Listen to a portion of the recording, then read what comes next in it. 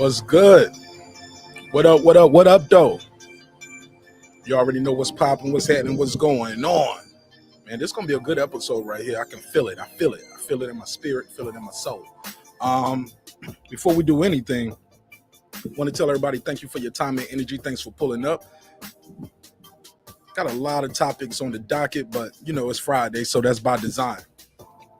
Before we do anything, man, I just want to tell you guys again, thank you for your time and energy, man. This has been a wonderful year so far. The show is growing at a rapid pace, and it's because of viewers like you. So thank you so much. Smash that like button on the way into the room. I'm not going to do a long intro on this one. I'm not going to do we normally do the 5-minute countdown. Not going to do the 5-minute countdown. Probably just going to run the 30-second intro, drop the link. I'm not going to make you click like a certain amount of times before we open the phone line. I'm going to open the phone line right up. So let me run this 30-second intro. Be right back. It's your man, Marq Nash, breaking beats. Let's get it.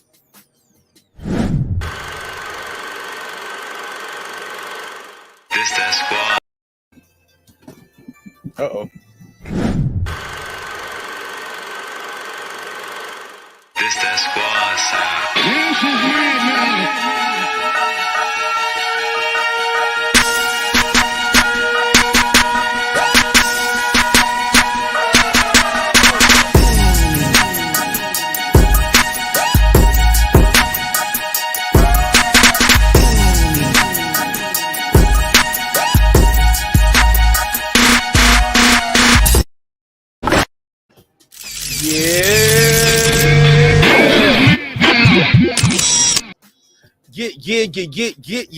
Yeah. What up, though? What's popping? What's happening? What's going on? You're back in the lab with your favorite neighbor, your man, Marq Nash. He is I am he. Another great episode of Breaking Beats. Man, I'm so excited about this episode. Brings me great pleasure and great joy to be able to provide you guys this type of content. I know sometimes our show is not the typical show. We don't do manosphere topics every day. We don't do boxing every day. Sometimes we get on social injustice and things of that nature. Bear with me. I'm over here queuing up the screenshot. Man, we got to talk about this stuff, man. The last show we did on Wednesday, I believe. Yeah, Wednesday. Actually, we did a double header on Wednesday. So the first show we did on Wednesday kind of got a little heated. But we were talking about accountability. And I think whenever you talk about accountability, it can always get a little touchy. So definitely excited about this one today because we got a lot of good topics here. We're going to talk about Biden's Supreme Court nominee. We're going to start off with our lead topic of a robber gets what's coming to him in a Philadelphia smoke shop. We're definitely going to talk about that. Also, more details have emerged as far as the carjacking that occurred in New Orleans earlier this week. And we covered that on Wednesday as well. So we're going to talk about that. And also, I kind of want to get y'all take on some of these things. I don't know if y'all saw the video I did about the Orbeez challenge that's going on. Truly a dangerous challenge that these kids are involved in. Wish them good luck. They pull up on me with the Orbeez challenge because it's going to be or bullets. It ain't going to be Orbeez. It's going to be or bullets, respectfully. But we're going to talk about all of these things, but we definitely got to get into our lead topic before we do anything else. Let's go ahead on and get into this story. Got to talk about it. We got to talk about it, family.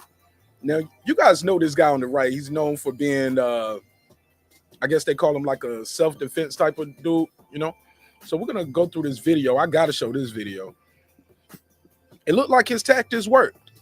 It worked for this guy. I'm going to make sure I got this phone line open, too. We're going to take some calls this evening. Open the panel up, allow you guys to join the panel. 404-692-1766 is the number you can call. You can call our second number, which is 470-705-9507. I know Wednesday we had trouble with one of the phone lines not working, so hopefully we got that figured out. And you guys can call in and voice your opinions and be a part of the show. Like I said, this is it's called Breaking Beats. We break down business, entertainment, art, technology, sports, anything else you and I feel like talking about. But more importantly, look, it's a hip-hop political sports show with a comedy twist, all right? We like to let the jokes fly. You know why? Because life is serious enough. Life gets very serious.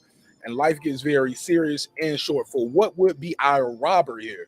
The gentleman has the tables turned on him. When you see how fast dude took this weapon, yo, bruh. And I don't feel bad for him. Shout out to my brother She We Here. What up, man? Yeah, I'm in the regular studio right now. We're in the regular studio right now. We back in our original setup. Shout out to everybody pulling up. Shout out to She We Here, my guy. What up, though? But if I ain't even got my drops queued up, let me know if y'all. Let me know how my drops sound too. Sometimes when I switch back to the regular setup, sometimes they tell me the drops are too loud. They too loud, Marq Nash. Then some people say, nah, they too low.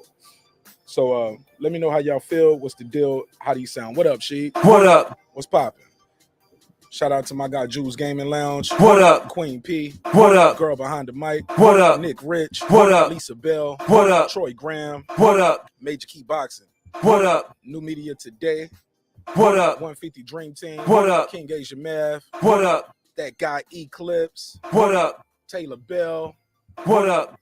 And everybody else, man. Everybody else. What up? Everybody else. My guy Derek Lincoln. What up? Mike on Sports. What up? Uncle Kenny. What up? Appreciate y'all, man. Reggie O. What up? Deuce Times. What up? Appreciate all of y'all, man. Appreciate everybody who's watching now or who will be watching later on the playback. Appreciate y'all. Let's get right into it. Let's react now to this. At 5, turning the tables. Action News obtained dramatic new video of the moment a customer fought back when a would-be robber confronted him in a Philadelphia smoke shop. Tuesday night, when a customer fought Oh, back, he stole on him too. Dramatic new video. Action News. I want y'all to see how quick he take this weapon, yo. Let's get to it. When a would-be robber confronted him in a Would-be Philadelphia robber. smoke shop. Tuesday Dre Stroh, night, what up, my Rick G? Williams is off. Brian Taft is What up? Big What up, story Dre? in Action News is the terrifying encounter that played out in the Alney neighborhood of the city. Yeah, it only took the customer a matter of seconds to realize what was happening and reach for the robber's gun. Action News reporter Katie Castro live at police headquarters tonight with the video you'll only see right here on Action News. Katie.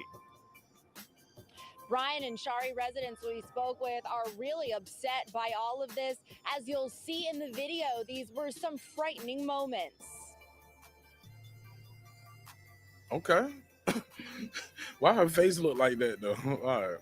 Exclusive surveillance video obtained. All right, so buddy, all right, so look, if y'all can see right here at the bottom of the screen, like, let me take this captions off. So right here at the bottom of the screen, the guy who's against the wall, what's up, Bruce? Bruce, what you smoking on, man?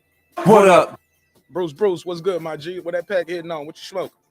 Hey, look, so the guy who got his back to the wall has a gun on him. The guy who got the hoodie on him, looking back at the door, is our bad guy, all right? Pay attention to this. Watch how quick he take this gun. bro, watch this. Hold on. Let me make sure I got this my other clip queued up. Yeah, man, we just talking some talk tonight. It's Friday. Got some good fights going on next week, so today we just taking it a little light. If that's even possible on this show, right? Oh yeah. He said Bubba's gift. You smoking on some Bubba's gift. Never heard of it. Bubba's gift.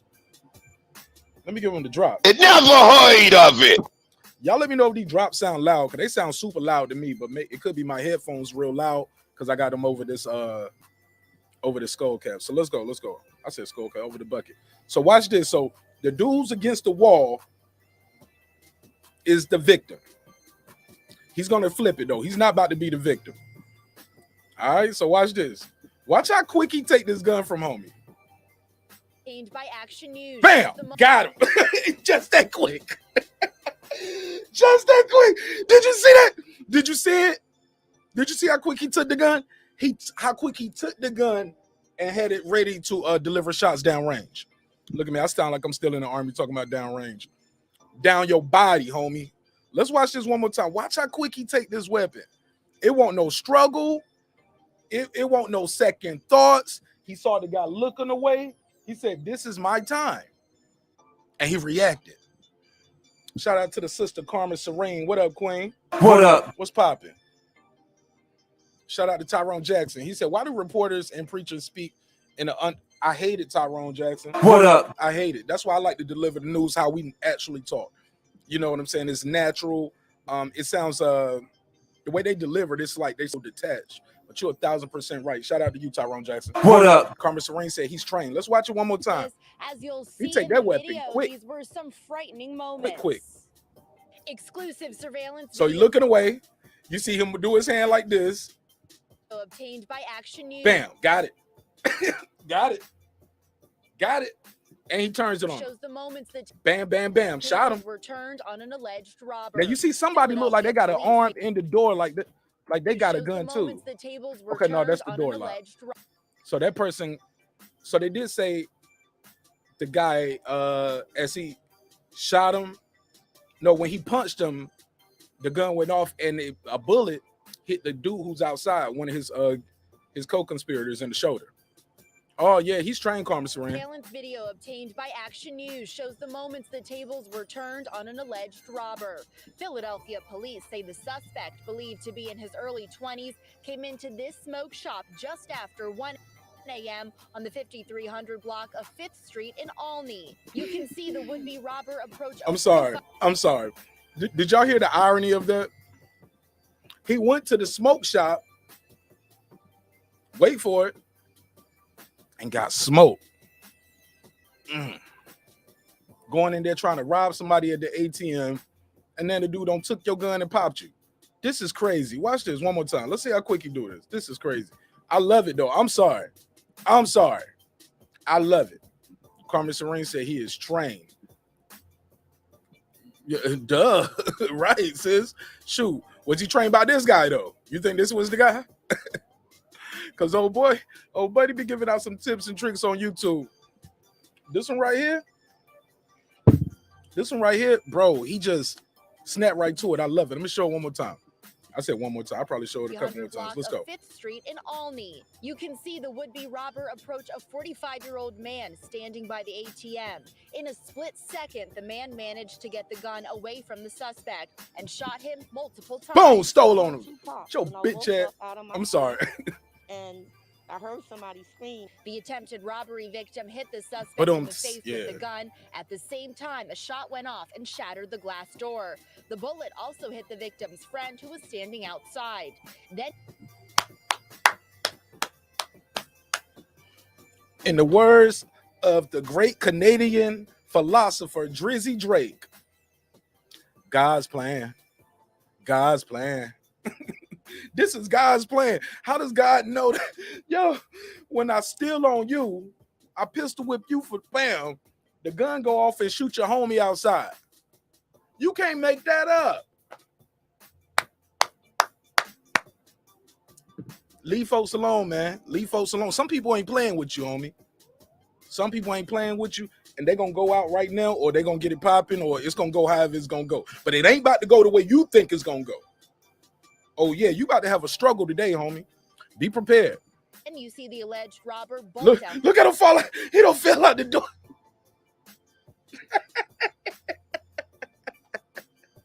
That's what you get with your goofy ass. The victim's friend who was standing outside. Then you see the alleged robber look, he just the glass door. Yeah, he gonna die in the car. He gonna die in the car. Bye. Can't believe it. It's a wrap. I was like, you know, good don't thing feel sorry I for got him. off the time I got off. Police caught up with the suspect about 2.5 blocks away on the 2 blocks. Nigga only made it 2 blocks. 400 block of West Olney Avenue inside this stolen Toyota. Police say he bled to death from multiple gunshot wounds. Police. God's plan. I'm sorry, man. Look, I know it sounds insensitive, and some people ain't gonna like this. It was like, man, he probably was a brother just like you, Marq Nash. Ain't no brother like me, because I ain't out there trying to rob people at the ATM, homie. That's not me. That's not my get down. He's not my brother. My brother work at the post office. My other brother is an independent contractor cutting hair and driving his truck and doing positive things. This ain't my brother, homie.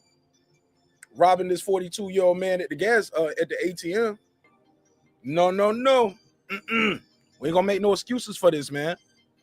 Sometimes you get what you ask for. Come on, everybody say it with me. And you get it because you asked for it. This dude asked for this. He asked for it. And I don't feel sorry for him. And I don't feel sorry for his family. Nope, I'm sorry. I'm sorry, man. A lot of times when people get to this point, this is a culmination of things. This is not his first single bad act, people. It led up to this. Probably cussed his mom out. He probably used to steal out his mama purse. Come on, man. Y'all know the type. Somebody said, right, he's not my brother. What's up, Strobe? Right, Strobe, this is wrong. Bro, this dude is wrong. Somebody said either way. Carmen said either way, either that or he just wasn't going. Either way, I respect. Yo, homie said I ain't going. No, it ain't going down like that. I'm not mad. And then like when you pistol whip and the bullet goes out the chamber, shoots the other dude outside. So it's 3 people. Because when they get caught they find the car 2 blocks down the street with the guy shot and the guy right here who's deceased, the bad guy right here. But they looking for the 3rd person who was driving the car. Because the 3rd person, they left their ass. Yep, your homies will leave you. Your homie's gonna leave you in the middle of the crime. Sean Connery, what up, though? What up? What's poppin', my G? How you feel? Let's get back into it. And I woke up. Yo, Con Connery, look how quick he take this gun from this dude. Con Connery, watch this. The guy on the wall is the good guy. He's being held at gunpoint. The guy gonna look over his shoulder, and when he look over the shoulder, the good guy is gonna take the gun and put rounds on him. Watch this. 5th Street in Olney. You can Watch this. You ready? see the would-be robber approach a 45-year-old Got him. man standing by the ATM. In a split second, the man managed to get the gun away from the suspect and shot him multiple times. Multiple times. Emptied a clip on his ass. Rightfully so. Oh, you ain't see it, Sean Connery? Man, you ain't see it? Let's see it again. Let's see it again. I need to chop this up, put this on repeat, and have this in the corner. The whole episode to let people know, keep your hands to yourself. Stop out there trying to rob people, take their goods, and don't be trying to take services for free. No. Out there robbing folks at the ATM. Bang, bang. That's what you get, homie. I'm sorry. I don't feel bad for him. 300 block of 5th Street in Olney. You can see the would-be robber approach a 45-year-old man standing by the ATM. In a split second, the man managed to get the gun away from the suspect and shot him multiple times. I heard 2 pops, and I woke up out of my sleep, and I heard somebody scream. The attempted robbery victim hit the suspect in Messed the up face and with the everything. gun. At the same time, a shot went. What is going through your mind? Like, oh shit, I'm shot. You damn right you shot. I got shot with my own gun. Man. What you gonna tell your folks when you see them in hell? When you see them in hell, like, bro, what you doing? Man. So what happened was I was trying to pull this lid, right? Yeah. And shattered the glass door. The bullet also hit the victim's friend who was standing outside. Then you see the alleged robber. How ironic. Your friend distracted you, and that's how you got your gun taken and got shot. Look at it. He looking back at his friend, and your friend take off. Soon as your gun get taken, your friend don't shoot. He runs. Did y'all see that? Let me see that. His friend obtained by Action News. Get your gun taken, then your friend is running. Alleged robber. Your friend runs. Police say the suspect. Your friend runs. Conshana, what up, though? He said, wow, Dre said, he said, I know he wish he didn't have bullets in his gun. Right, should have did the robbery with no bullets, I guess. Do the robbery with no bullets. Good night. I don't feel bad for these people, man. To be in his early 20s, came into early 20s. Life is over. Robbing somebody at this little smoke shop right here, man. How much money you think this man got on him at the smoke shop? What you gonna get at best a couple thousand? At best a couple thousand off him in a little smoke shop, and then you don't lost your life. Oh yeah, it happens. Philadelphia police say the suspect, believed to be in his early 20s, came into this smoke shop just after 1 a.m. on the 5300 block of 5th Street in Olney. You can see the would-be robber approach a 45-year-old man standing by the ATM.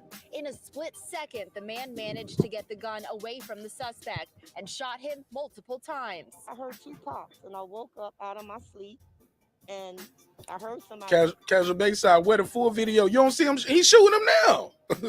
He's shooting him now. That's what happened. This it. I don't know what happened when it started before this, but this pretty much the gist of it.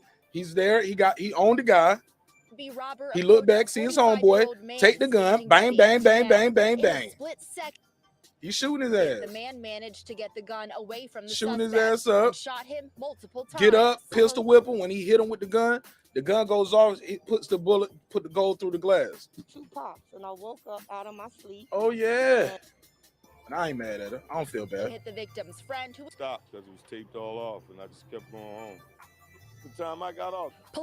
before abandoning the car with the Oh, there man. we The go. person who drove say he bled to death from multiple gunshot wounds. Police are still searching for the person who drove the robbery suspect in the Toyota before abandoning the car with the man still inside bleeding. And they in a stolen car. And a stolen car. They've been stealing all day. You don't stole a car. Then y'all trying to rob a dude at the ATM. And then your boy is dead. You hit in the shoulder. And the other nigga don't left y'all. That's what's going to happen to you, man. That's why I said I think accountability is so important, man. We got to have these conversations because some people don't like to have these conversations about accountability because it seems like you're not riding with your guy. Ride with your folks. Man, ride with your brother, ride with your sister. Man, this ain't my brother or my sister doing this, yo. These are criminals. And they don't care nothing about you. They don't care nothing about me. They just trying to steal your goods. And are prepared to take your life because that gun had bullets in it. That gun, as soon as he got the gun, he was able to shoot it. So you robbing them, safety off. Let's go. Gun could accidentally go off. Instant karma. That's right. Shout out to girl behind the mic. What up, though? What up? Casual Bass Guy. What up? What up? Conshawn, what up? What up? Yeah, man. Instant karma. That's what I'm going to call it. I don't feel bad for these folks. And you shouldn't either. You shouldn't either. What you should feel bad for is the guy who had to shoot him. That's what he had to go through. He had to defend himself. He was in a life-threatening situation. He's the one that's going to be going through the trauma, the one we need to pray for, that he gets some kind of healing through this. He the one who went through it. Yeah, man, we got a couple of these today. Yeah, we got to talk about this. Also on the topic docket. Where my topic docket at? Yeah, man, we got to talk about these stories. Sometimes they're uncomfortable. People don't like to talk about them. Make people feel like, but yeah, man, I got to talk about it. Let me do this real quick. Y'all bear with me. Somebody just text me for the link. The link is in the chat. The link in the chat, homie. Maybe the link ain't out there. Would you just ask for the link right here? You know me, I'm not shy at all. I'm cool with having an open channel, open panel, open dialogue. Long as we keep it respectful, we can come back and do it again. You feel me? So, yeah, but the link is out there, though, bro. I dropped it again for you, though. Pause. But let me go to this next one. Let me go to this next story. We share this out. But I'll text it to you as well. Bear with me, ladies and gentlemen. Sorry about that. It's a live show. It's a live show. So things happen like this. All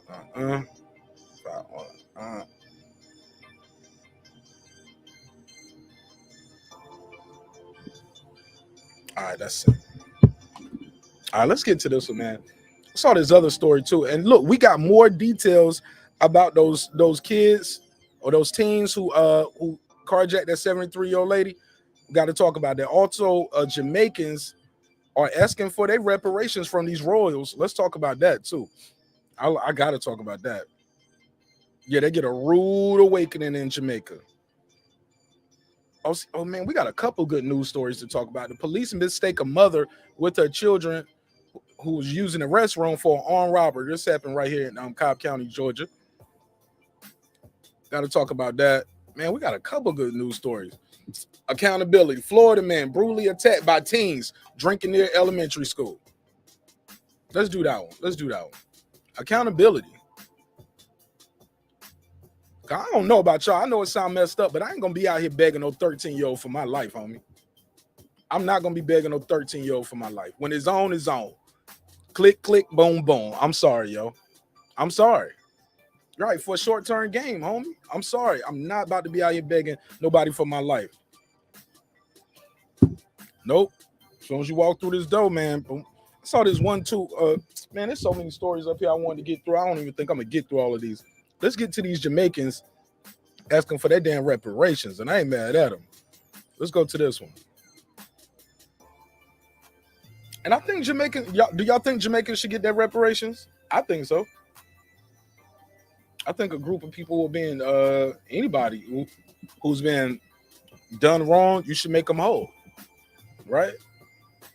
Why not? But we got to talk about this accountability, because a lot of people don't want to hold people accountable. And once I read off them charges from those teens, I wonder how y'all gonna react based off that story that we just did on Wednesday, because some people didn't like that. They was like, yeah, they just kids, but man, kids kill people. In Kingston Tuesday. Yeah, let's go. Let's take it from the top. So the Royals are in doing a Caribbean tour, and these Jamaicans, they want their damn reparations. They're like, don't be coming over here trying to smoke our ganja and kick it with us on the beach, drinking our coconut water and eating our jerk chicken. No, go back and eat your unflavored chicken. Respectfully, I'm joking. Yeah. I'm joking. Look, some white folks can cook chicken. Some white folks can. Some of them. Paula Dean. Probably Paula Dean. But she gonna call you a nigga when she do it. Y'all niggas bring the chicken out. She gonna get, you know what I'm saying? You be like, I mean, don't do that. Let's go for it. Let's get into this story. This is a story that not too many people are talking about, but some are talking about. The Royals were getting a rude awakening when they pulled up in Jamaica. Let's go. Sending a shout out to the Duke and Duchess of Cambridge and the entire royal family that reparation time come now. Protests in Jamaica on the latest stop of Grab Prince on the mic, what William up? and What up? Kate's week-long Caribbean tour. The royal couple meeting with Jamaica's Prime Minister Wednesday. Shout out to the Jamaican Prime Minister wife, though. She wearing that pink dress, respectfully, of course. Tour. The royal couple. So they over there in Jamaica for a week, right? Watch this. Meeting with Jamaica's Prime Minister Wednesday. After a warm welcome for the duo in Trenchtown, this crowd greeting them with cheers.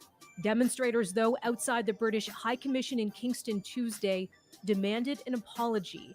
And you see that apologize with the dollar sign? She know what's up. 60 reasons. Hashtag 60 reasons. Reparations. Slavery reparations from Britain. These young people. Why not? Why not? Why not? And they still over there colonizing, right? Like it was like, why are you over here right now getting this royal treatment? You did bad things to us. We want our reparations. Let's talk about it. I'm gonna open the phone lines up. To be here to try to persuade us to keep the status quo in place when our goal is to loosen and remove the gloved hands of the Queen from around our neck so that we can breathe. Touching down with a backdrop of renewed scrutiny of the British Empire's colonial legacy, the royals' trip aims to strengthen Britain's ties with Commonwealth countries, as some nations weigh cutting ties to the throne, like Barbados did last year. Jamaica's government Congratulations to Barbados, right? Cutting ties. Absolutely. Absolutely. I see nothing wrong here. Let's continue. Started proceedings that could lead it down the same path. I believe now the Prime Minister is minded to do it, but in terms of the time frame he's talking about, which is 2 years, I think is longer than is necessary. Jamaica's opposition leader telling ITV's Good Morning Britain he would like to see Queen Elizabeth removed as his country's head of state this year. Why not? If it is put to the people pursuant to a bypass. Why is she the head of state there? Come on, man. This shouldn't even be no conversation. It's 2022, right?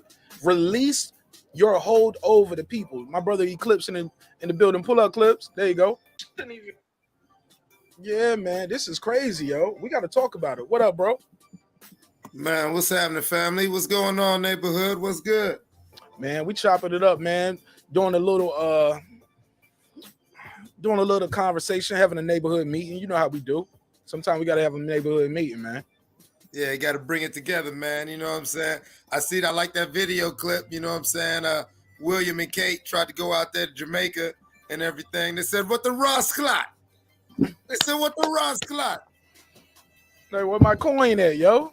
You know what I mean? Talk to me, man. How you feel this evening, though?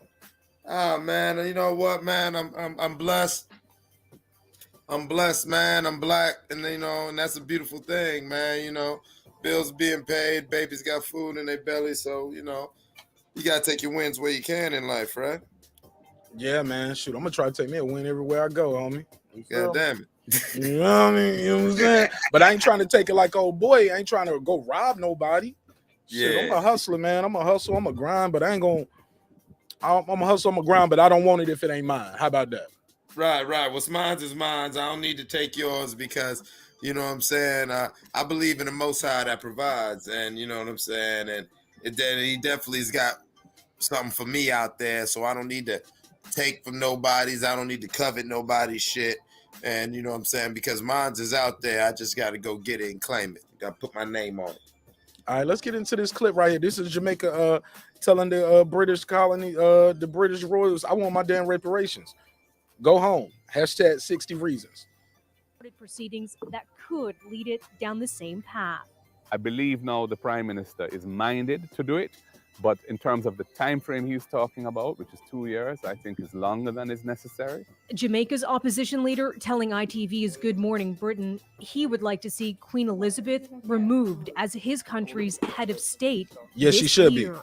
be. I think that if it is put to the people pursuant to a bipartisan initiative that the two major political parties have agreed on and are supportive of, I believe it will pass. Earlier in their tour, the royal couple had to cancel an event in Belize after local protests. No immediate public response to the demonstrations from Kensington Palace. The backlash coming as the Queen is marking 70 years on the throne. Get your ass off the throne. I'm sorry, yo. Shout out to Transcendent Sport. He said, yeah, man. He said, yeah, man. I follow all news. I watch Canada news because a lot of people here in America weren't even really talking about this. Because that's going to bring reparation talks back here, Transcendent Sports. So a lot of people here in America outlets aren't talking about the British royals and the people who want them to pay their damn reparations. Shout out to Tyrone Jackson with a fun fact in here. CDC childbearing black women are 14% of the population, obtain 36% of the abortions. Wow. They have the most abortions, 474 per 1,000 births. Damn, that's almost half. 19 million black babies have been aborted since 73. And he said that's CDC. That's what the CDC is reporting. I didn't know the CDC did abortion stats, but I'm all for it. Shout out to Tyrone Jackson. Let me give him a drop. What up? What up? Shout out to my brother Brandon Washington. What up? Queen P, I gave you a shout out earlier, but you could take another one. What up? And I appreciate everybody. Blood Box. What up? HLD, you know me. What up? Appreciate you, my G. Let me give a shout out to this beautiful queen right here. How you doing, sister? Shout out. How you doing, Marq Nash? Shout out What to up? panel, chat, at Queen P. How's it going? How y'all doing? How y'all doing? Man. How y'all mama and them doing? Hey, man. Look, man. My mama is retired. She's living a beautiful life, man. And I'm just glad she's able to see me finally straighten up. Good. You get what I'm saying? Finally starting to get it right. You know what I'm saying? I can almost tear up right now, man, just because I know I put my mama through hell at one point. And she never thought I'd probably be this man standing in front of y'all, was sitting in front of y'all now. So I'm glad my mom was able to see me finally get it right. And I still ain't got it all figured out. Don't get it twisted. God's still working on me. Y'all see me on the show. I don't got lit up here one night and had to say something to somebody and I felt bad and I deleted the video because I felt convicted. You know what I'm saying? Like, that ain't who I want to be. So if you saw that, you saw it. But if not, that episode gone forever. And we don't have a couple of those, girl behind the mic. So I'm trying to figure it out. I don't have all the answers, but I do know respect is free. Disrespect can cost you everything. So I just try to be respectful to people, and you just never know who's watching, who's listening. But go ahead, my sister. How you feel this evening? I'm feeling good. Yes, I'm feeling good. What'd you think of that first story we did about? Did you see the first story where the guy took the weapon from what would be the armed robber at the ATM and put him in the dirt? Mm-hmm.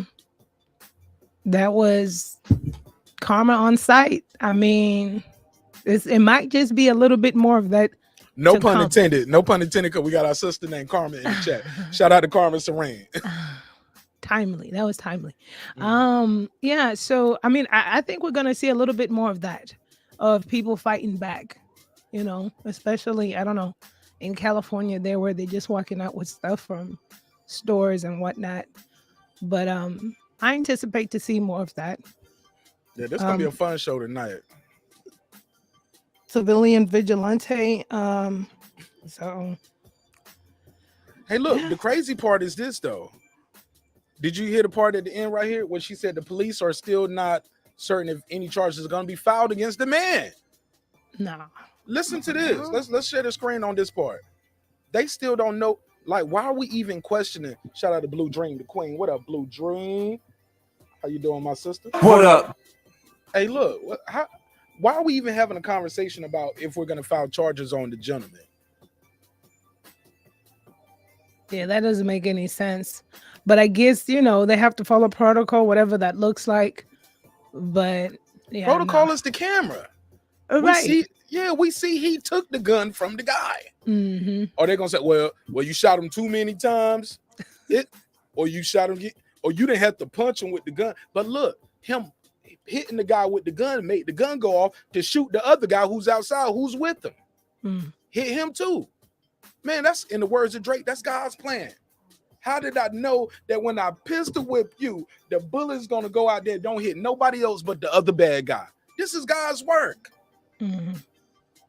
If you believe in God, if you don't believe in God, look, you believe in luck or something, coincident. Come on, I'm being robbed. Take the gun, bang, bang, shoot this dude.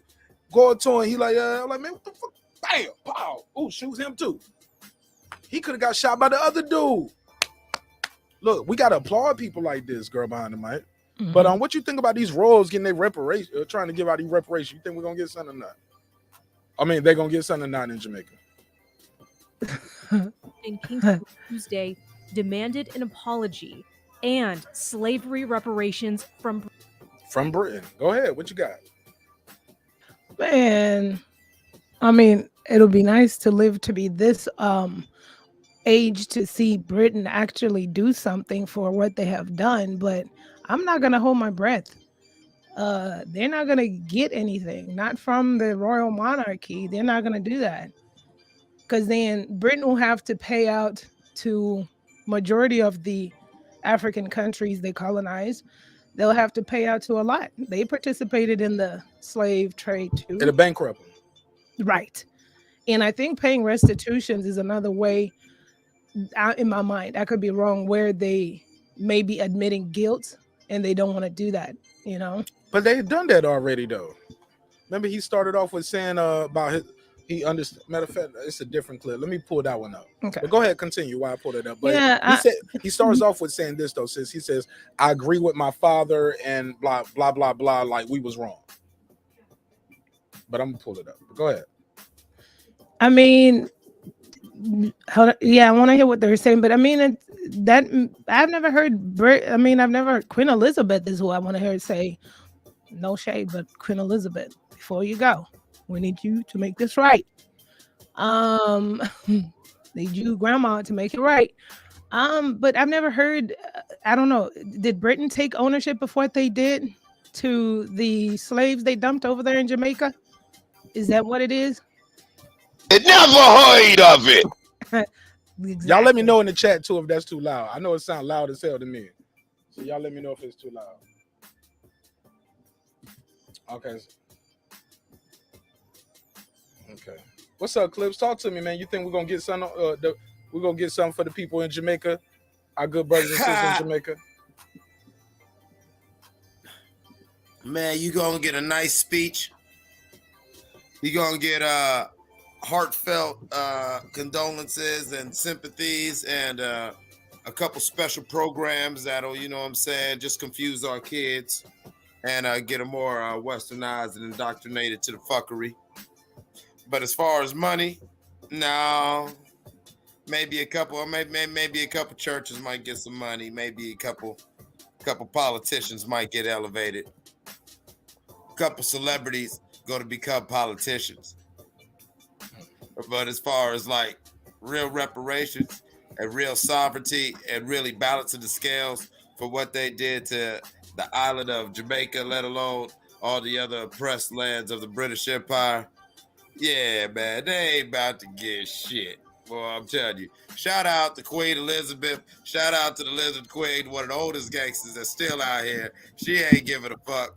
She's sitting there laughing right now. She's rolling up some goddamn OG Kush, sitting in her goddamn place with her damn crown tilted, sitting by the fire laughing at, talking about they want what? They she was like, they want they want money.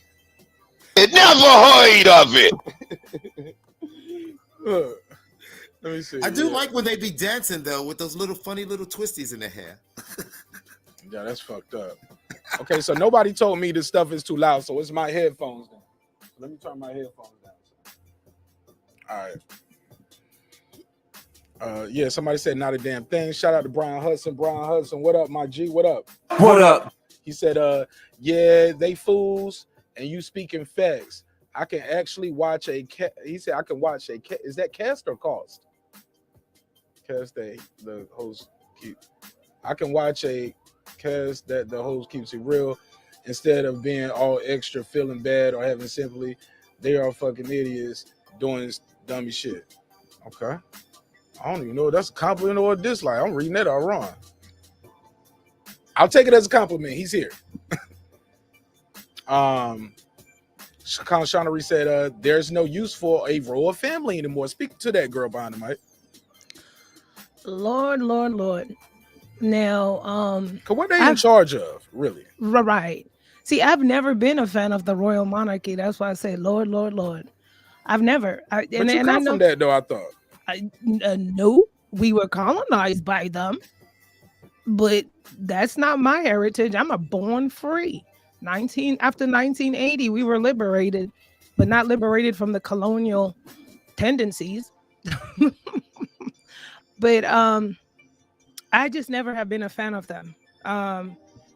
Because in history, when you look at what Britain has done throughout history, and for me particularly the colonization, on how this information has been moved so conveniently on what the brutality of the British monarchy. And I could speak for Rhodesia. I could speak for my history that I know close, for Zimbabwe. It was under the Queen herself that majority of these colonial barbaric antics were carried out. She never once ever apologized for this, and to me it's far more than an apology, because the way they went through these countries and ripped apart empires and kingdoms that already existed there was inhumane, and it's not fair. So that's why I don't have a respect for him. When you sit up there in 2020, 2021 trying to be trendy and wants to say let's coexist, and you think you got Meghan Markle in there, now you want to talk about racial injustices or something. No, you were the biggest frauds. You were the ones that pioneered this. I'm not with the foolishness. You want to make me happy and you want to make some of my people happy, you need to return all the diamonds that you stole from Africa. You need to return all the gold that you stole from Africa. You need to return all of the arts, all of the artifacts, everything you all came out there and dug. And that is the Britain and parts of the European countries like Belgium and so forth that colonized a country here or there in Africa.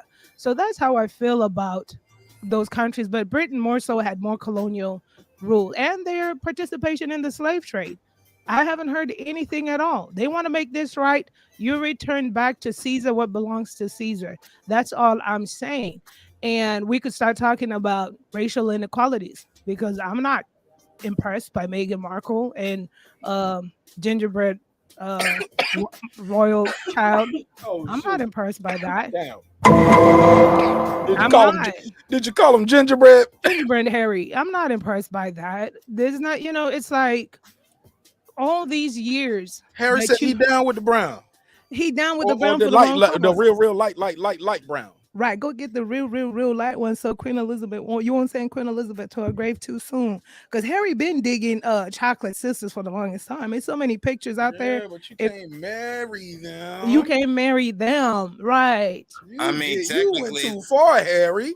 Mm-hmm. What the hell is wrong with him? He is his mother's child. He's rebellious, huh? Right. Mind you guys, the rumor is Harry is an off the books baby himself. Oh shoot! Put a case. Allegedly, maybe, possibly. Remember, they said he ain't really Charles's baby. He the baby that one redheaded dude that you know what I'm saying, Diana was popping off with, and the timeline matches up. Everybody denies it, but you see the dude and you see Harry, and you look at the timeline like. See, man, you got to be sent, man. I be needing that stuff in the private chat. You got. That's why you got to open up another tab, copy and paste that link, put that in the private chat. So so I can pull the picture up. I be wanting to see that. What's that dude on the? Somebody in the chat, help me out. What's that dude's name, man? I'll look it up. I got you. Yeah, because you got a dope ass laptop. I know for a fact. Stop it. Shout out to my guy Eclipse. Our guy Eclipse won a laptop that we did on the show with our last giveaway. But man, we due for another giveaway. But man, shoot, motherfuckers don't even hit the like button. So I was like, and Mike was the first time. Eclipse the first time that somebody would actually be on the show won something. So I was like, you know what? I found a way that I can do that too. I got an idea. Like, I know I said I was going to do it for members only, but we'll talk about it. But let's move on to this next topic. But I know you can do it though. I said that. But help me out with that. Damn, you don't got me down the conspiracy theory path. I'm over here looking it up myself over here with my mouth. Man, let me get back focused. So another thing I wanted to ask you, girl behind the mic, was when it comes to accountability, right? And I know this is gonna sound crazy, but I'm gonna shoot my shot. Do you think we and I'm not, when I say we, I'm talking about black folks, whether they in Jamaica or America. Do you think we don't get reparations because we don't make enough? It's not enough of us saying it. We're not, like, quote unquote, some would say, lack of better word, on code.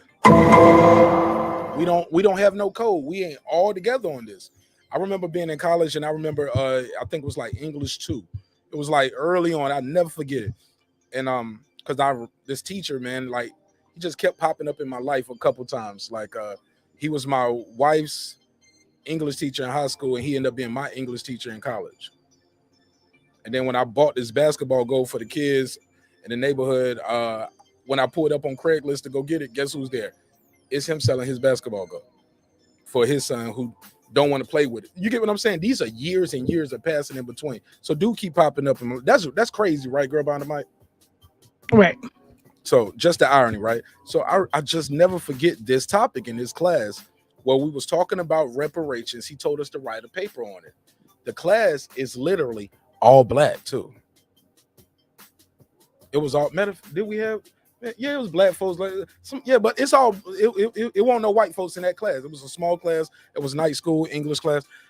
Do you know some people did papers about we don't need reparation? Hey Mike, please don't put no links in the public chat, bro, because I can't even click on it from here.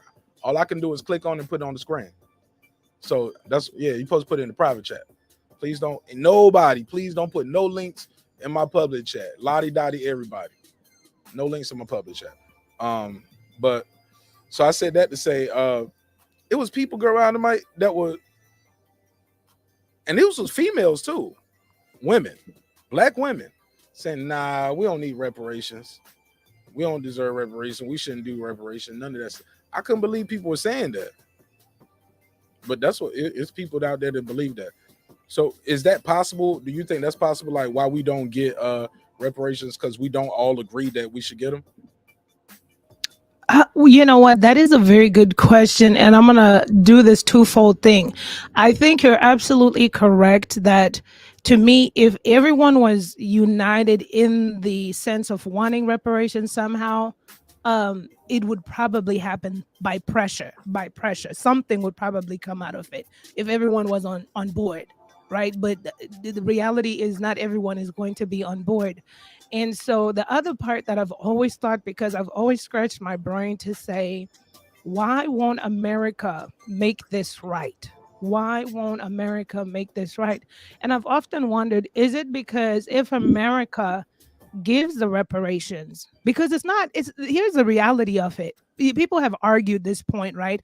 Oh, well, how will they know who to give, when to give? There is a way. There is a way to do anything that they want to do. The Japanese got reparations. It wouldn't be the first time America is making it right, right? So that's why I'm so confused, as in, why won't she make this right for what she has done? Is it because if she does, she is admitting to what she has done?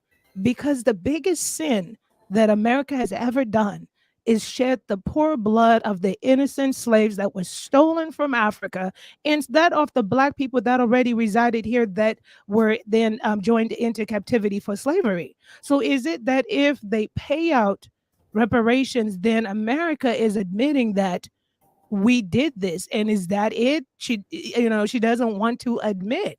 And that's what really bothers me the most. It's the fact that this is something that is not unattainable. They have paid a particular race of people. It's Googleable. You can find it. America has done this before. So how come you just won't make it right? And it's like as if America pays the reparations for black people, then America is saying we effed up. We participated in, because what I have noticed, just my observation as it pertains to black and white in America, it's as if it is so like it's like no matter what room and space you're in, there is no accountability for what happened to black people in America as it pertains to slavery. There is a habit of gaslighting. There's a habit of wanting to, let's just move over. Let's just, that wasn't us. Let's move on along, and well, that was not us. Let's keep on going. But 9/11 is never forget. But black Americans, their blood runs deep course in the soil. This is But that shit worldwide though too, sis. Not to cut you off, but let me interject. You know what they told me the other day? I saw somebody post online where they was like, they're telling black volunteers from the Peace Corps, when you come to Ukraine, just to let you know, like, they might call you a nigga, yo. They might call you a nigga, or you might experience quote unquote dangerous racial discrimination, or dangerous. Keyword I saw was dangerous. I was like, dangerous? That means lynching? Like what? We there to help these people in Ukraine, and they gonna murder you? They gonna do like, and then I see 100,000 coming here to America. I said, these motherfuckers gonna be here and gonna be calling my grandkids nigga, telling my grandkids to go home. Like, motherfucker, you just got here. Ain't fought in no wars for America. My ancestors don't fought in even after the slavery shit. They were still fighting in World War I, World War II, Vietnam. My dad, I'm in this one right here. But you gonna tell my kids and my grandkids to go home? These, because it's global. Racism and the hate for dark skin is global. But it starts with the psychology. It starts with having unlimited terms for somebody. Why do you have unlimited seating forever? You're beyond reproach. I'm here for life. That's dangerous. That breeds corruption. I'll digress. Go ahead, sis. I ain't mean to cut you off. And then we go back to my brother Mike. Oh, no, I mean, I totally get what you're saying, but the problem is this has been America's problem. And I understand what you're saying about Ukraine. Ukraine didn't bring black people, they didn't enslave black people. So that Absolutely not. racism they may spew is something they may be familiar with from watching American maybe TV and so forth. And I'm not trying to put an excuse on it, but I just want to say the parallel. It's not so parallel because America to me is one of the countries that has capitalized on racism, on black and white issues, and continues to do that on shed black blood.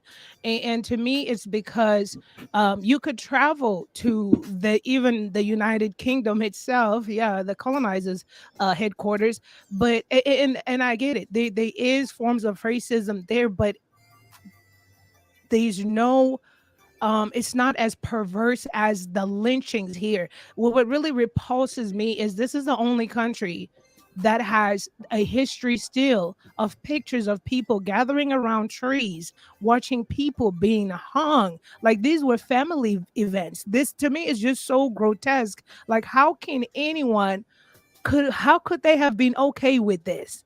How could this have been allowed? Yes, And you racism. see it, right? Right, racism is global. It's when before Zimbabwe was independent, when the British monarchy was occupying it, black people were subjugated to lower like housing situations and so forth, like not in the suburbs where the white they were segregated. But we don't have pictures or a history of them lynching people, of them brutally killing their babies, of them feeding babies to gators, of them turning Mary Turner upside down and ripping the baby out of her womb. We don't, that history is here. And so it's like, yes, racism is around the world, but there is something here that needs to be justified, not justified, excuse me, that needs to be vindicated, not in terms of violence, but it needs to be made right by America. She's the only one that could do this. Now chime in real quick. Absolutely. Go ahead, bro. That's girl behind the mic. Thank you for that, Queen, because that is the truth of it.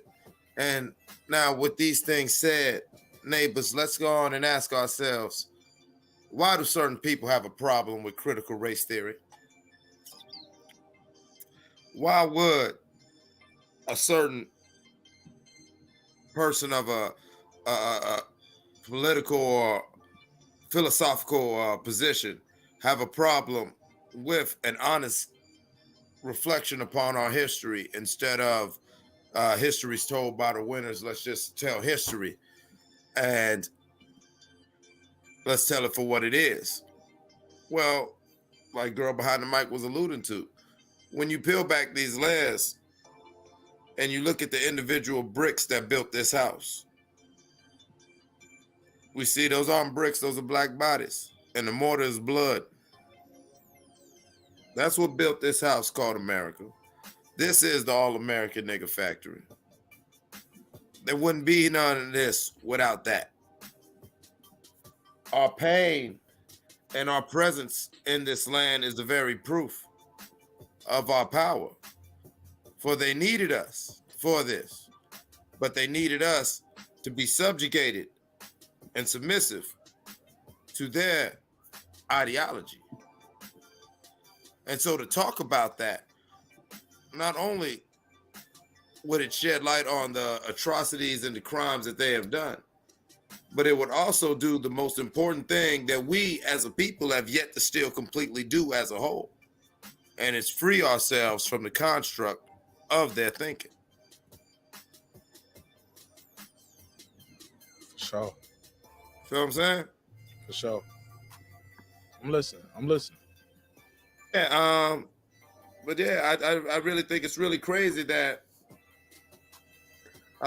people are thinking that this is controversial or this is something like, oh my God, that the people of Jamaica or different people are talking about reparations. I thought, even though I applaud my Asian American brothers and sisters out there for, their accomplishment in getting the protections and getting and everything, I think that a lot of that is still pointless because you still don't want to address the systematic brutalization that happens to Black people.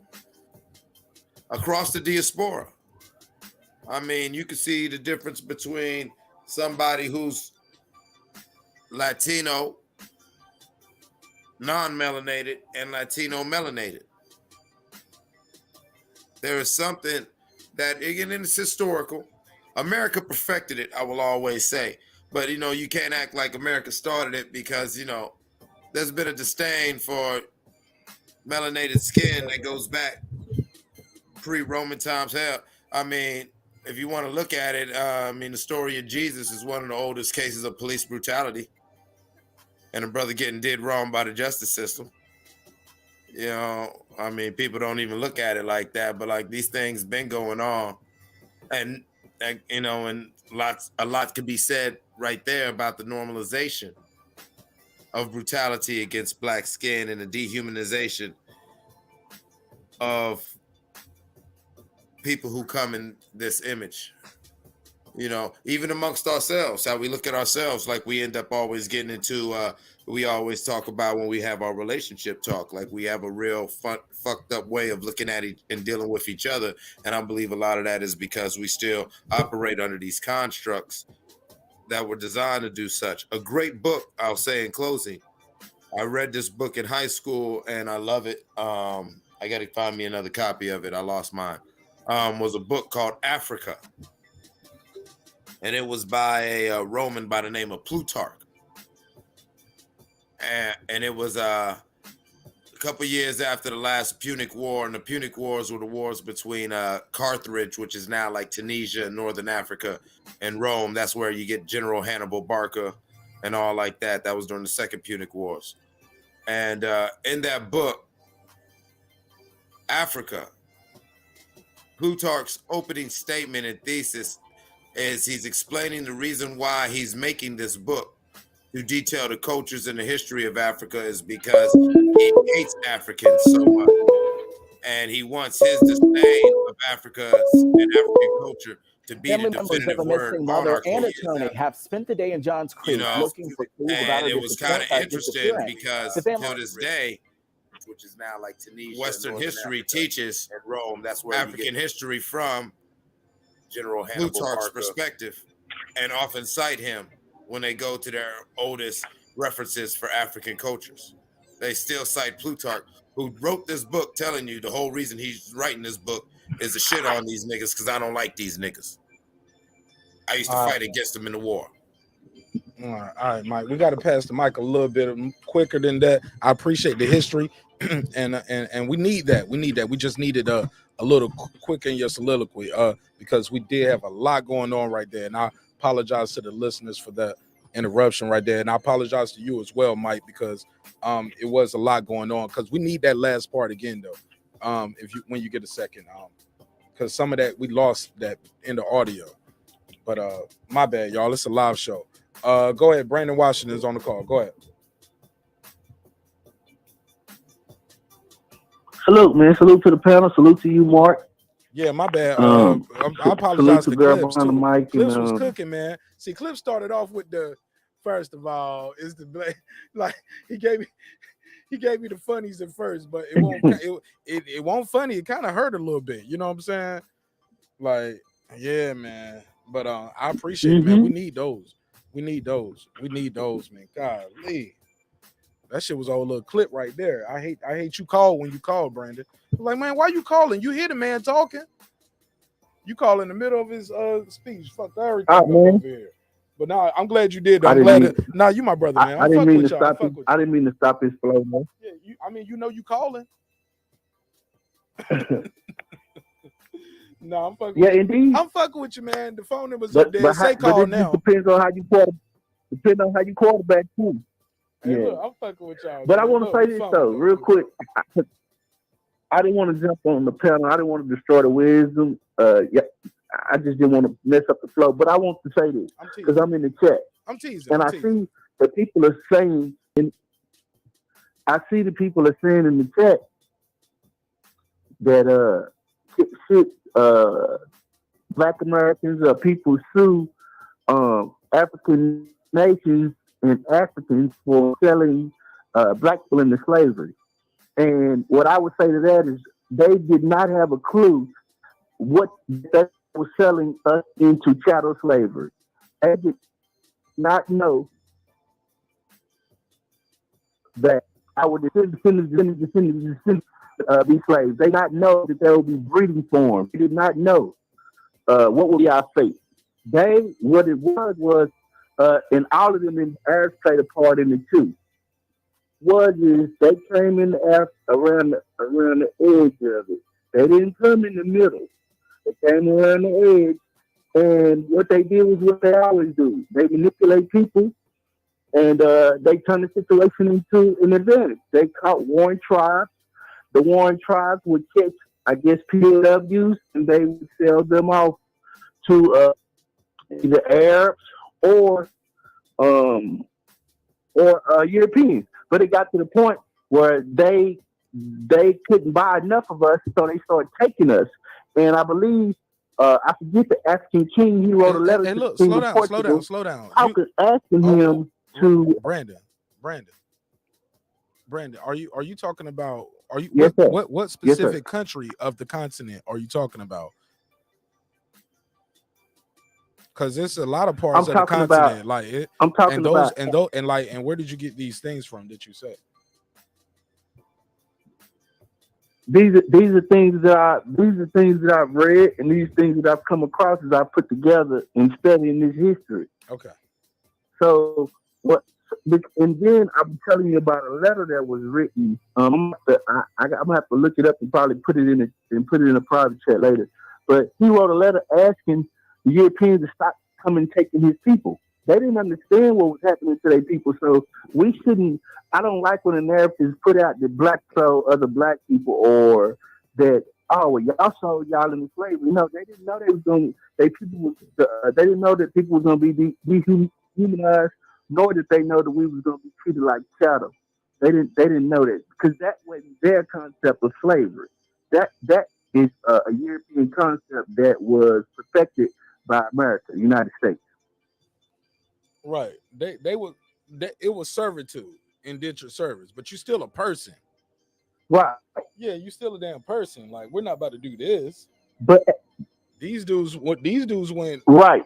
The only form of slavery was not a. You're not a human being. Right. Like, you're I'm sorry. You're not a human being, but I want some pussy tonight. So no, what I was saying. How about that? Right. You're not a human being, but you're making babies just like we make babies. Thomas Jefferson. Man, you gotta join the panel, bro. Man, join the panel, B. Let's go, Brandon. Yeah, man. I bet. Shout out to Brandon Washington, man. Good call. I think so you're right? Indentured servants were people, and the prisoners, POWs, the people that were captured from other tribes and so forth, that were being held and that were switched, battered, batter traded, were people. But one thing people have to understand about history, and this is not a justification for what happened. The whole entire slavery thing is just grotesque. But the leaders didn't know that the people they were given. I'm looking for my book resources, and I'll put it in the chat once I pull up my reading list. But they didn't know that the indentured servants that were given away were going to chattel slavery, to get treated the way they did, because among those tribes, it was not uncommon to batter trade an indentured servant to another, to hold a person that was spying on another tribe as a prisoner of war, to butter trade them for something. So at that time, they did the butter trade for guns, for gunpowder. Unfortunately, too, sometimes they got over on them, gave them guns with no bullets, But what did the African man really know? It's still unfortunate. It's still not right, either way. But at the end, just like Brandon said, they saw the potential of this monstrosity they were creating, and they just ended up just coming to steal them all, and including kings and princes. That's why they wound up on those ships as well. So, I mean, it's a history lesson. Don't crack your door open for things you don't know. You give them what they say, you give them an inch, they take a mile. So, I mean, either way, it's not right. And I mean, listen, somebody that said the comment that should we go to the African nations and ask for reparations? I'd say try it. But then you realize you have to really dial back and go to see which tribe you were taken from and all this other stuff. And one of the countries that, and I'm not even like, if that's a plan, that's a great plan. But I think Ghana, one of the Ghanaian presidents or leaders of Ghana, has opened Ghana up, and Ghana did an apology. I'm gonna Google that real quick. How long ago they did that? And I'm not saying that Ghana's apology will suffice. It does not. But here's a African nation that's trying to make it right, and they apologize for the sold slaves, and they opened up Ghana for African Americans to call home. If you want to come buy some land, houses, live, or be a Ghanaian citizen or dual citizen, you could do that. But like I said, I'm not saying that's wow, we're back home, it's perfect. But I like the stance that Ghana took on owning that whole entire part, because they were part of it. That whole entire forehead of Africa that I call it the forehead, the west the west part of Africa coming down the forehead there. So I mean, every solution helps, right? I don't know. I mean, yeah, let me do a quick shout out to the super chat. Let me say this real quick, Mike. Shout out to my guy Ty for the super chat. Let me give him his props. Appreciate you for support, my brother. God knows we really, really need it. Thank you so much. $2. What did y'all pay? You the $2. You give him the $2. All right, pay him the $2. Oh, pay the $2. All right, and Ty with the $2 donation, he said, bullshit. They knew. Sue them too with America. But when you say who is they, Ty, like Africa, like people keep Africa is like one country, like it's a continent. And it's like when you say Africa, what part? Which one? You get what I'm saying? Like which country in there? Gotta be and who directly? But I love what Carmen said. Something that I thought was for earlier. She said there was instances, there was a character. No, that wasn't it. She said absolutely. She was talking to something about like, look, slaves were property. These were people. They kept records because land was owned and things of that. The records was well kept. They know who is owed what. You get what I'm saying? They can do that. That's yeah, why I think she's talking about the reparations. Yeah, that's what we was talking about. Yeah, that was something I thought she said was dope. Yeah. Just trying to move this forward real quick. Just trying to move the conversation forward. Shout out to And right Kenny. before you go, just to Go let ahead. people know that Africa is a big continent, and I want y'all to have a thorough understanding of where the slaves were taken from. Majority parts of the west part, the forehead part of Africa. I only want to say that I'm from Zimbabwe. We had nothing to do with it. We are way down by South Africa, landlocked, not close to any beach. So if any nations you want to hit up are the ones that you probably search that were on the west. I think even I don't want to start putting people's countries out there, but it's really searchable information. But you're talking about your west. So it wasn't the entire Africa that was hideous that sold its people. It was the tribes along the west. And it was a few countries too, if you really want to dial it down, because there's a lot of countries in Africa. And I don't think it was fair what happened. I'm not trying to take myself out of it, but I just want people to know, because it's like, oh, Africans sold us. No, let's be fair. It was them little itty bitty countries by the west up there by the forehead of Africa that's close. Just think of the countries that are closest to the ocean. That's how that trade happened. To the beach. That's how that trade happened. Versus like I said, it's more like in the middle. Yeah, so you're talking about a very still in those other countries still got conquered, but they weren't doing all that traveling with them slaves a lot to get them to the ocean to ship them off. Yeah, is what you're but saying. is what I'm saying, that it was a small. What about the rubber? Like I think that's in the Congo where they was chopping people Belgium. off, hands and stuff off, using them the Congo for rubber trees. Yeah, so they might not have sent a Belgium lot of has to slaves pay over, for but that. it was still, huh? Belgium will have to pay for that. They were chopping people's hands for not making that rubber or cutting them rubber trees. These are the sins of the colonizers. Belgium was And chopping they had to, hands and you off said with they a had to pay for machete. that. Like they paid for that. They haven't paid for that. None of the colonial countries have paid for that. They've reaped rich handsomely, but none of them have paid for that. Heck, they still May I got all the interject, artifacts. interject briefly?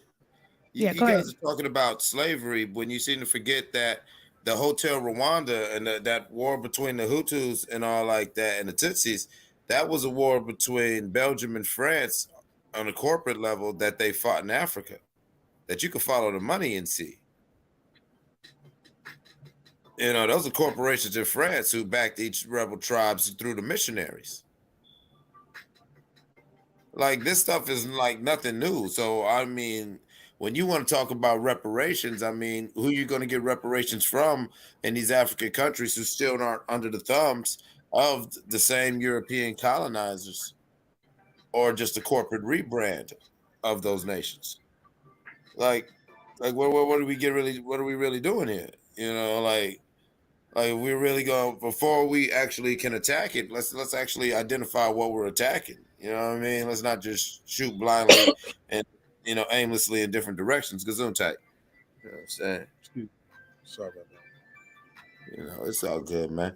But for real, like, like people don't understand. Like when they think I'm joking when I say things like the nigger factory and shit like that, was because no, man. The whole diaspora, they did this, and they really recarved up the map, and you know what I'm saying?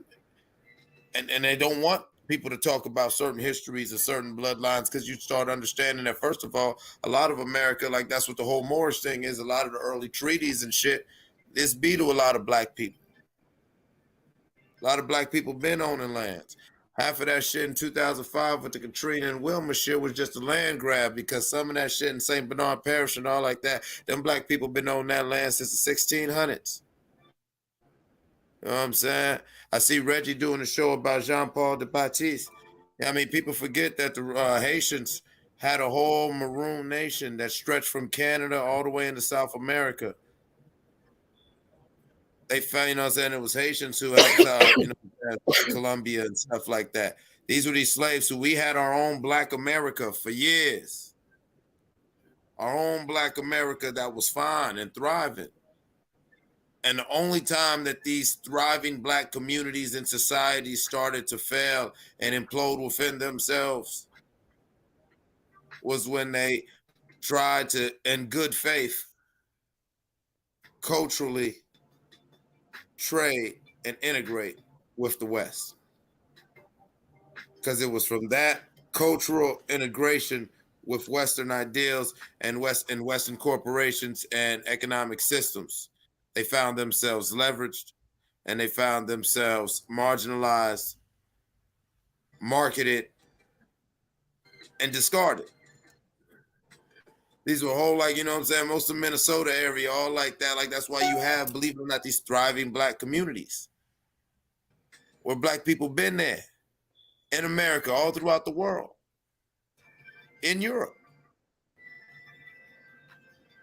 So yeah, you know, like, let's understand why that is a problem instead of just talking about reparations. Because if you understand our true position in this world, you don't even need to ask for reparations. We need to control our dollars. We need to control our thoughts. We need to do more things like this, what we're doing right now, building with our own communities and, you know what I'm saying, creating our own media and having our own discourses to where we can come up with our own conclusions to determine our own fate and get out this fucking construct.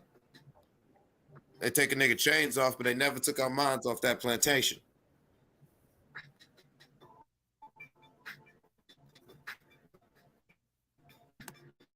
Karma sent me a link. I'm trying to check it out. Karma, call in to give me some context to it. Because when you send me the links and you send me these things, like it'll be great if you could give us some context to the content. So but go ahead, girl behind the mic, while I pull this up. Let's see what she sent me.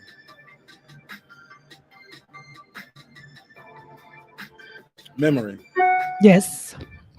Go for it. So let me see. I'm just trying to see here. So yeah, I mean, yeah, I haven't heard. I mean, what that guy clip said there, that was powerful. I didn't look at the corporations, the hands behind it, right? And even the United Nations let these people kill each other with machetes and so forth as well. Um, I didn't look at the countries, that were at play here, but that makes a big difference as well. Um, let me see.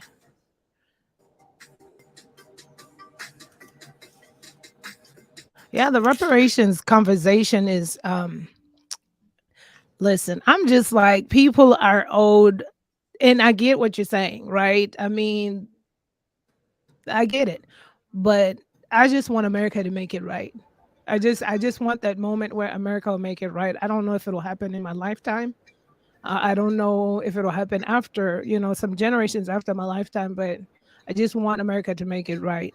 It's just for me, like I said, the longest parts was just and when you talk about critical race theory, that's the other thing. It's like, why would you be up in arms about the truth of history?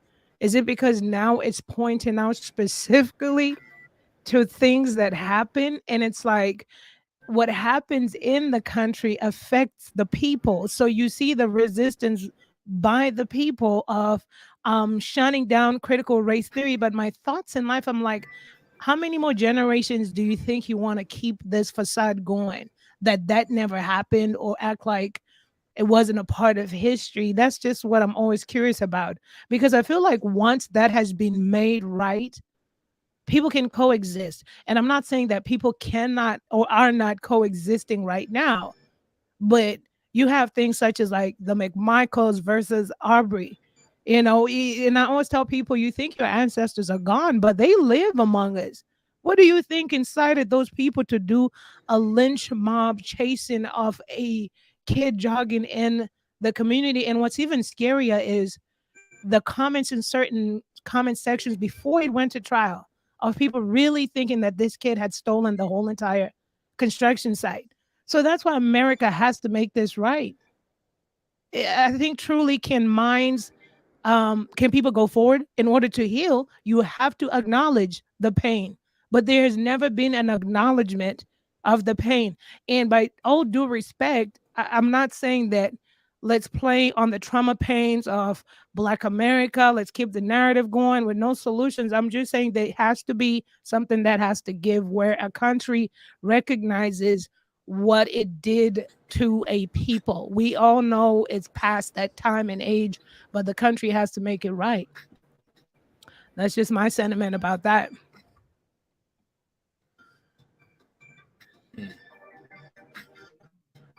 Interesting. Well, look, let me make sure. Anybody want to call in? The phone lines are open. 404 692 1766. 404 692 1766. Love to hear from you. Get your take on this topic. Also, you can call 470-705-9507. 470-705-9507.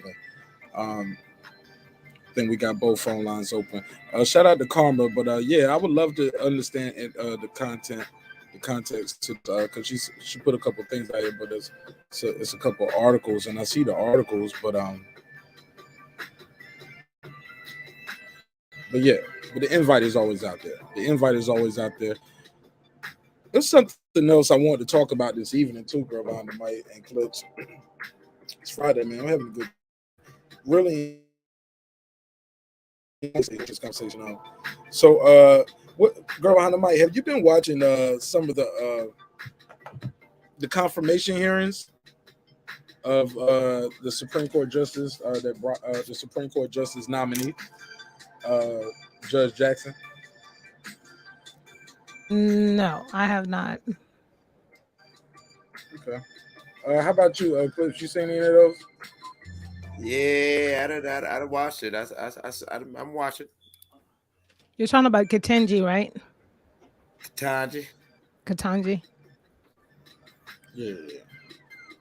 You ain't seen none of those. She's been asked some questions that some are saying might be illegal for them to even ask her about certain things with her religion.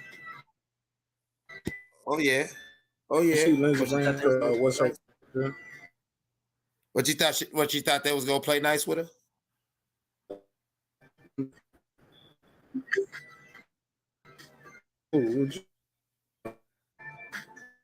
I'm sorry, you going in and out. Your audio's going in and out. I'm sorry. About, like, why you asking her? Say what? Your audio's going in and out. At least on my end. I don't know. What is that? Well, look, yeah.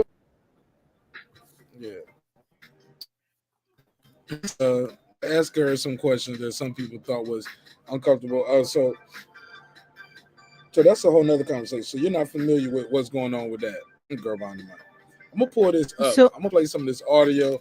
I kind of want you guys to hear this because you kind of got to hear it to believe it and see the exchange.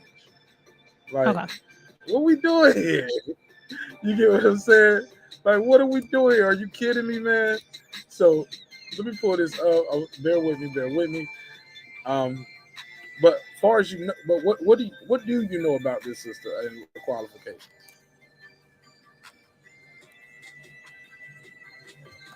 Are you talking to me or the girl behind the mic? I'm talking to the girl behind the mic. I just know that she was Biden's nomination.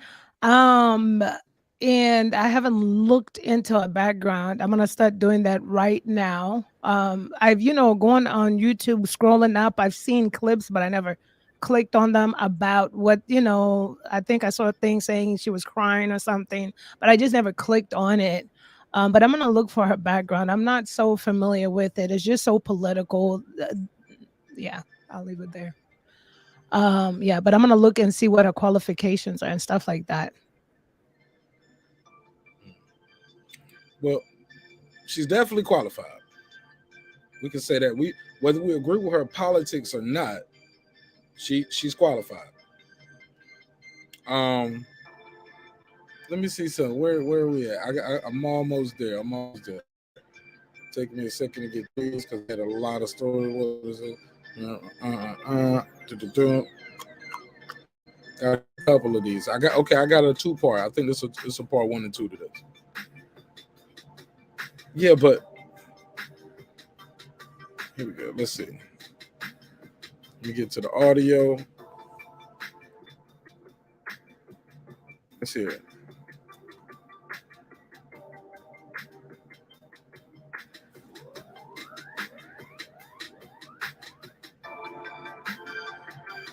Okay, here we go. You're gonna ask her about critical race theory, right? For her, Judy. Is an academic theory that is about the ways in which race interacts with various institutions. It doesn't come up in my work as a judge. It's never something that I've studied or relied on, and it would be something that I would rely on if I was on the Supreme Court. So why do y'all think he's asking her about critical race theory, girl behind the mic? Like, why is Lindsey Graham asking her? That ain't the question we get into. I think he's gonna ask her about her religion. But why is he asking her about critical race theory? About to be on the Supreme Court? Honestly, it's because I read her bio, but I'm assuming since she's a favorite for Biden, she's a Democrat and Lindsey's a Republican. And it's not just necessarily that she's just black. I think that Republicans don't like critical race theory, and I'm not saying all Republicans, but majority that have voiced it were Republicans. That's my sentiment about it. I don't think necessarily just because she's black. She does have a white husband and a biracial child or a few kids. So I think it's just one of those party things. But I know that they wouldn't ask another judge that. I'm gonna play this next clip and then I'm gonna see what Clips has to say about this. I like how you kept it short and sweet so I can get to this next clip. Let's go. Damn, fucked up. There we go. Oh, damn, excuse my language. Okay, somebody's beaming in. That's what's going on. Okay.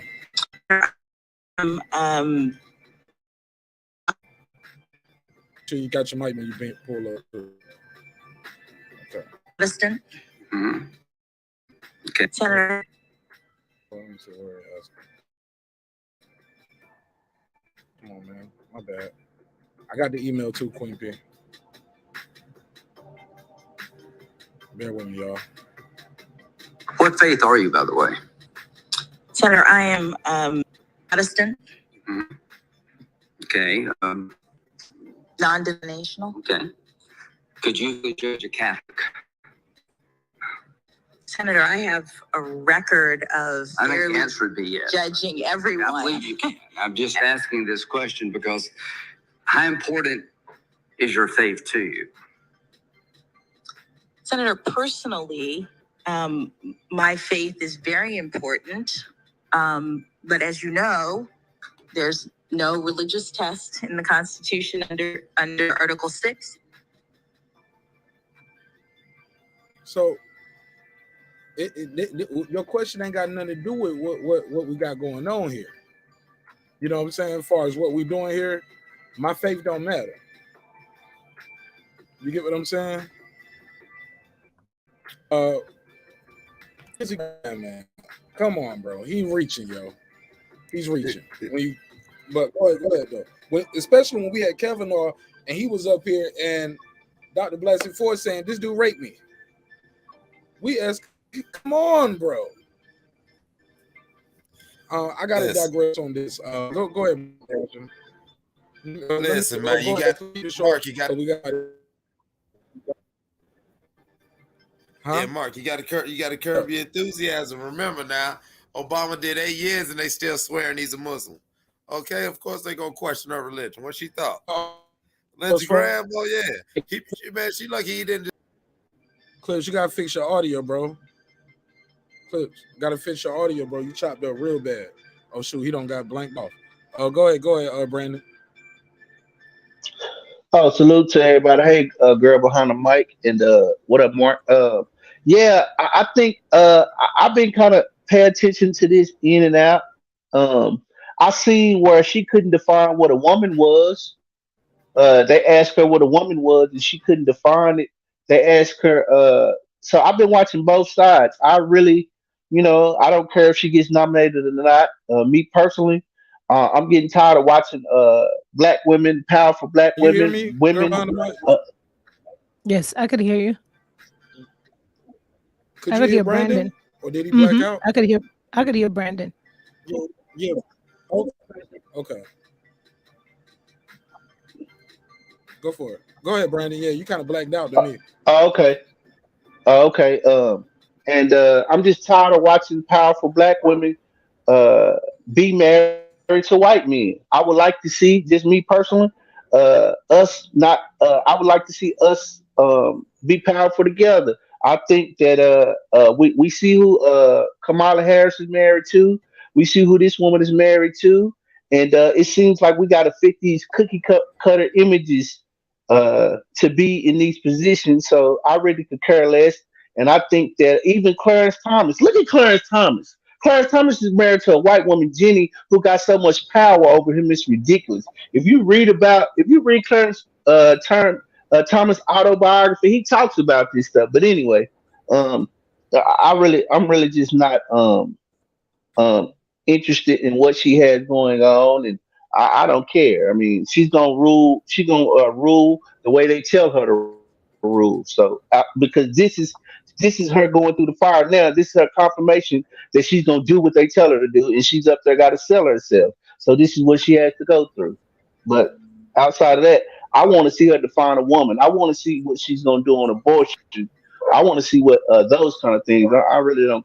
I'm really just not interested in her religion. But you already know that now if you know her politics, though, right? Yep. So why are you saying you want to know what she's gonna do? Like, you know what people gonna do. You know what Kevin was gonna do. Just because. No, not necessarily. Because a lot of times. You know Kevin was abortion, like, because you know his case, you know his background. No. You can see his journey. What I mean by that, Mark. Yeah, and they also smearing her by bringing up she's light on child pornography. So what is that saying? You know what I mean? So I don't know what she's gonna do. I see what her politics say she's gonna do, but I don't trust these people like that. Yeah. Yeah. My audio good? Yeah, you good. Let's go, Brandon. Listen, I'm actually agreeing with my guy, Brandon. There you go, buddy. Listen to him. He coming over here to Team Reality. Big fish. Oh, nigga, now here you go. God damn it. Listen, that's why the church can't have nice things. God damn it. Brandon, wait in the corner now. God damn it. But nah, seriously though. All right, come on, neighbors. Let's pay attention. Now, Mark, I'm going to be nicer than what I was earlier on the phone. All right, now, once again, like you said, here goes another black woman being elevated by Western society. And when you actually, it looks good on paper, then you peel back a couple layers and you see what it do. You see what it do. Not to have a reflection on her character, but that does give you some insight into her mind and how she moves. And at the same time as she's getting confirmed, we have the black man finding himself shamed. Yes, Clarence Thomas, himself being shamed, looking like a damn fool. And when you peel back a couple layers of this black man, the replacement of Thurgood Marshall, what do you see? You see he doing the same thing. Look at who he go home to. And he was being told. He was being manipulated. In fact, his wife was so far on the right that she about to get indicted in that January 6th shit. Yeah, but that's not every interracial couple though. Brandon, I know I'm not saying that. Go. I ain't say you did, but yeah. But I'm gonna let you finish. Go ahead, man. 'Cause I need to get in on this. Go ahead. Oh yeah, no. That is a good point. I'm not saying that every interracial couple, but You didn't say that. Yeah. But I'm seeing a narrative being played out in a pattern on who they're selecting. So like Brandon's saying, to where no matter how you do it, you got a black man, you got a black woman on the Supreme Court. Now these, you know what I'm saying, all skin folks ain't your kin folks. You feel me? Not even Kamala Harris. Like I'm really not convinced. Go ahead, get in there. Oh man, the water's warm. Yeah, don't tell me that. That mean y'all peed in the pool. Or y'all niggas don't pee in the pool. Y'all niggas don't. The water shouldn't be warm. This should be the ocean. This should be all nice and cold. Y'all got this. Why is this spot in the ocean warm? You just peed it. Your piss float, nigga. Drink some water. Hey, look, man. No, I don't want to jump in the water. I just want to say this real quick, yo. I went too far. I always go too far, don't I? My wife always say, you go too far. Hey, man. Brandon started off with, I hate all these mixed couples. Like, he's like, but Brandon, like, is it, sometimes it's your environment. Who you going to Ivy League school, sometimes you might see more people that don't look like you as a black woman. You get what I'm saying? At the Ivy League school. You know what I'm saying? It's possible, right? Yes, it's possible. Yes, it's possible. And then I see you got this. And then she started working as I think she was a public defender at one point. Like, my G, like sometimes you're in a certain environment with certain people, like, and you already adapted to people. You got friends from college. You in a certain circle, but also you're in a certain circle. Just to end it there. But I said that to say this: I don't care who they go home and sleep with. Now, granted, the optics could look something like how you guys said it to you, but Michelle was black. Barack was a black dude, and niggas still didn't fuck with him. It's still the people that pull up on my show tonight and be like, and be in the chat like, yo, Barack was this and he wasn't. Look, I don't think he did everything right, but sometimes you go when you're a president, damn near every decision is almost going to a crossroad, left or right. And and what I say is, that's a lot of pressure, and I get it, but I'm telling you, I don't seen worse. I've seen a lot of worse. Seen a lot of worse people out there making bad decisions, man. But he had a black man with a black woman, and niggas still shitting on him. So what y'all talking about? I mean, I do agree with you on that point. There is it's policy. As much as only like certain people understand the importance of the spook by the door mentality. You know, us as black people, we always look sideways at a nigga who works within the system, let alone advances within the system. Because, we black, and, we know this system is all about the nigga factory. And so when we see a black man in a high position or even at the top of the system, i.e. president, vice president, Supreme Court, mayor, chief of police, we like, what kind of nigga is you? You know what I mean? I think that's a terrible mentality, yo. I'm not going to disagree with that. I'm just saying And I don't want to push that narrative. Like just because you succeed, like you had to, or like you chose a different path and became successful. You like, do though, Mark. You have to do things to be successful. Brandon, you didn't even know what this. Let me finish my sentence, Brandon. I promise you'll get a chance to speak. Let me finish this because I keep it short. I hate that in hip hop, when you're successful, you got to be in the Illuminati. And like, or if you get success in a certain field, like in Hollywood, you got to be gay. Like that is crazy. Like that we all do that to each other, and I think it's just a negative concept, and I think it's something people push to make excuses for their own shortcomings and their failures, for why it didn't work out for them. Didn't work out for me, so working out for you, you got to be gay or you got to be in the Illuminati. I think that shit is corny as fuck. Respectful. But go ahead, Brandon. Yeah, I wouldn't say gay or the Illuminati, but if you're gonna be around a dominant society, you have to do certain things to be around them, and you have to make them feel comfortable. And which means you can't necessarily be who you are, who you would be around your people. So when you're around them, if you have any aggression, look, I work in corporate America. They won't, and they won't. Most of the time, you do have to pledge your allegiance in some kind of way.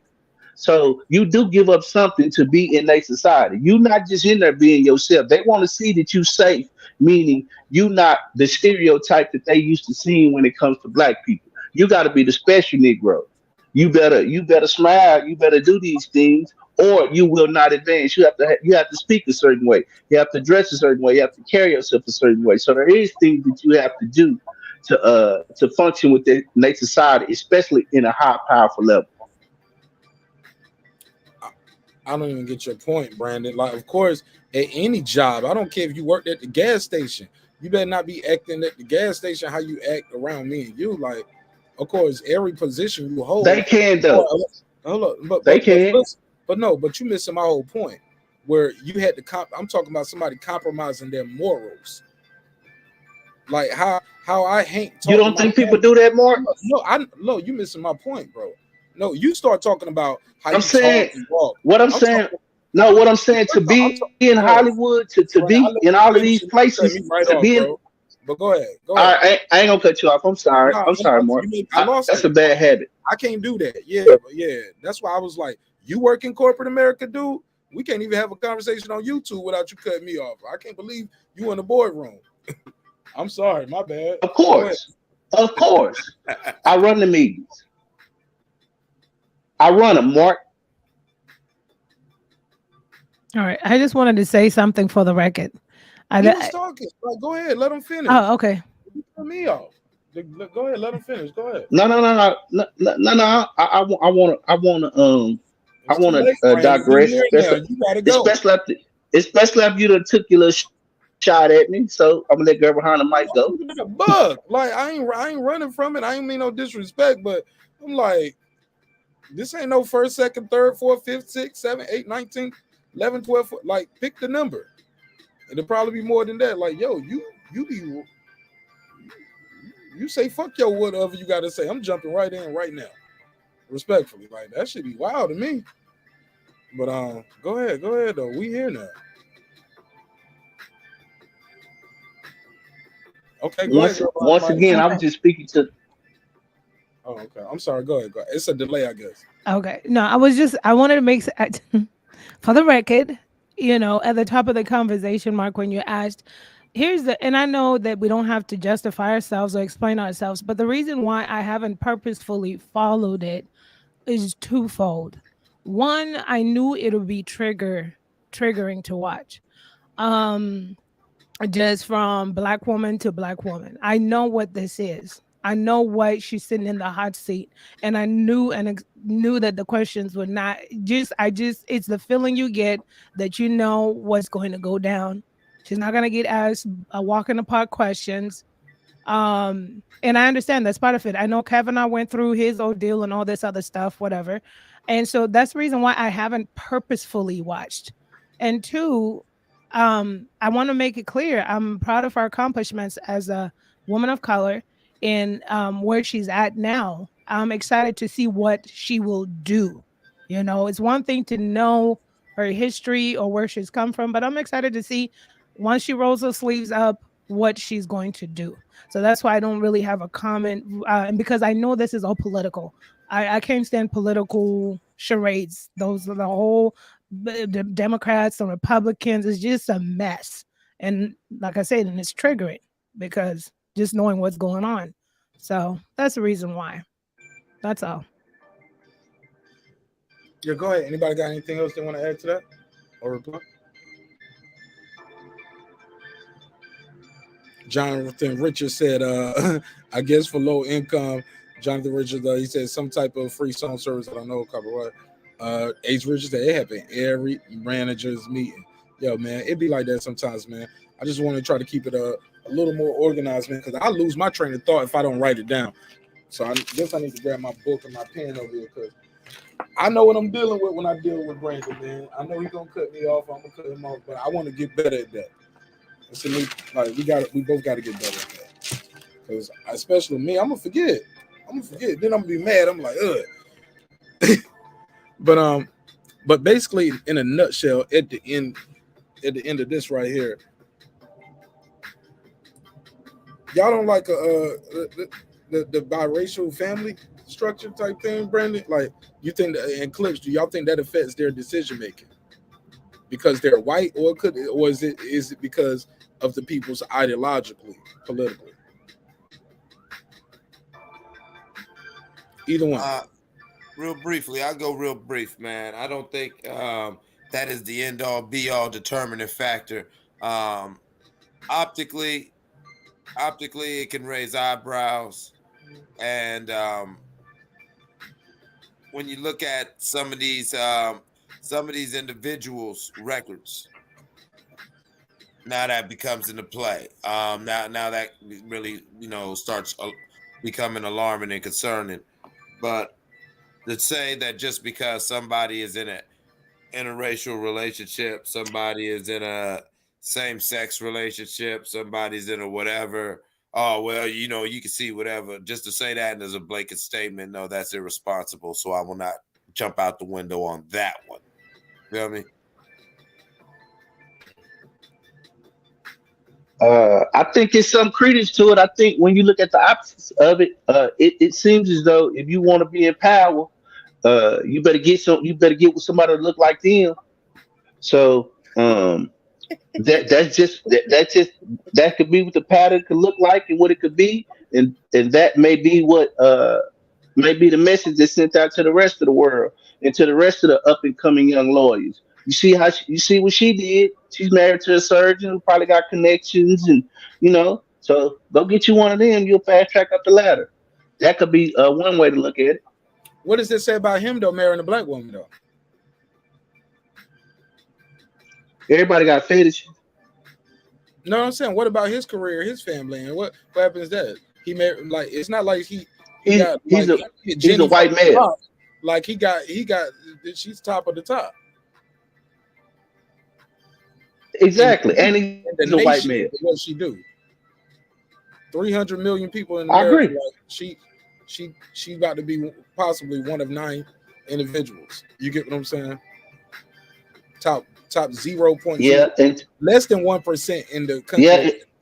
I'm just saying, Brandon, like don't make it seem like he necessarily elevated her. Maybe she about to elevate him, nigga. Your wife is a well, I'm saying white man. Your wife is the supreme. I'm joking, y'all. I'm joking.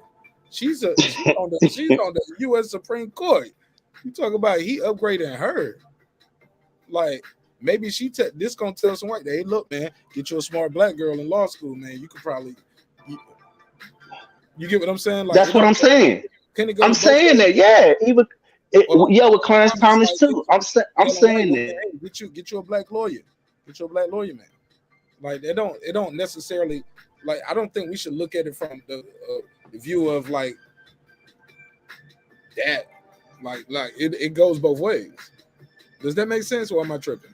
Well, I think to Brandon's point, it's the optics, and I don't care what people marry, or what race they marry.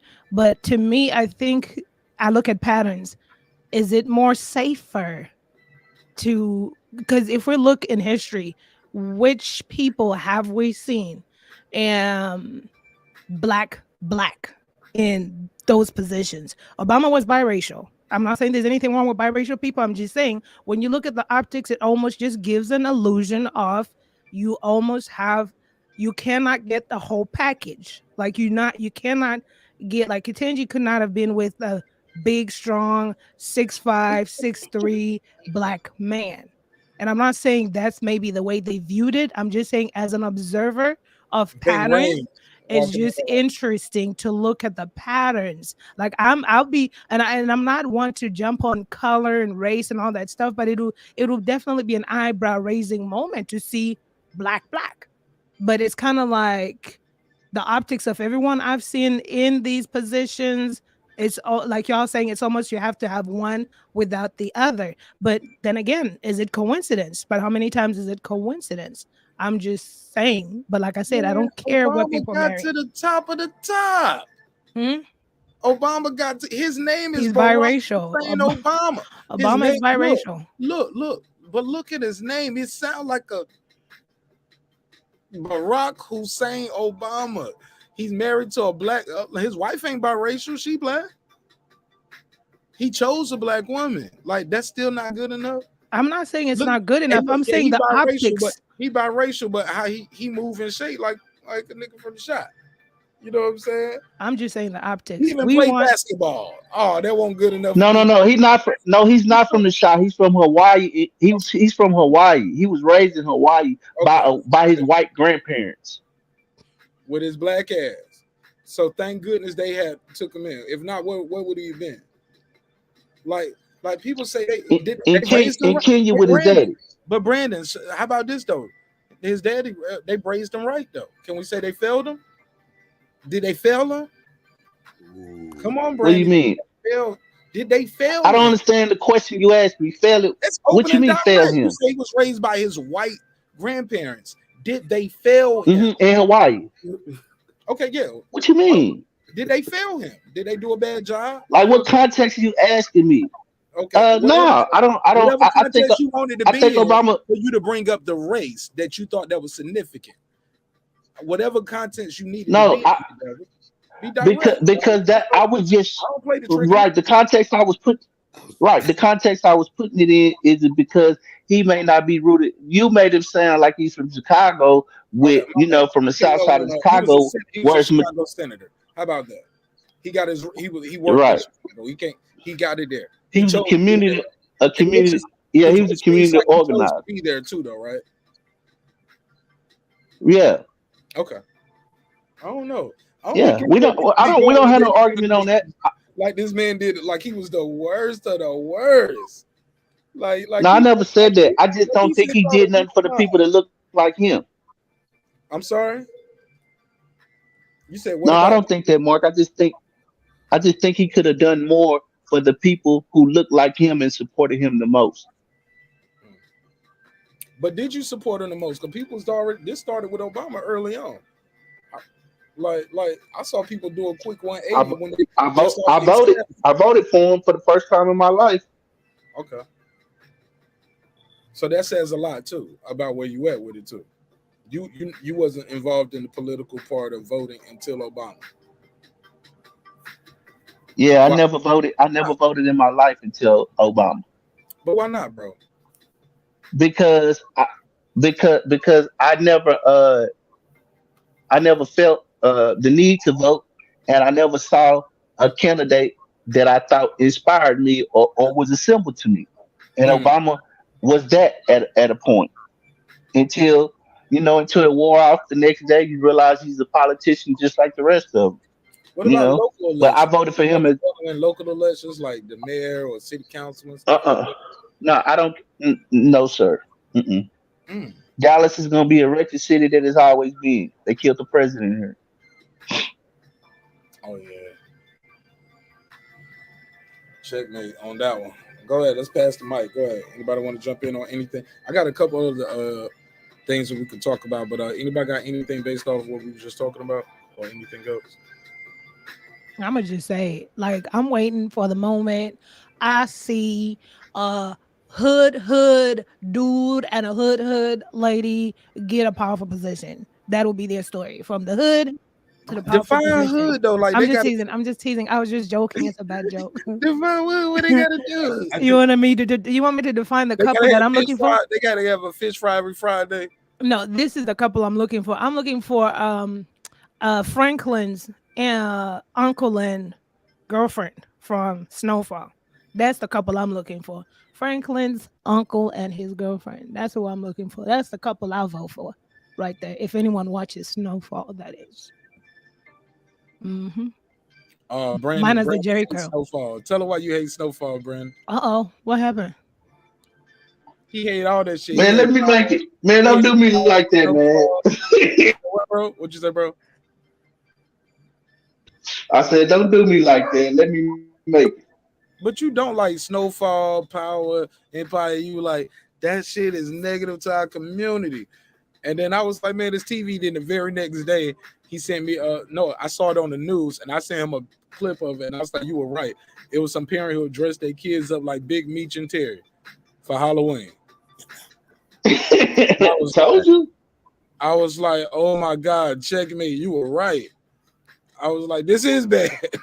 But I had to think about it though, kids dressed up like, I don't see white kids though. Hold on, I don't see Spanish kids dressed up like Scarface and wearing suits with like the Sopranos and stuff like that. But I know I get it though. Or Hispanic dressing up like the cartel, or they dress up like the cartel on Halloween. I don't see that. I don't see no Hispanic person dressing like El Chapo. No little kids be like, I'm El Chapo. Yeah. Hey. You might have me. Hey, look, checkmate. You might have me on that. Somebody probably gonna send me an email. Send me the email on the live show. My email at the bottom of the screen. If you got the picture of the kids dressed up like Tony Soprano or El Chapo, send me an email. I'll get it on the live show. But go ahead. Let me let Reggie Owens get his bars off because he just got here. What's up, Reg? How you feel? What's the deal? Man, what's up, man? I feel good. I was trying to listen to it to go to the store, and then y'all talking some shit that drew me in. Goddamn. Go for it. Man, but yeah, I'll trip, man, how black folks are always putting certain political black people under fucking microscopes that you don't put white folks up under. And all the other rebuttal would be to, well, those are white folks, they ain't our problem. Yes, white folks are our problem. And we should be able to ridicule them the same way in which they ridicule us. They're in our country. Therefore, we ain't second-rate citizens to them. Well, some of us act like it, but they should be put under the same microscope we try to put the black people under. We need to all of a sudden look up under what kind of cases she had, who she's married to, and blah, blah, blah, blah, blah. She's a start. She's a historic position. She's in a historic position.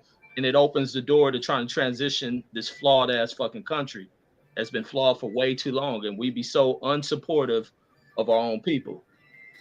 And I'll be sounding like Fred as putting black people under the microscope of not trusting them. But otherwise, if you don't trust them, then sit back and watch the white man do the white do.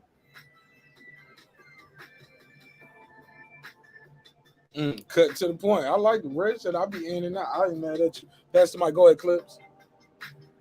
Yeah, but back to the point about I don't care about someone being like I was clouded in the chat about, it doesn't matter if you mixed or whatever, but there has been a narrative that's been ran for so long within our society that that's why I'm not gonna go as far as what Brendan Washington said, but I agree with him that, that is something that is kind of crazy, as even girl behind the mic alluded to, okay, now let's say Marq as soon as he got elected, grew his goatee out and started getting real militant. You know what I'm saying? His half whiteness would be discarded, and you know, saying they only go for that safe image is what I'm saying. Down to even as a football quarterback, when Colin Kaepernick, started asserting his blackness, long before taking a knee, he started becoming a problem. This was as he took that team to a Super Bowl. He was a problem. And then the more he refused to, not assert his blackness. Eventually, he became the former NFL quarterback known as Colin Kaepernick. You feel me? Like, these are things that we see, but we also see, when you look at the elevation stories, we also see that, I call it the mahogany effect. Like that Diana Ross movie Mahogany. You feel what I'm saying? Or the black chick, she out there, she getting rich and famous, letting that white man just do a dirty string around, whatever. And here go Billy D every time she's messed up trying to clean her up, but she don't even care because she going to keep chasing that dream to get elevated. And I don't know. I think that's something that's very interesting that we're seeing play out in real time before us, where we still see black men look crazy if they date out their race, but when we see our women date outside of their race, they're seen as coming up and actually are elevated and rewarded for such. And it's just interesting. It's interesting to see. I'm gonna fall back because I really do want to see how she does, because I think she'll get the nomination. And so let's see how she acts. Also, I'm going to see how much smut Clarence Thomas's wife is going to put on his name. Because like I alluded to you on the phone, I would be interested to see if all of a sudden they try to put a magnifying glass under his wife to get him as some reason to get him off the bench, which would be even a deeper, more symbolic symbol of, now that we got a black woman, what do we need with this black man? Even though both of them, in my opinion, may be plants. But there's always already something going on with Clarence. Well, two things: his wife is caught up in that Trump shit, and as well as his health failing. So he may be stepping down from that bench at any moment. His health conveniently failing after the article of his wife participating on January the 6th came out. I'm not saying he's not sick. I'm just saying it was convenient. Just saying. That's the way shit happens. Hey, Reg, what's the difference? Reg, what's the difference do you see between her and Clarence Thomas? See, this is the thing. When Clarence Thomas was coming up, a lot of people was putting more of the flack on Anita Hill and the shit she pulled when he was coming up for nomination, and seeing that maybe she. What you mean? Hold on. What you mean? What you mean by the shit she pulled? You didn't believe her? A lot of my elders didn't believe her. So I don't know. It's a situation. She's like a Kavanaugh situation. It's possible, but was it really what it was? But most people come to find out later on and view Clarence Thomas as a coon.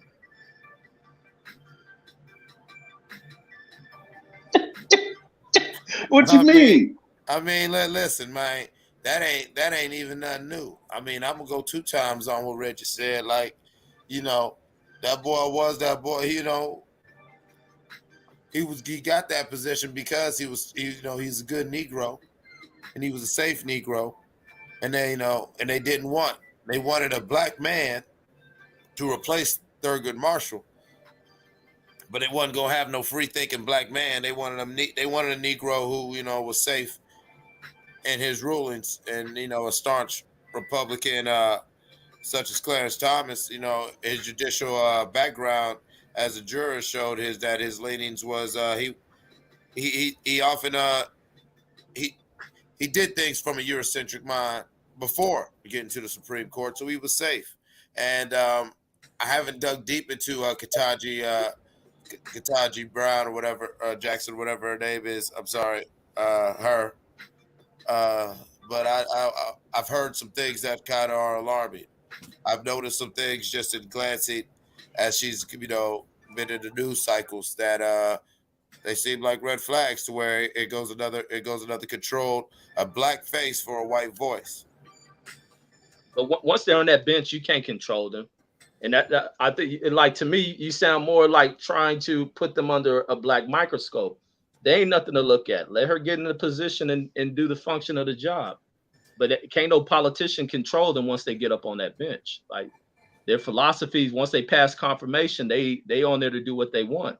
But I think we put too much emphasis on wanting to see her with a black dude or whatnot. There's people in black relationships who treat black women like shit.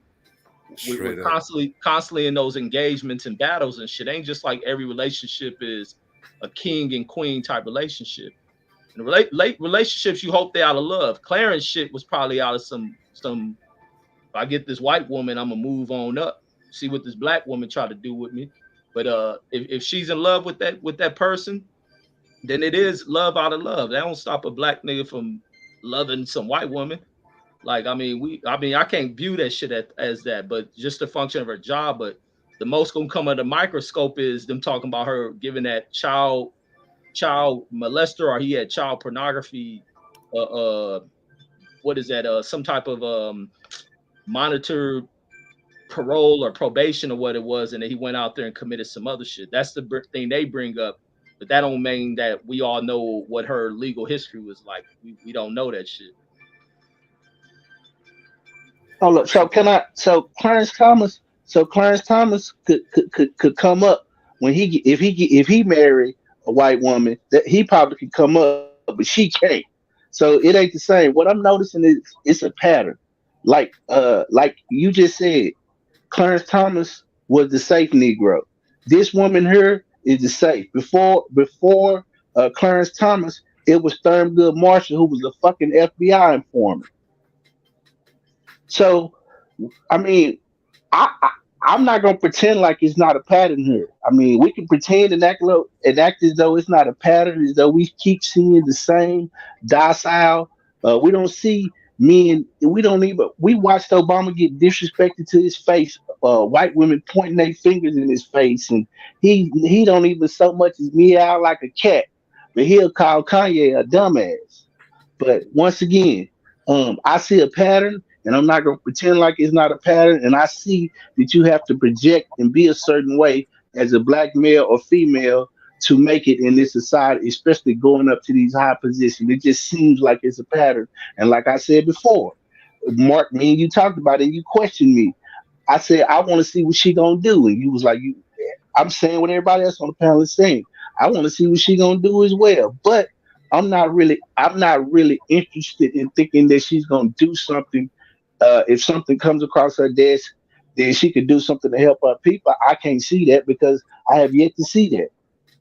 And you know, you yet to see that from the last just. You know why you yet to see No, that? no, go ahead.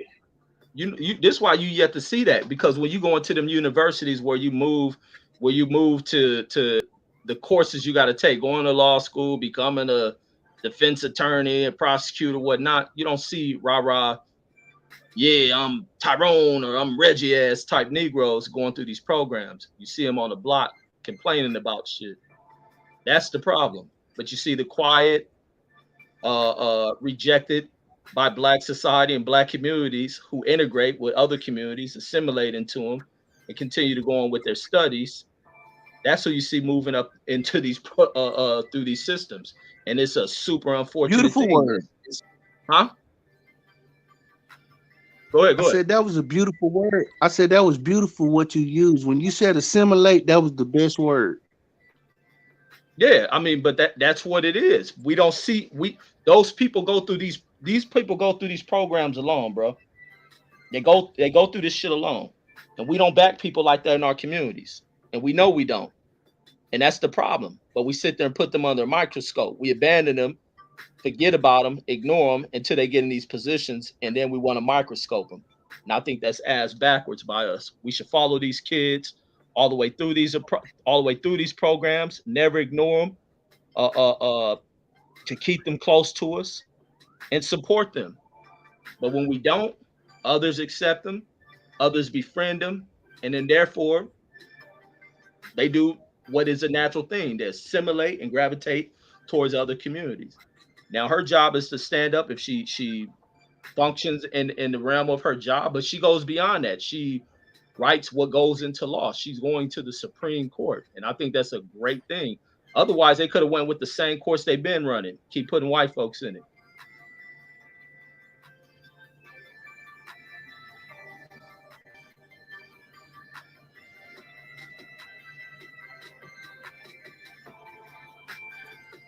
Oh, okay, I jump in.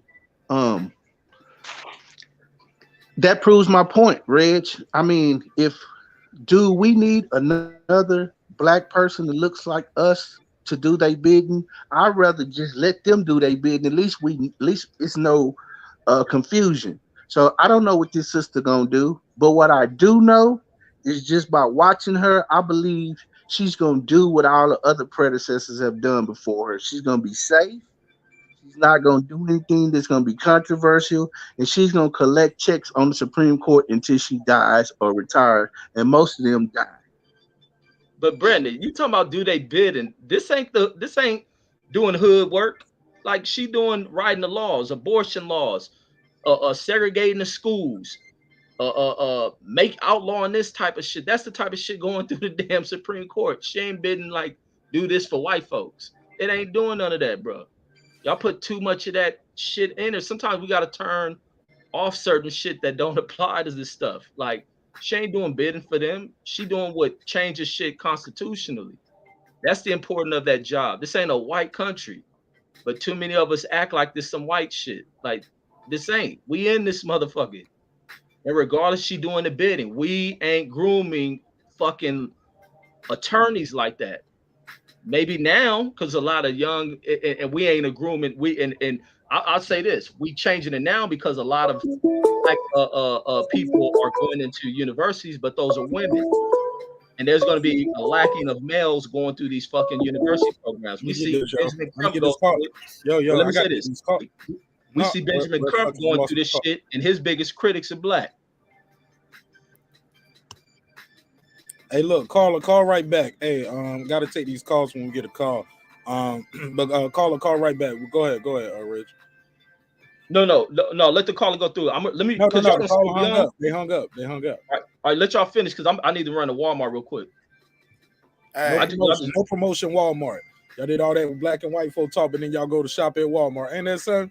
I'm going to a black on. It's black on. A black on Walmart. No, it's managed though. It's probably black Don't managed fact check. though. Don't fact check that. That's crazy. Probably That's crazy. a black manager at that door though, guarantee. Alternative facts. Hey. right. So I'll be right back. Let me let my guy Haters for Life get his bars off, yo. What is good, neighbors? What's good, Haters for Life? What's up? Ain't shit, man. How you been, man? How this YouTube life been, man? Man, shit, man. You see it. Talk to me. What's on your mind? Man, ain't shit, man. You know what I'm saying? I just, I got the weekend off and shit. Nah, I mean, I was like, man, let me check out Mark, see what he on tonight and shit. Nah, I mean, let me pull up on him. End this one, probably get into some hip hop in a minute, man. Oh yeah. That's what. That's what I'm waiting on. We do. People been giving me beef about my little Jay-Z and Nas list. Like, they've been coming at me with the smoke for that. Damn, I mean, what's the list though? Yeah, man, we'll talk about it. The video's up though. You can see the video and you can just read the comments. Mm-hmm. Comments say it all. Say it, old boy. Yeah, but what's on your mind, man, about this topic right here? What made you bring me in tonight? You know what I'm saying? Just be a nosy, be a hater. You know what I'm saying? Just prowling these social media streets. You know what I'm saying? But now, I mean, on this issue here, Somebody said no hip hop. You know what I'm saying? Once again, on this issue here, I mean, I just firmly believe that blacks as a whole need to just trash that shit. We need to separate ourselves from just the whole system in the whole. And when you say, when I say separation, I mean that's separation from everything. That's the government. Anything that has to do with it. And if we stand tall, I mean, what can they do? I mean, let's be real. I mean, can't send the army in, half of them are black. You know what I'm saying? Like, it will be too much. But I mean, it will just take black people as a unit to move in that direction.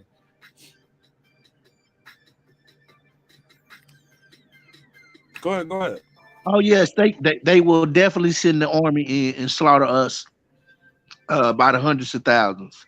So when you talking about breaking away from America, you better have a hell of a game plan, and what it looks like, you need weapons and you need organization and money, which we have none of. So everything for us right now is diplomatic and a little guerrilla warfare here and there. But we need to learn how to be more diplomatic and we gotta keep it secret, bro. I'm gonna tell you why.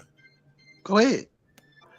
Because if we was to look, I agree with y'all on this. If every time black people have mobilized and unified in this country, they kill them. They kill them, or they make what you doing illegal now. So if we was to publicly be out here saying we all about to go to here, they'll tell here, wherever that country is, hey, look, you can't accept these motherfuckers. If you set them, we cutting you off. You know what I'm saying? Like they will sanction you. Like it couldn't be no great migration. They'll change the law. They say you can't go there.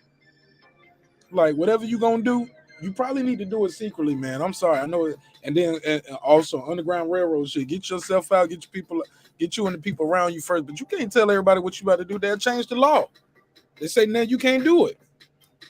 Yeah, but that's if blacks as a unit once again discard that, then what is the law? Like that's useless. We don't live by that code. They'll just kill you all. They'll make it illegal again. No. What it would be, it would be an American Revolution too. But the families are so integrated. I can't kill my Aunt Gabi. I love my Aunt Gabi. She's white though.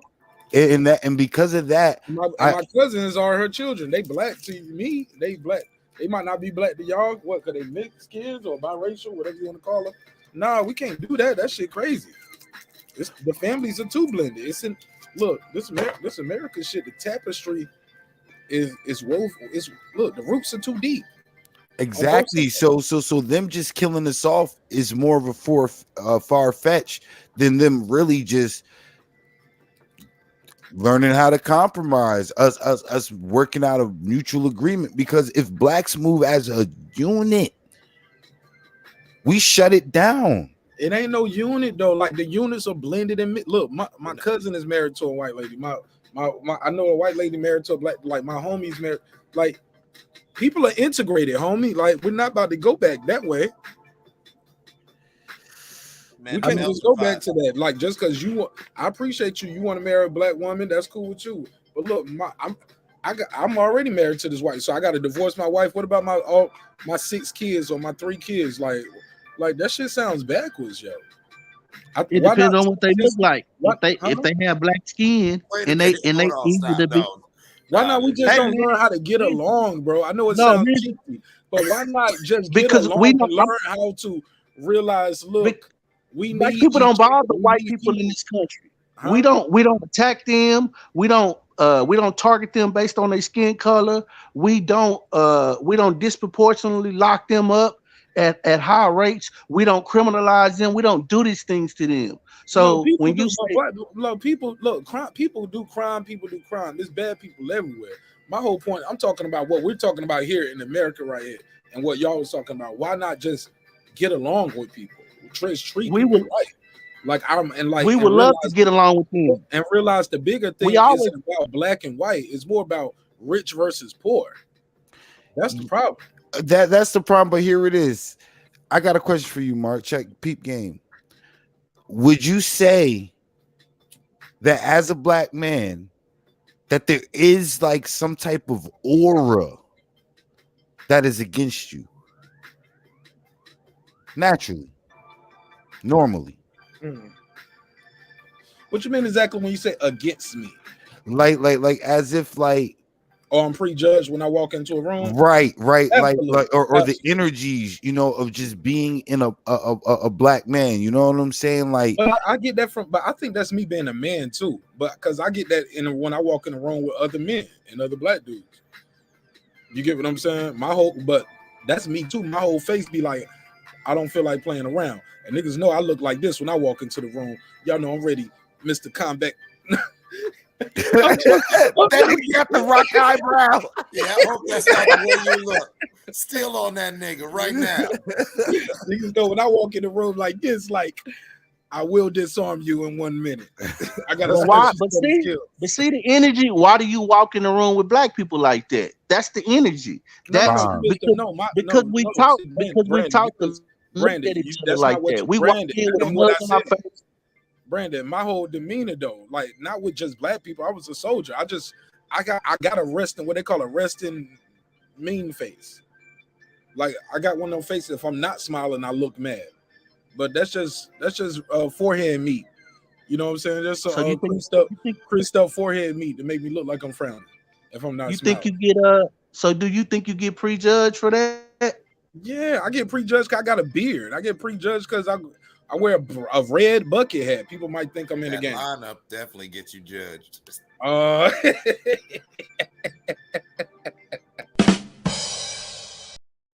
You got me on that one.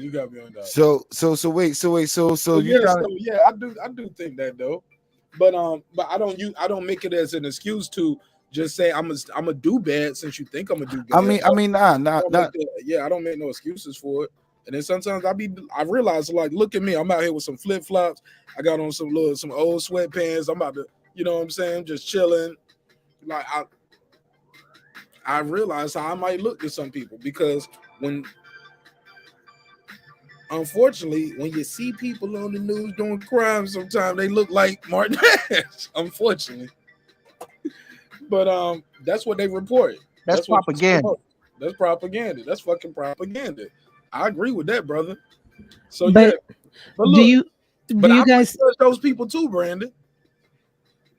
Those people that you say, do I feel like I'm prejudged? Yeah, but I prejudge people too. That's why I keep that click click bang bang on me. Yeah. But do you guys also think sometimes we put so much pressure on ourselves? I realized I used to do that. Like when I walked in spaces that did not look like me, I would get this like walking on eggshells and like my mind starts to say, just smile, just keep smiling, just look friendly. And later on in life, I realized, I think I was putting so much pressure on myself to come off a certain way, maybe to erase what they thought, but who's to say they were even thinking about me? So I don't know, maybe sometimes do we put pressure on ourselves to think that we do have this aura because we have this black skin? I would say this, sis. I know that we do, and I'm just like you, and we all battle with that. We're trying to fight the stereotype when we're around them until we just get to the point we like, fuck it, they just gonna accept me, and for me and the work that I bring and my expertise, or what Reggie put up there? I'm gonna make a survey.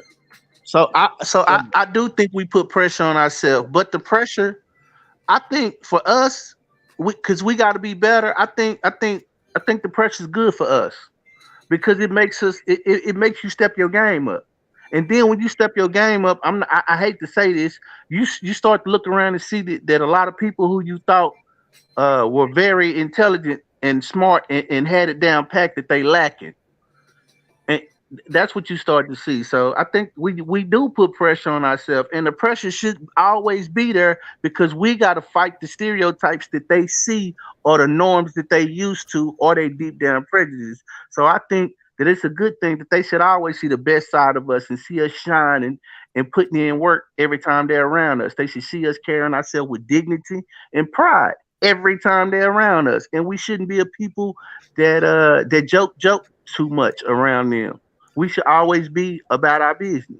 That's So too much work. yeah, let's go, Brandon. What I want to ask is, haven't we been doing that for over 500 years though? Shucking and jiving, huh? Living that logic? we shuck and jive. We shuck and jive.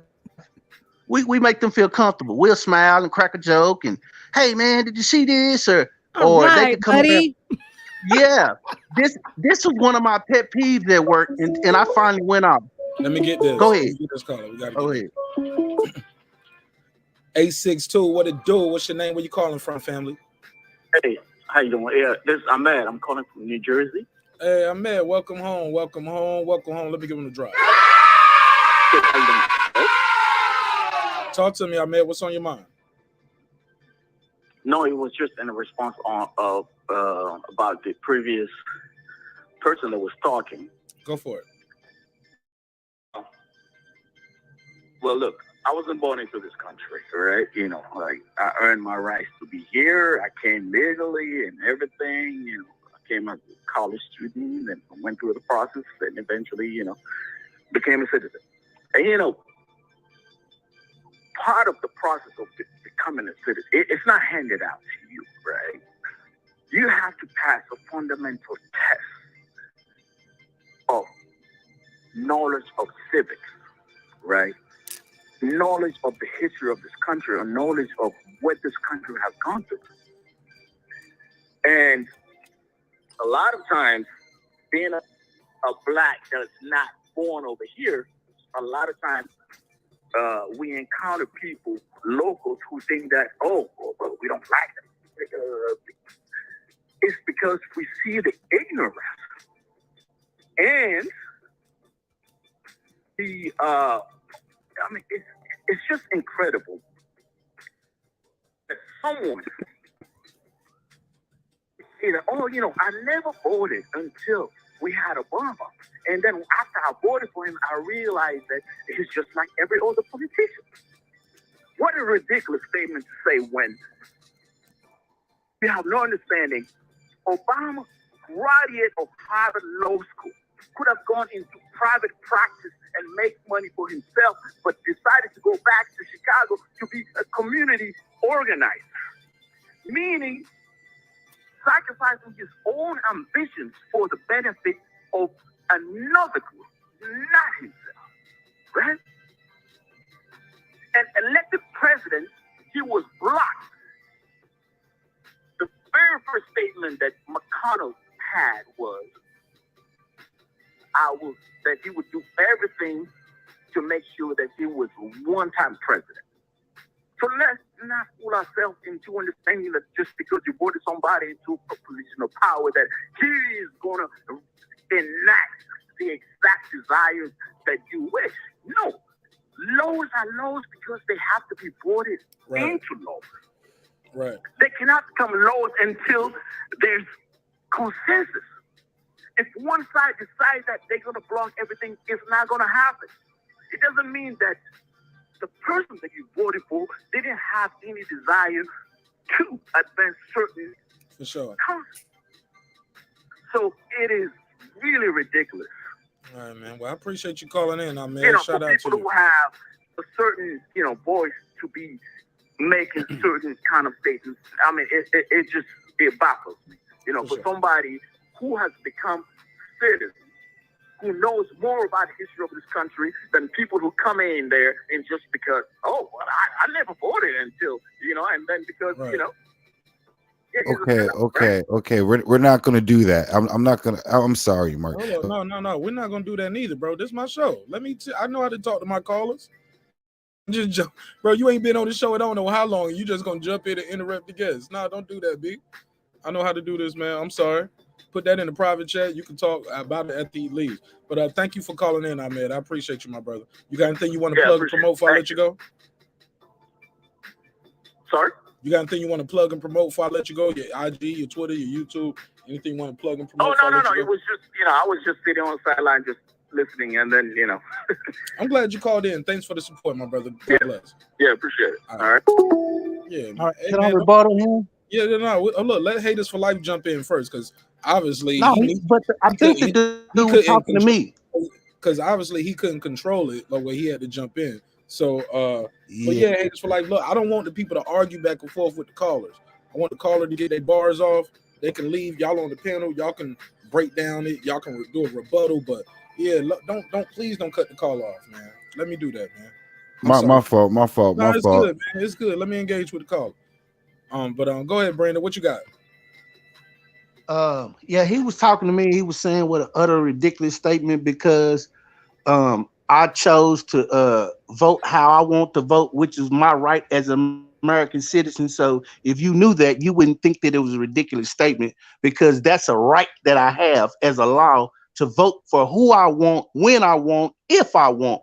So I hope that's something that you learned in civics class that you took to become an American citizen. Now, when he's talking about how excellent Obama is, everything he said. Obama is excellent. Obama did have to. I mean, you have to do certain things to become president of the United States. That's the highest position as far as corporate in America. So respect to that. But let's get to the meat and potatoes of this. He said that Obama tried to pass laws, but he couldn't because he was blocked. Now, we know, see, and he thinks he knows history better, which was arrogant because he said he thinks he knows history better than the people on the panel that's talking, and he's not from here. That was an arrogant assumption he made. So Now, what? Yeah, but go now, ahead. Go ahead. I don't care. so what? When you make arrogant assumptions, you make an arrogant ass out of yourself. That's Yeah, so that what. shit don't hurt my feelings. But go ahead. So indeed, so he said that Obama couldn't get things passed. Obama had a full Democratic Congress, I think half of his first term. I don't know what he did. I know what he did pass. I know he passed things. He said that just because you vote for a person, you shouldn't expect them to do things for you. That's not true. That's why they have lobbyists. That's another thing that goes on in America. Certain groups spend money with the president, with the Republicans, with the Democrats. That's why the head of these companies throw money at these campaigns because they want political favors. So you do expect things back. But when black people talking about a black person that looks like them and expect things back, oh, y'all shouldn't expect things back from him. Just because you got his vote, he got to do what he got to do. No, every group in this country, if they throw their weight behind a candidate, they want something done for them. That's called politics. That's how it goes in this country. So, so to answer all these questions, that's why. All right, go ahead. It's open, man. Anybody got anything else to want to add? Go ahead. Yeah, the reason why I was cutting him off though was off the simple fact that he was starting to go into this slander of foundational black Americans of black Americans, and that's not and nah, I just we're not going to do that. You know what I'm saying? Because if it was all like that, you could have went back, you could have stayed in your country, bro. Africa ain't really all that popping either. Let's just be real. What part of Africa? Africa's a continent, though. What part? South Africa, like Man, Hondo. whichever part of Africa, there's about 50 Africans and one Korean slapping them all around, or one Chinese or one Asian, whatever it is, slapping them all around. Ain't nobody do nothing because that ain't going down here in America. What you mean? What you mean? What you talking People about? are getting killed by the police officers in America, respectfully, and Africa is a continent, so be specific to the country. Over 56 countries in the continent of Africa. Yeah, there is. I'm not disputing that, but I'm saying, but for you to come over here to America, you immigrated into America and then immediately start talking about what blacks don't know, and we don't know about our votes and stuff like that. You know what I'm saying? And then it's just the stigma that comes. You know So what what I'm you say? saying? You saying hate us for life? You didn't like that energy. Yeah, I don't like that energy. I don't like that energy. You want to smack the kente cloth out of them. That's what you say. You just I like. I mean, I ain't gonna say I want to smack the kente cloth. I mean, hold on. he can take that shit back home, though. Nah, we ain't gonna do Man, that. I didn't like the move, man. I didn't like the move. Yo, y'all gotta relax. It ain't gonna be slapping at a kente, yo. No, hold on. 402, what it do? What's your name? Where you calling from, neighbor? It's D-Ray, Marq Nash. What's happening? What's good, bro? Look, that my man, they say he banging on Africa over here. What are you talking about? What's on your mind, bro? Hey, man, I appreciate you, bro.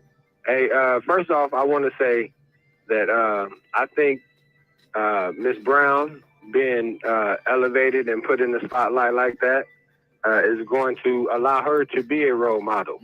I thought her name was Jackson. George Jackson Brown, right? Oh, okay. I didn't know it was Brown. Brown Jackson, something like that. Hey, I apologize if I'm wrong. I didn't know Brown. Right. Okay, my bad. Right. But anyway, and just like Obama, I think, bro, that there can be people that see themselves in Obama, as kids or what have you, that will raise to, make it to that final frontier. And maybe they will be different. than Obama. Obama did everything pretty much by himself, bro. You know what I mean? So no Republican, my words, whatever, can take any credit for anything that he did because they were unwilling to compromise with him. And then the thing I want to say, bro, and I'm gonna jump off here, man, so I can get back to the jokes and all that, bro. But Colin Kaepernick did not take a knee when he was starting at quarterback. It wasn't until he was benched and he sat down for the national anthem. Go ahead. Hey, I'm man. sorry. No, I'm sorry. Hey, man, I'm gonna let you get back to No, the no. jokes, Keep bro. going. No, I'm reading the chat, but you're right though. I remember somebody brought that up, and when you look Right. up, that's when it happened. While he was sitting there on the sidelines, he had some time to think. He was like, you know what? I got benched because I'm black. Right, and this whole see, the thing system is was, whack. is like you're saying, is that I heard somebody say they were asking him about standing up during the anthem, and then that's when he brought in the police brutality, as his response Right, to because he him wasn't sitting even down. taking a But knee really, first. it He was was just looking like he sitting was down. talking. Go ahead, bro. Right, because he wasn't taking a knee at first. He was just sitting on the sideline. Right, he was sitting down, and then he spoke with a veteran, and the veteran told him that for him, it would be more respected if he took a knee instead of just sat down. But he So had then already he started taking the knee, because after speaking with the veteran, and he thought that was more respectable. And then that's when all of the backlash came in. But see, that's the thing, So bro. you call him fraud on Colin Kaepernick, bro? You can say he a fraud? Is that what you're saying, D-Ray? Man, bro, I'm not saying that, bro. I'm just saying don't get it confused.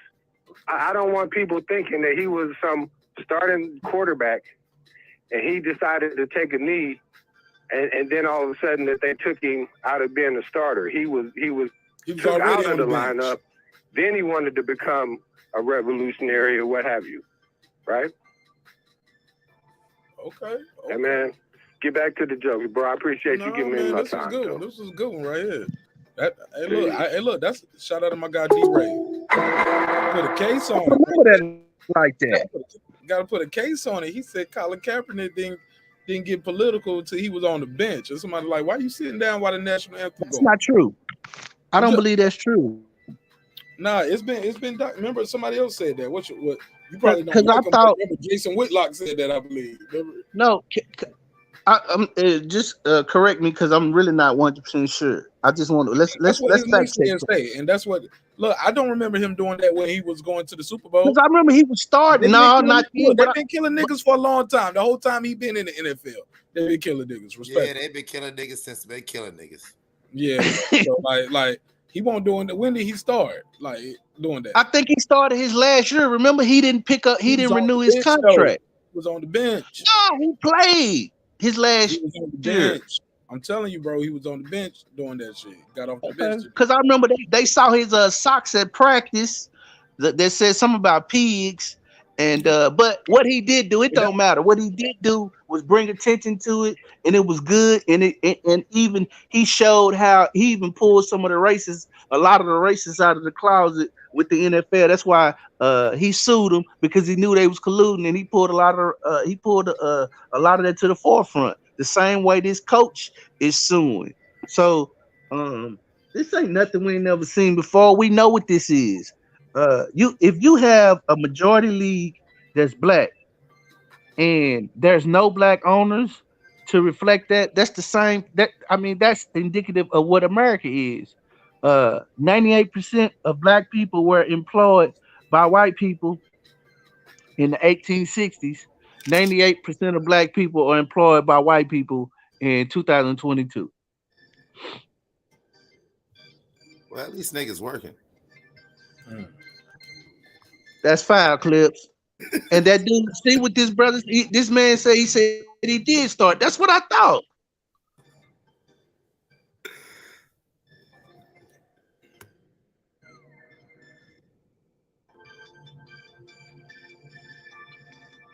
Hello? Everybody still there? I'm sorry. Yeah, man. we still here. We still here. He said, "I believe." That dude, hey, look, he thinking just like you. The last statement is, "I believe." He didn't say, "and that's a fact." Brandon was Yeah, like, that's what leave your app. Brandon said, "That's all Nah, I." it gotta. I can No, pull you it gotta up. leave yourself an app. Yeah, I got into making absolute statements one time, and I make sure I don't ever do that because Mark don't let you live stuff like that down. But okay. Yeah, like them dumbass absolute boxing statements you be making about Errol Spence. Shit, you coming to the fight? Nah, I ain't coming to that shit, I'm man. supporting that shit, man. Yeah. Come sit in a beautiful stadium, man. I don't think they got nothing like this in Ohio, but you know, what they got. Hey, man, I know. Hey, and Why I you know it gotta ain't do popular. that? You girl behind the mic. You see what he said? He said, "Come to this beautiful statement. They ain't got nothing your country has ever seen in them cornfields in Ohio." That's what he really wanted to say. It's all good. Disrespect, man. How did we get here? Just a foul fish, just an old dirty fish. I'm done with y'all tonight, man. I've been trying to build with black folks all night. We can't agree on reparations. We can't agree on a judge. Like, she got to be married. Hey, look, even if she married to a black dude, that don't mean he's a good dude. You know what I'm saying? I think Reg said that already. Never mind. Good is a relative term. Good for her. Good for her to make her happy. Good for her. Good for line with her goals and what she's looking for, and like what makes her happy. Like, I don't know, bro. I think we put too much emphasis on that. Cause look, on what? On seeing successful black people. On who they married to. Look, Terrence Crawford married to a black woman, and people throw him under the bus because she got some weight on her. She don't look like an IG model. I've never seen that. Oh yeah. Oh nigga, please. I give props to Terrence Crawford. It's out here. It's out here. I give props to Terrence Crawford with his beautiful wife and his children. Terrence Crawford don't do. He don't kiss yellow bees. And look, 6 kids, all with the same lady, bro. She should have some weight on her. Like, it's natural. Like 6 of them. And look, some people don't, especially in Nebraska. Shit, it get cold in Nebraska. They inside eating good. It get cold. Snow a lot in Nebraska. Sitting there chilling in the winter. Like Ohio. Eat up. I ain't mad at cold in Ohio. Yeah, it's real cold in Ohio. You know what I'm saying? Dress warm, but keep that heat. You know what I'm saying? Y'all over there in Texas, out there with the steers, and out there cow tipping. You know what I'm saying? Playing country boy games, Brokeback Mountain, City living out here. kissing all yellow bees' neck and shit. Yo, this show getting out of hand, man. This show got out of hand. This show don't get one left. I did have one. Hey, look, but as far as this though, man, let me ask y'all this: Do y'all feel like we hold each other accountable? Oh, let me pull up the new details. We got some new details on them teams we was talking about the other day. Oh, that's what I supposed to get into. But look, do y'all feel like we hold each other accountable? Because, like I said, old boy was talking about like giving them community service. He kept saying service. So finally we said community service. Oh man, I forgot about these good stories right here. This the police mistake the mother in the restroom with her children. I got to get to that one too, man. Let me damn, man, there's so much I got to get to. I'll pull this one up. We can talk about this one real quick. This is a good story. It's the weekend, Mark. We up all night. They mistake the mother. This happened right here in Cobb County. This happened like 2 days ago now. But check this out.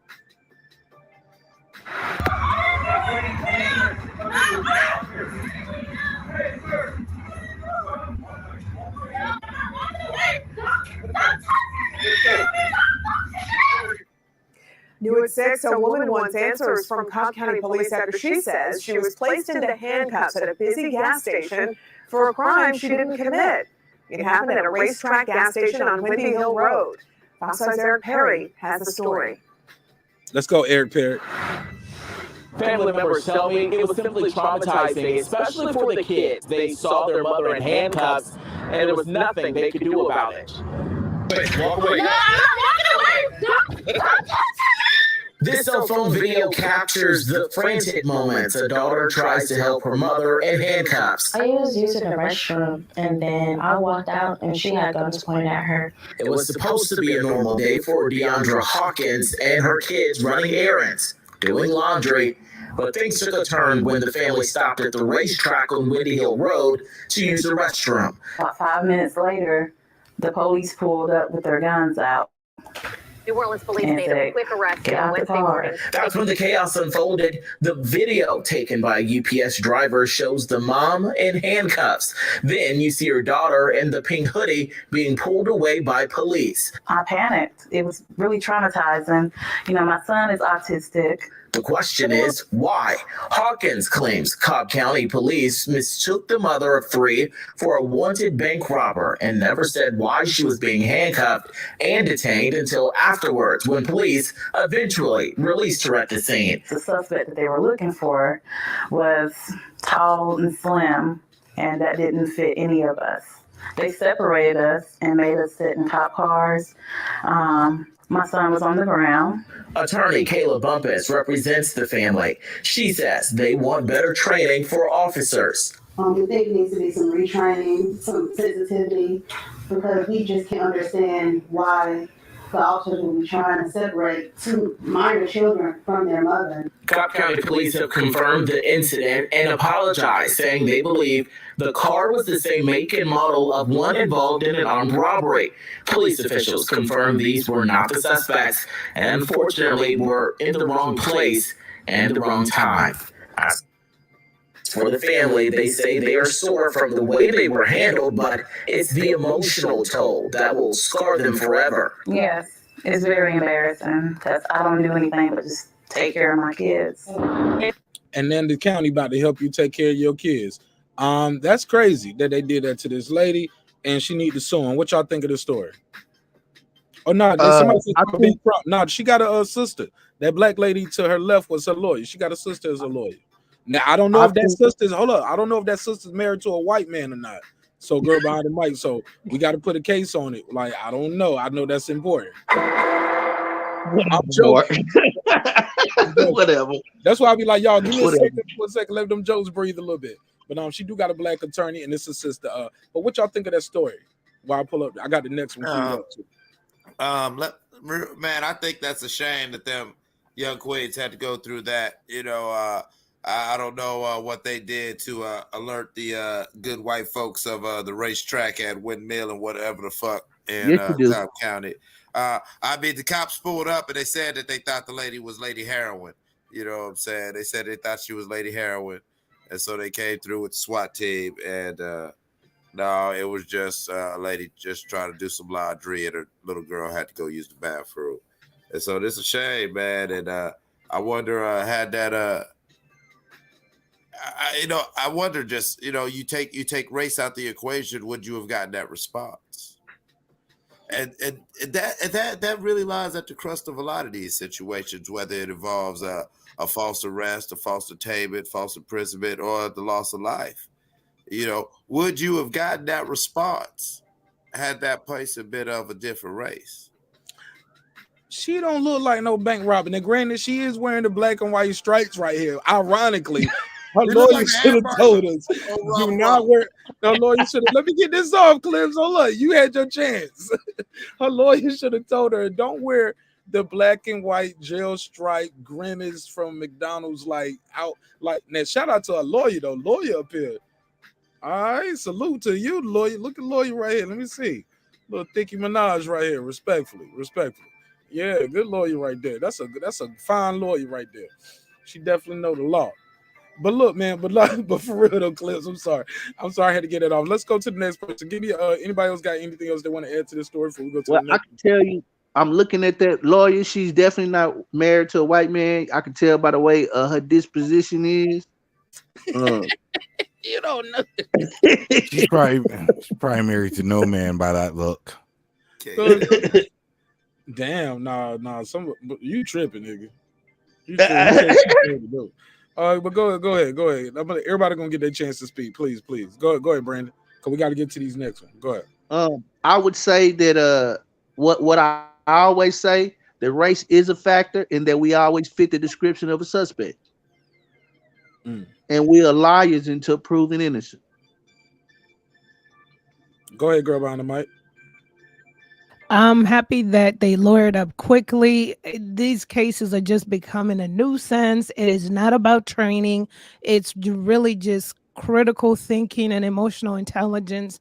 And other issues that stem from that. And I always hope that once you acquire an attorney like they have done, that they take the department for any and everything they can within their power. Maybe bleeding the departments out may send some type of message. Money doesn't fix it all, but that's all they have as their resources for this vindication. But it's not fair, you know. It's scary, actually. Yeah, she could have lost her life. Go ahead, Haters for Life. What you got on this topic? Once again, you know, if we all, this is why I believe that blacks need to desperately get on this code, you know what I'm saying, and stick and move as a unit and really start protecting ourselves and others like ourselves from just all the enemies, because, you know, we're all we got, bro. That's it.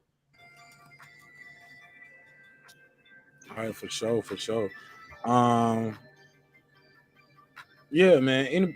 And look, this next one right here, I ain't gonna lie, this one right here, I thought this was a crazy story. Now, this is the juvenile criminal history of the story we was talking about on Wednesday about the 73-year-old victim, Miss Linda Fricky. She was a victim of a carjacking. During the carjacking, her arm was still in the seatbelt when the driver shut the door and drug her about a half a block or a little over a block, causing her arm to rip from her body. She bled out on the scene, and it was a 17-year-old driver. Then you had two other people. It was you had what was it? There was a 16-year-old girl and two 15-year-old girls. So let's play some of this audio of this, and I'm gonna mute my. Actually, I'll play it this way, and I'll mute my mic so we can get this audio right. Somebody told me the audio was still sounding a little weird the other day, so let me turn that down. But yeah, let's do this. Matter of fact, let me share it again. But yo, this kid though, ain't no kid. This kid is a criminal, yo. This kid is. I'm sorry to say it, but he's a criminal.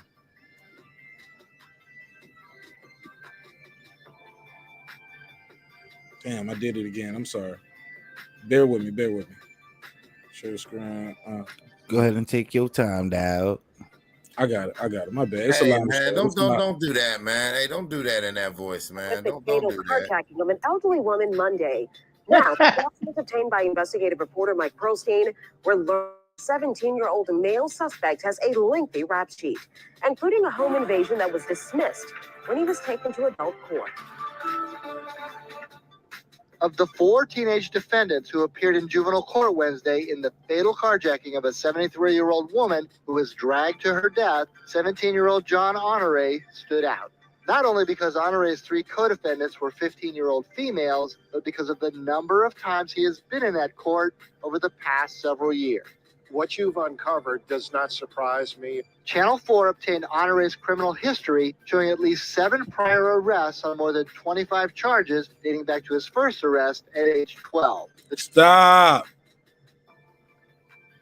7 prior arrests, 25 charges, started when he was 12. The parents definitely, the guardians was failing this kid so far. Can we agree to that? Or no? Or is that in my mind? Or was he just a bad kid? Are you bad? Are you a bad kid at 12? Well, you should be getting arrested. All right, let's continue. Let's see what these charges. What's going on?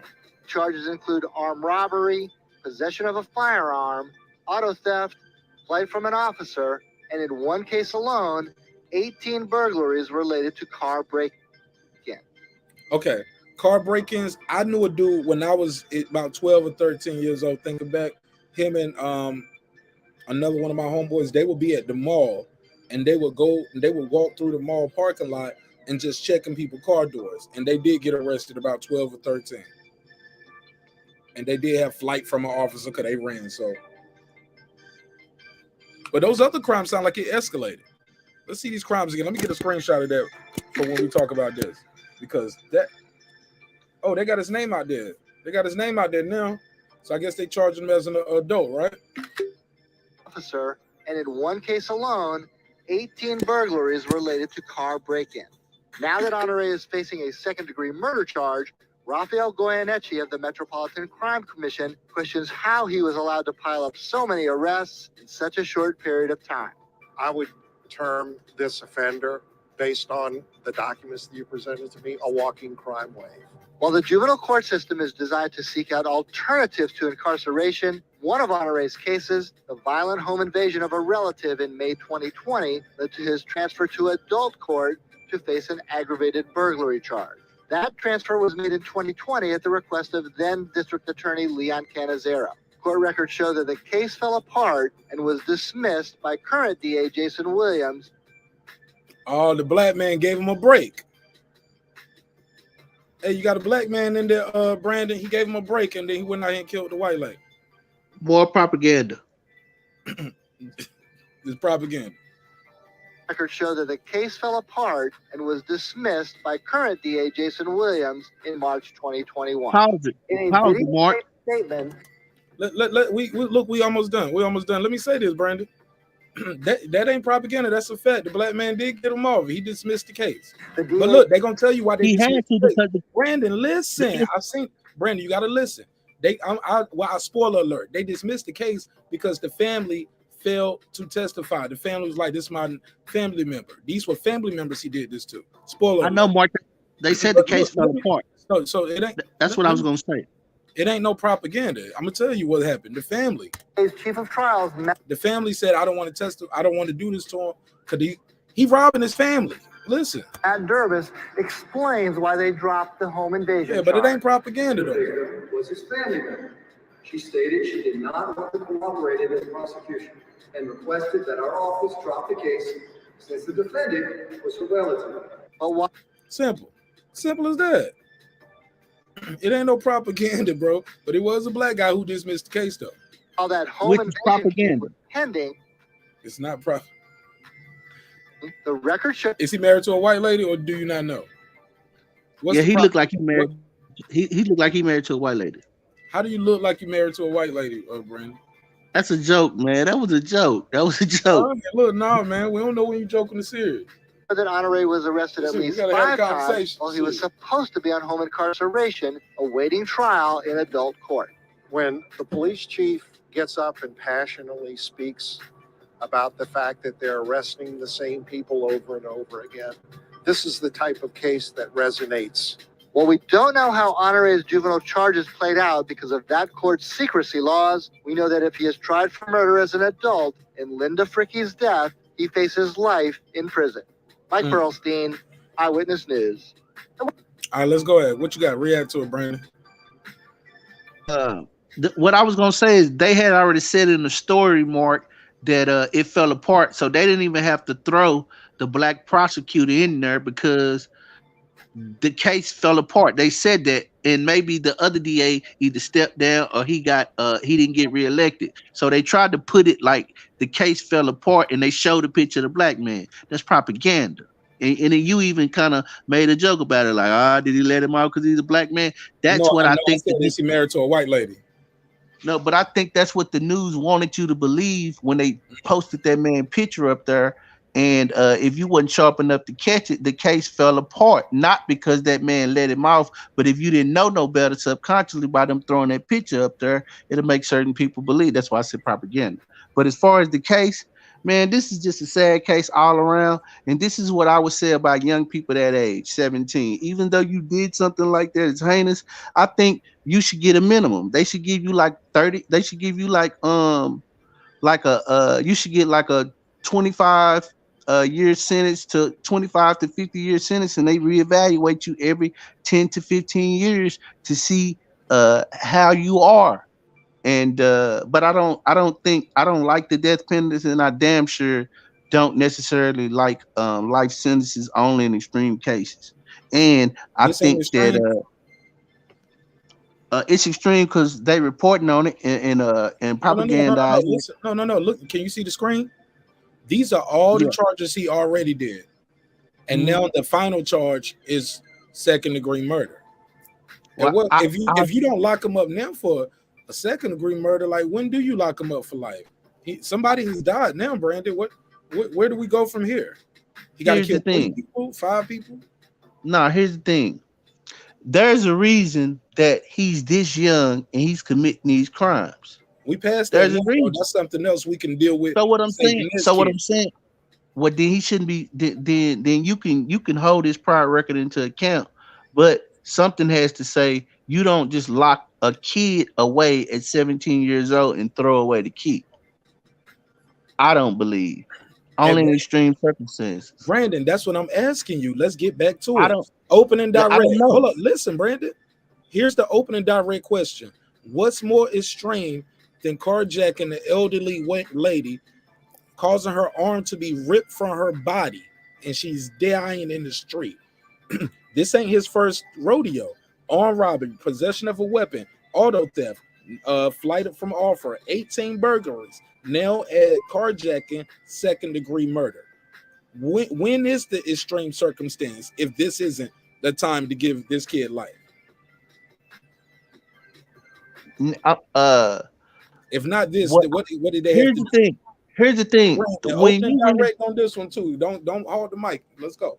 I ain't gonna hog the mic. Okay, I would just think that it takes more than one judge, and I think we should take a panel of people to really decide this. I don't like the way the way it's set up where you just decide and that's it. I do like your idea on that. It should be a panel. I do like the idea of a panel judge. But more importantly, Brandon, if not for this person though, don't forget to add carjacking, second-degree murder. Brandon, if not, what is the extreme case? You said it needs extreme cases. What about this case? This is a one of one. Like, oh, this ain't no one of one, but this is one of those cases, right? No. Can you see From the these outside charges? looking in? Yeah, that's what I'm Look, finna say. From the outside we a looking jury. This breaking this neighborhood court. Yeah. We have neighborhood Okay, court good. right here. From the outside looking in, got no paperwork, or without knowing what's really, except just seeing the charges. Yeah, this seems like a pretty extreme. This dude could seem like a hellish kind of dude. So, Carmen said he'll yeah, probably kill somebody in prison. He that tough. possible. He about that life, But homie. Armed robbery. He toting the tool. He's stealing cars, breaking in the cars, robbing family members, carjacking old ladies, ripping their arms from the body. Oh man, he about that murder game, homie. I don't know. I don't know. I don't believe in life sentences for juveniles neither. But this is one of those cases where we got to protect the community. This guy is not trying to be rehabilitated. I don't know how long. I don't know how long is too long. Can he learn his lesson in 30 years? Can he learn a lesson in 40 years and come out as a what can he do for society when he come out at 57 and 60 years old?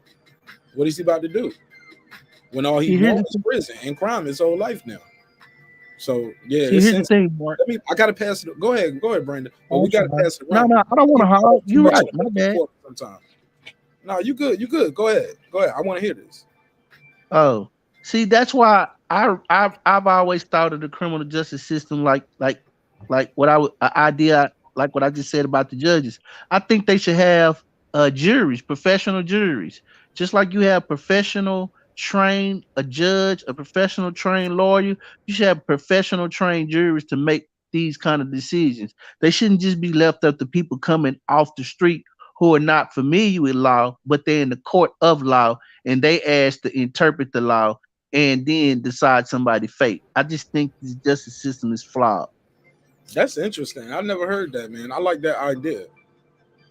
3-panel judge and a professional jury. So these would be what, law students and like who would be these juries? Like, yeah, they could be made up of lawsuits, but it would be probably anonymous, and also that'll be what they did. That'll be their job. So they wouldn't look at it.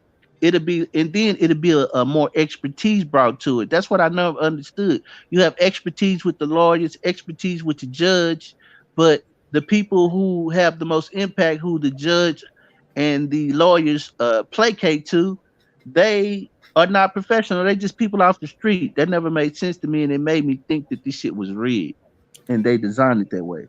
Go ahead. Let's pass it around. Go ahead. First of all, Brandon, you might want to write Katenji. She might be able to help with that change of that law.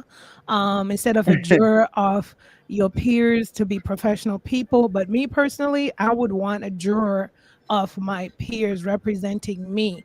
Now, because professional people could be biased. Now, looking at this, see, listen, he could. If I was sitting on the jury pool for this case, and I was the judge, juror, and the executioner, I would say that he should get anywhere between 20 and 30 years. Because I was just looking in Louisiana because I feel a little bit bad because I was like, he should get life. But it says here on Googleation that in Louisiana, life means life. People convicted of certain crimes are automatically locked up forever with no input from judges, juries, or the state's parole board. So that means when you say life, that means he's going to be gone till he dies. So I would vote for about 20 or 30 years. And like that, yeah, with some evaluations, maybe 15 years after get parole board or something like that. I don't know. That's just my 2 cents. You said life and with the possibility of parole. I wouldn't say life in Louisiana because it looks like life means life. They're saying that in this article here on theadvocate.com that if somebody gets life, you're not coming out in Louisiana. And I know that other states, most times life is 25 years, but Louisiana, it's looking like if somebody's charged with life, they're not coming out. That's it. So for him, I would vote for 20 to 30 years and maybe an evaluation at 15. Man, fuck this kid, yo. Look at this I nigga. just said that. That's exactly what I said. I with HLD. Fuck this Hey, kid. yo, This can I kid talk? wanted to be a thug his whole life. Now he got to live that thug life in prison. Y'all keep looking. Look, don't forget these charges up here: armed robbery, firearm, auto theft, flight from an officer, 18 burglaries, including family members, add carjacking and second-degree murder to it. Yeah, man. Bye-bye. You Yeah. ain't listened to nobody before. You're gonna listen to the warden for the rest of your life. Or you're gonna listen to the pod boss. Go ahead, Clips. I'm sorry, Man, listen. This kid made his choices more than once. There's so many kids who don't get one chance. This kid out here, I think he's cooked because he's obviously settled into this life to where at what point are you going to continue to unleash this kid onto society? All right. He probably needs to go on and be removed from society. And that's regardless of him being black, white, or whatever. Like the record speaks for itself. As as a troubled youth, you know what I'm saying, there's still a pattern of behavior. I don't see nothing redeemable. In fact, when you look at his rap sheet, you see an escalation. He's doing the same things. He's armed robbery. He's a taker. You feel what I'm saying? So yeah, you let this kid back on society. I don't expect him to not revert and escalate, you know what I'm saying, back to his criminal behaviors. There's nothing around that, and in my opinion, as far as removing a jury, as far as removing a jury of your peers, the reason why you have a jury of your peers and of common folk was because the founding fathers did not want to create a elite class of lawyers, which eventually happened anyway. If you look at what corporate America is, an elite class of lawyers who can operate and navigate through the system freely. So they wanted the basic criminal system to be a jury of your peers, common folk, who can probably understand the plight of the common man instead of this elite class of jurists who are only looking at the meat and bones and the technicalities of the law. That is the ideal principle of a jury of your peers. Now, the problem with that is how often are we represented? Most of us do not go in for jury duty or want to do it or whatever. But remember, a lot of times when you deny or turn down jury duty, that could have been a case where no, that person actually needed someone who looked like them on his jury. Right. Fair enough. Let's go to this next story, man. Like this story right here. Now, I thought this one was Truly remarkable. This is a sad story right here about the evolving story of violence. Yeah, now be prepared, guys, because this story right here is heartbreaking, but some would say justice, but it's street justice. This is the father of a victim arrested for the suspect's death. This guy basically took the law into his own hands. His while the guy is on the way to court for killing his son, allegedly killing his son, he is arrested for shooting this guy. For more on this story, let's go to 4WWL or WUPL 54. Let's go.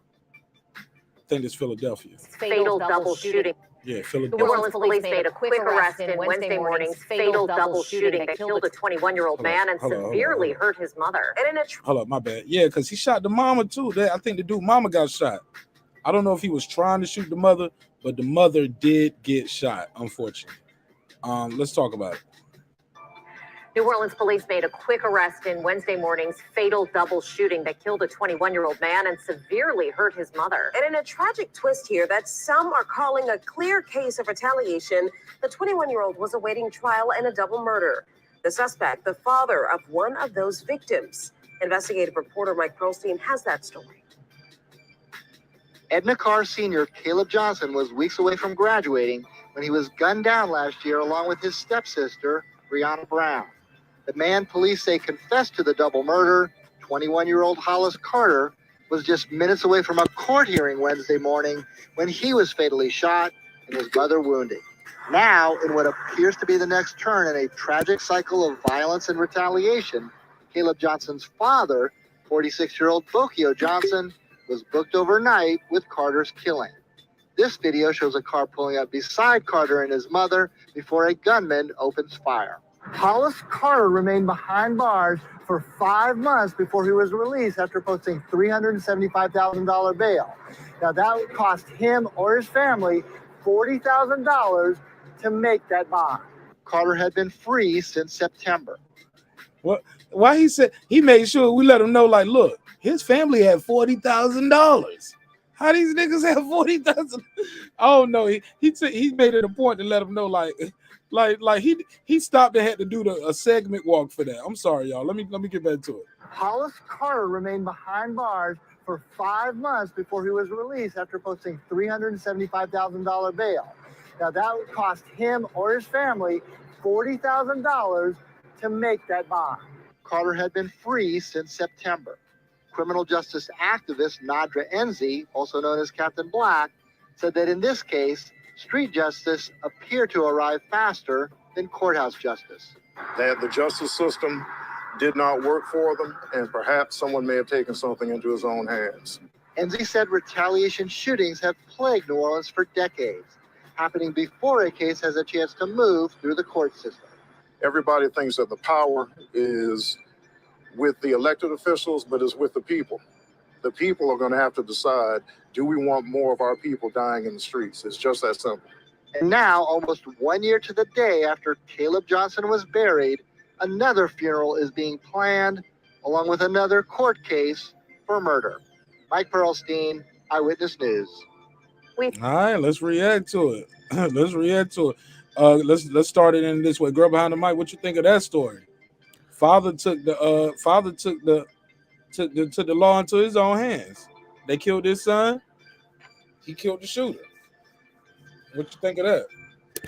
Man, so I hope he has, enough to pay a good legal team, a good defense legal team, because I guess, I don't know, I was still looking on Pennsylvania's crimes of passion, but if he could get a good, strong team, he may I think they said New Orleans. Oh, did they say New Orleans? I thought it was it's New Orleans? Or Philadelphia, I thought. Yeah, I thought this was Philadelphia. So that's the thing, and that's what I usually say in America in 2022. It's about the green. Like, if you could get this is New Orleans. I'm sorry. Oh, it's New Orleans? Okay. That's fine because I wasn't able to pull up anything anyways on there, but I wanted to pull up a general knowledge of crimes of passion. I'll look in New Orleans to see if they even have that, but I'm not saying that's what they're going to charge it as. But if you're able to get a crime of passion in criminal law, a crime of passion is a crime committed in the heat of passion in response to a provocation, as opposed to one that was premeditated or deliberated. What are examples? So they have assassination, child murder is what I'm thinking here. So, and then I have consensual homicide, contract killing, crime of passion, da, da, da. But there's child murder on the list. Once again, if he could get a good lawyer, maybe he might just, do community service. No, he might do 5 years, vehicular manslaughter or something like that, because I do understand why he did that. But I understand that the laws don't want people to take out vigilante justice. So they may have to do something. But if he could get a good set of lawyers, he probably not do much time. Yeah, and I think that's where it comes into what Brandon talking about doesn't work. Because if you just have people up there who know the law, they'll say, well, look, we got to lock him up. He broke the law. But once you get a jury of your peers, like that's where sometimes people don't even pursue charges because they were like, who would convict this man of this, like knowing this guy murdered his son? Or like, okay, we'll give him a plea. Well, look, give him 15 years. You know what I'm saying? Maybe the DA will make a plea with him instead of giving him life. Like they know he's not a career criminal. But then again, if he is a career criminal, because this is the father, let's not judge a brother because he got dreadlocks, all right? Let's not judge him because he got locks and his son. He was not no murderer until this guy killed his son. Let's be clear, right? So let's not judge him. This guy killed his son, and allegedly, because he'll never have his day in court. But this was the young man who died. That's his boy. That's his baby. That's his baby. And this guy's on the way to court. He said, I ain't got time for that. Let's get this over with. Truly unfortunate, huh? Brandon Washington, Clips, what y'all think of this story? I think that he should have planned it better. Hey,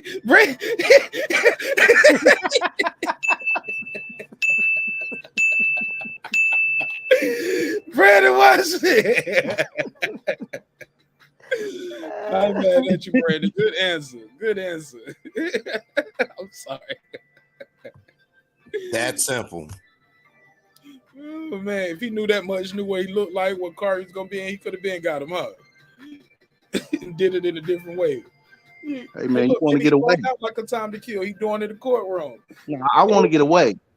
I want to get away. I want to be successful. Right. You want to be calculated. You gonna snipe him, huh? You gonna be. Yeah, I'm a meticulously plan. Yeah, yeah. Like anyway. You would have been able to get him from like 300 yards out, huh? Come on, bro. I'm gonna lamp on you every day, bro. You ain't, man. I'm gonna watch your movements. Everything you do. I'll follow you for 2 weeks. Let's go, Brand. Hey, look, let's go. And let's go. Maybe that's crazy.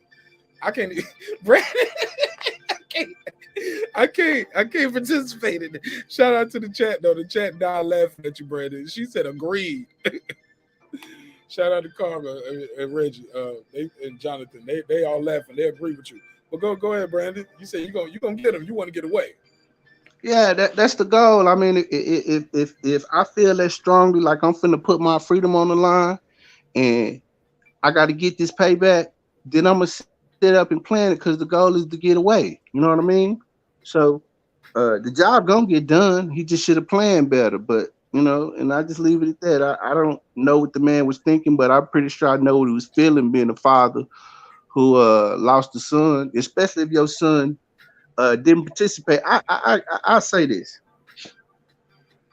I have relatives that live a certain lifestyle. So when something happens to them because they live that lifestyle, you take it better because you know that that's the lifestyle and that's what they into. And like they say, the game is the game. But when you have a son that you raise, and I'm gonna leave it at that, man. look, Brandon, maybe he never intended to kill this dude, but on the way to court that day, he saw him and he lost it. Temporary insanity. He blacked out right then. He already had his gun on him, and once he saw the guy on the way to court, he just lost it. Let's give him a way out, y'all. Let's give him a way out. Okay. Go ahead, Clips. What you think of the story?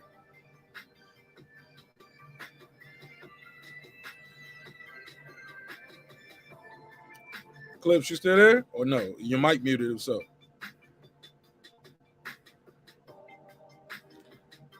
Yeah, man, because we got this one. I saw this one story where the kids in Florida beat the hell out of this man. Y'all, I don't know if y'all saw this one. This is the one place. This one is crazy right here. Like, so these kids, man, they ain't all look. These kids will mess you up. Look at this story right here. Look what they did to this guy right here. Look what they did to him. These are kids, yo. See what the kids do it to him? Can y'all see the screen? Girl behind the mic. Brandon. Oh my gosh. Mm-hmm. Yeah, it. Broke his nose, broke his eye sockets. Kids did this to him.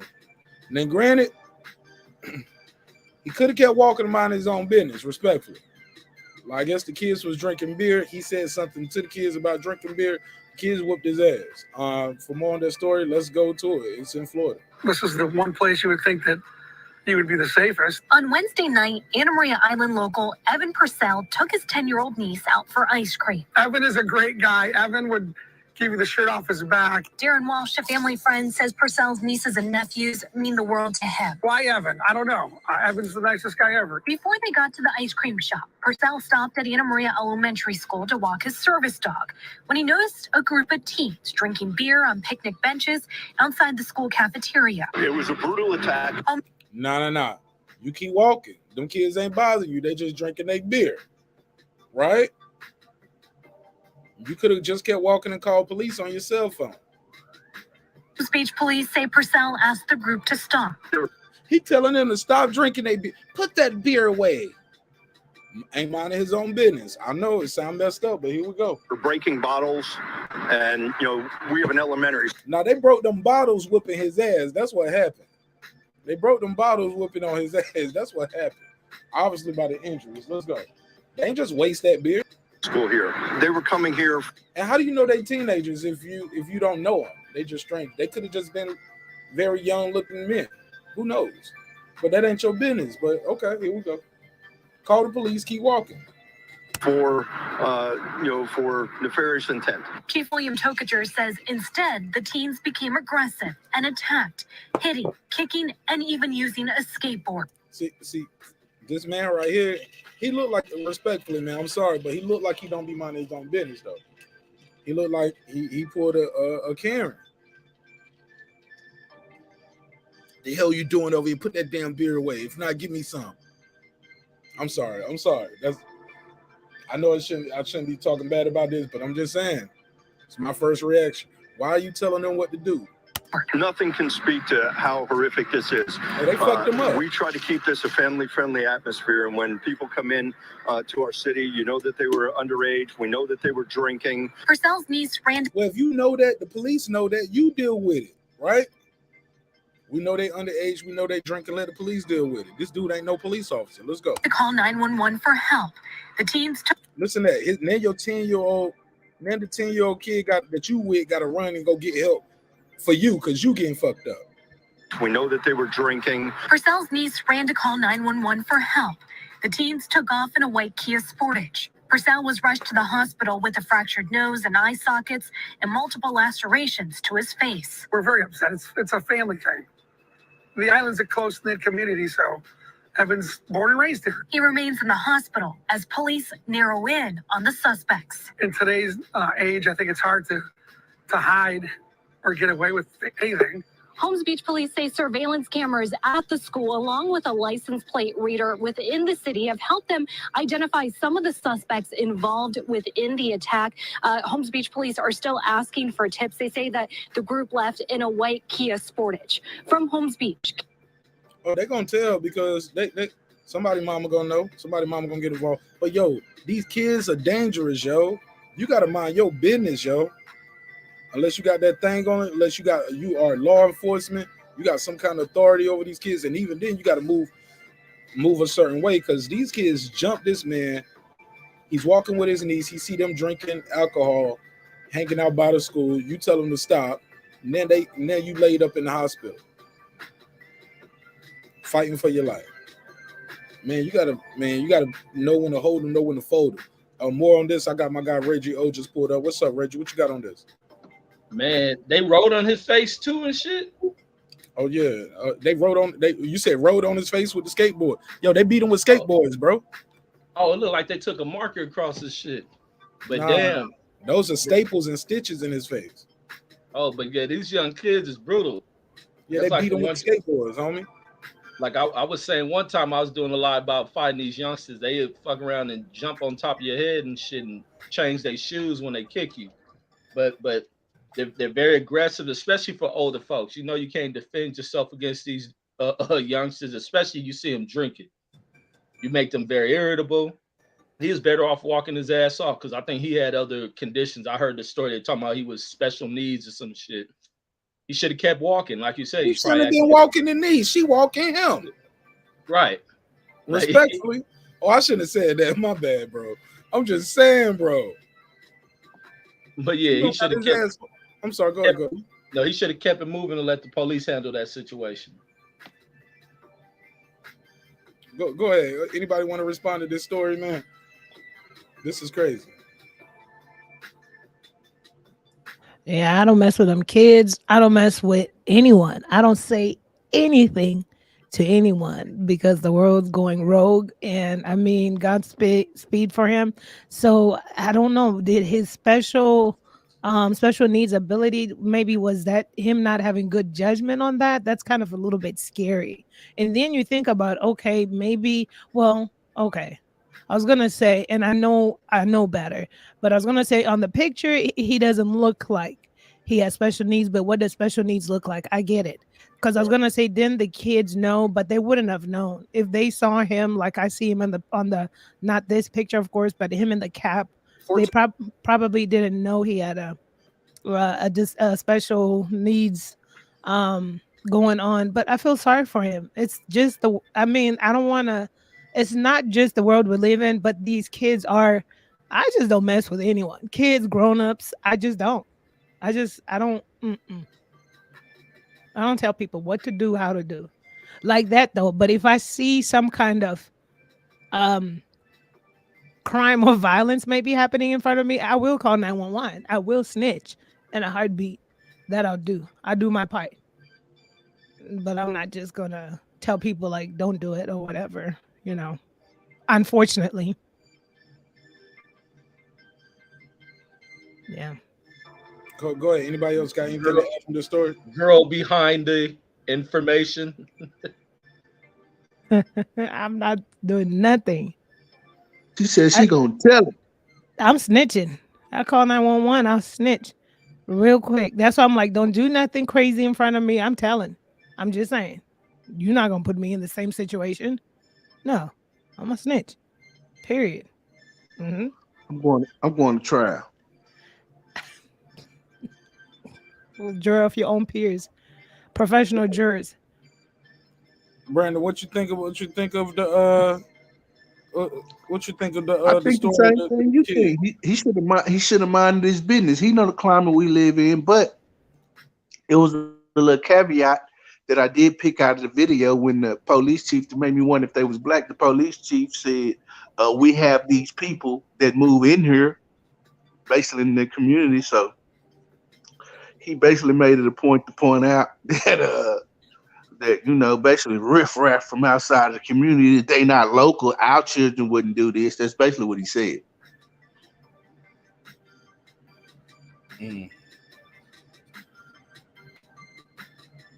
Great observation on that, Brandon. Yes, sir. Wait a minute. This is Florida. It could have been any ethnicity. Guys, come on now. Any. It is a melting pot. Remember that. Right? Oh, no. Yeah. I'm not saying they were not black, but I'm just saying. It was certain key phrases that they used in that. and even that they're outside the community and stuff. Microaggressions. Detroit's. My bad. Say that again. I said microaggressions or what? Innuendos. I would like to see these children though. That's one thing that's not. I get it. We got to protect their privacy, but if you do stuff like this, you need to be ousted. I don't care how old you are. You need to be put on the front newspapers or something. You know, I'd like to know who these kids are. Like, this is bad. Right. Like, let me know. Yeah. Let me know who these Stay kids away from them. Right. Yeah, these kids are rough, man. Let me see. I got this other These, story. Right. Go ahead. these kids got y'all out here shook, huh, Mark?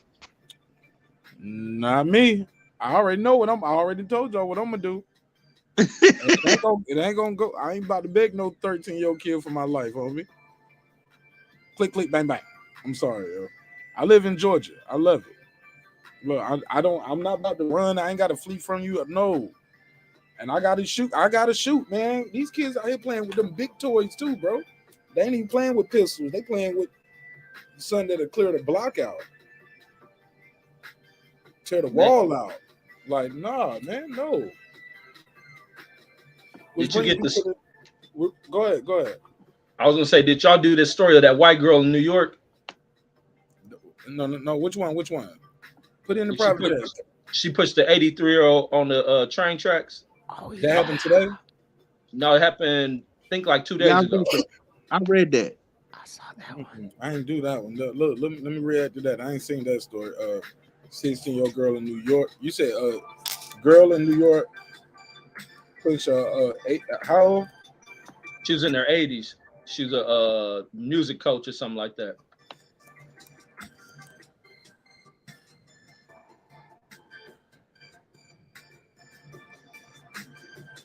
I'm gonna pull that up. Why pull that up? Let me run this one real quick. I find out. Let me run this one. This one right here is a case of mistaken identity leads to murder. Somebody just think you somebody else by accident. Ain't that something? It really happens. Let's play this. Let's play the story while I pull that one up. Anyone. This time, it was 20-year-old Sierra Wells shot and killed driving to the market with her mom and 11-year-old sister, a case of mistaken identity on Detroit's east side. There was an incident that occurred prior in the day involving a vehicle similar, nothing to do with our victims. And our offender, for whatever reason, decided to get retribution for that incident with the use of a high-powered rifle. Hours after the shooting Monday, Detroit police used ShotSpotter, a device that pinpoints where a weapon was fired, to track 19-year-old Marion Johnson to his home near the scene off Madeline Street. Marion Johnson. He's charged with murder. Johnson allegedly fired from outside of his house. One bullet went through the taillight of Sierra's car and into her back. And then that's when Sierra said, "Mom, I'm shot." Johnson's attorney in court tried to argue the team meant to fire at a group of guys he thought were coming to jump him. What rationale and reasoning does that give for the allegation for Mr. Johnson to fire numerous shots into an occupied vehicle with 3 young women? The judge remanded him to jail where he'll stay. Meanwhile, a family is broken. She has so much to live for. Her whole life ahead of her. Sierra was working at FedEx and taking college classes online. Yeah! She was murdered a day after her 20th birthday. People just need to stop using guns to resolve issues that you have with others. Reporting on Detroit's east side, Jessica Dupnack, Fox 2 News. React. Let's react to it. Let's go. This kid shot this lady. He thought she was with the ops trying to come jump him. Anybody want to react first? I just want to say one statement. How fucking old is this dude? He looked 12 and shit. No, he old enough where they showing his face, so I guess he ain't no juvenile. So he's juvenile being charged as an adult, so they showing his face and name. Yeah, that's the reason why. But my thoughts is he's shooting this shit from the house. There's some ill shit going on within the home, the parenting. That dude looked young as shit. And I mean, none of that made sense. You shooting at a car that didn't let anyone out. How you shooting right into the car? You shot a tail light, meaning you shooting at the back of it. So it's like the story doesn't really add up. Ain't no telling what this ill ass kid was doing, but nothing justifies that. If you think some people coming to jump, you can't be that damn scary. You think I some think people he capping, bro. I think he in there playing with the heat, busting the gun off. yeah, Shot doing some somebody, ill shit, trying to show out what he got. showing off, and then realize like I done shot somebody, so I gotta say, oh, I thought somebody was trying to jump me. Yeah, I ain't buying that shit. Anybody got anything else to add to that? I got that story you was talking about too, Reg. But yeah, mistaken identity is what they calling it. I do. Go for it. I want to know what technology they used, the police department, where they had cameras to show where a gun was fired. They've been using that shit, Brandon. I ain't never heard of that in my life. Oh, we got that here in Atlanta. That's why so many people don't shoot on New Year's anymore. Oh yeah, y'all violent. We shoot on New Year's down here. Yeah, no, Brandon, down here in Atlanta, they got these things where it alert the police. Like let's say if I was to bust a gun right now, like they got them set up in the towers, and they set up like it'll give them a certain amount of radius of where that gun was shot at, and police start pulling up in that area. They can narrow it down pretty close too. Oh no, I never heard that. Yeah, they got them in Chicago. They got them in Atlanta. They probably got them somewhere in Texas. They ain't got them in Dallas. They probably got them in Houston, but they need that shit in Houston. They got them. Because they shoot on New Year's. They shoot on New Year's. So they killing so many. They killing so much in Houston. I guarantee they got that shit, or they gonna get it. Yeah, but they definitely got that technology. It's been around for a while. It's been around for a while here in Atlanta. Even do y'all got them elevators where y'all live at where they if you pee in the elevators, they lock you in? Wait, they do what? The Atlanta downtown, they got certain elevators. Like if you peeing in the elevator, because homeless people and shit like that, or people just moving in and out, just going through the metro area, like especially at nighttime, they'll pee in the elevators. So now the elevators, if you pee in there, they got some sense in there. It locks the elevator and it alerts the authorities. Oh, good. Get them nasty motherfuckers. That's crazy, right? That's dope. Yeah, that technology is crazy. Yeah. Piss Vader. It's the Piss Vader 1000. This one right here, this is the story Reggie just told us about. Now, you said this is an 87-year-old woman. And this looks like a young white lady who pushing her on the train tracks. Yep, old Natalie. Girl behind the mic would call these white people problems, respectfully. Case of an 87-year-old woman shoved to the ground in Chelsea. Barbara Guster later died from her injuries. Now, nearly 2 weeks later, a 26-year-old woman has surrendered to New York cops. But the big question tonight, why did she do this? Eyewitness News reporter NJ Burkett is live in Chelsea with more. NJ? Today, of course, that is the big question that Bill is asking. Why did she do it? What led up to this horrible incident that, of course, captivated the city? And when you talk to people about this whole situation, it's elderly people in the city who feel this newfound sense of vulnerability. But yes, a suspect was arraigned here moments ago. A single count of manslaughter, 2 counts of second-degree assault. Prosecutors said in open court that she actually fled to her parents' home on Long Island in the days after the incident and then apparently hid there until there was an anonymous tip to police, which prompted her surrender in New York this morning. Lauren Pazienza hid her face behind her long red hair and said nothing as she was led from the 10th precinct after surrendering to NYPD detectives. But onlookers had plenty to say. Horrible, absolutely horrible. How do you shove an old lady? How do you shove anybody? We feel victimized. We feel easily victimized. And I began to feel vulnerable. Ms. Pazienza's face was practically everywhere for nearly 2 weeks, ever since she was seen on surveillance video leaving the crime scene where the victim lay bleeding on the sidewalk. Barbara Guster was 87 years old and suffered a traumatic brain injury after witnesses told police she was shoved to the pavement by a young woman who called her an offensive name that begins with the letter B. AJ Guster is the victim's grandson. She crossed the street, shouted something derogatory at my grandmother and pushed her down, and then fled across the street and just fled. The motive was still not clear late this afternoon, and sources said the two women did not know one another. Ms. Gustern was a beloved vocal coach who trained 3 generations of singers, many of whom performed on Broadway. She was on her way to a performance when she was shoved and died 5 days later. Lauren Pazienza's family lives in Port Jefferson, Long Island, but she maintains an address in Astoria, Queens. She worked most recently for a high-end French furniture designer. For days, A.J. Gustern says he tried to imagine who the suspect would turn out to be. To be honest, I'm white hot today. I've been trying to give this woman the benefit of the doubt. It seems to me like this woman comes from a similar background. Like what really got to me was finding pictures of her smiling in art galleries, dressed nicely with other people. Defense attorney Arthur Idella. They're absolute strangers, and whether it was a push or whether it was a shove or whether it was a kick or whether someone tripped, the evidence is not very solid on that at all. So we'll see what happens. Ms. Pazienza was distraught at times in court. She's apparently engaged to be married in June. Her parents were in court today, but they did not comment as they left the building. The judge ordered a psychiatric examination, and she is ordered held on $500,000 bail tonight. Oh, they ordered a psych eval for her. I heard that. That's what I was about to say. Hold on. Yo, who caught that? But go ahead. Let's go. Girl behind the mic. Go ahead. I was about to. I just.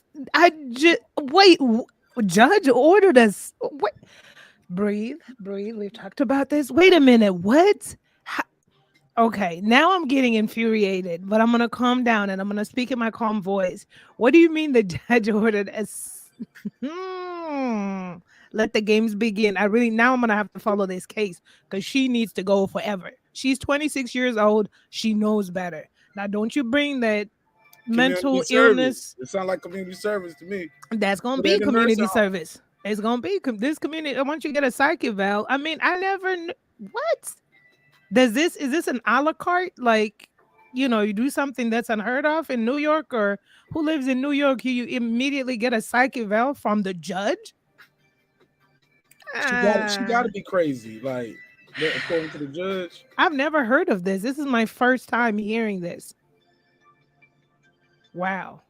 Never heard of it? Not like a judge. Not a judge just ordering psych eval out the gate. I'm not saying that's not protocol, but I'm just saying this is bizarre to me. Why would you just automatically assume that just because they didn't know each other, which the whole case is weird, but this is happening. Those kids didn't know that lady, is my point. Nobody ordered a psych eval for any one of those. I could tell you that right now. So she's 26 years old. She knows better. She needs to go under the prison and rot to death. That's what she needs to do. She knew better. At 26. Karma says she don't have a 5-year-long rep sheet like that kid neither, though. That's true. But she pushed an elderly lady. And I think that's part of senior citizen abuse. She does not. And I know that the background plays a lot with it, but she, among any human being out here, knows better. She's 26 years old. Right, that was a violent crime. Go ahead, Megazar. What you got on this story, man? Did you hear that? Yeah, man. People be stressed sometimes. When you stay in Queens, but your parents got a palatial hub in upstate New York. And man, you can be stressed sometimes, man. That young man. Sorry about that. Go ahead. Yeah, you can be stressed sometimes, man, and hey, sometimes it's mental anguish, man, mental health, man.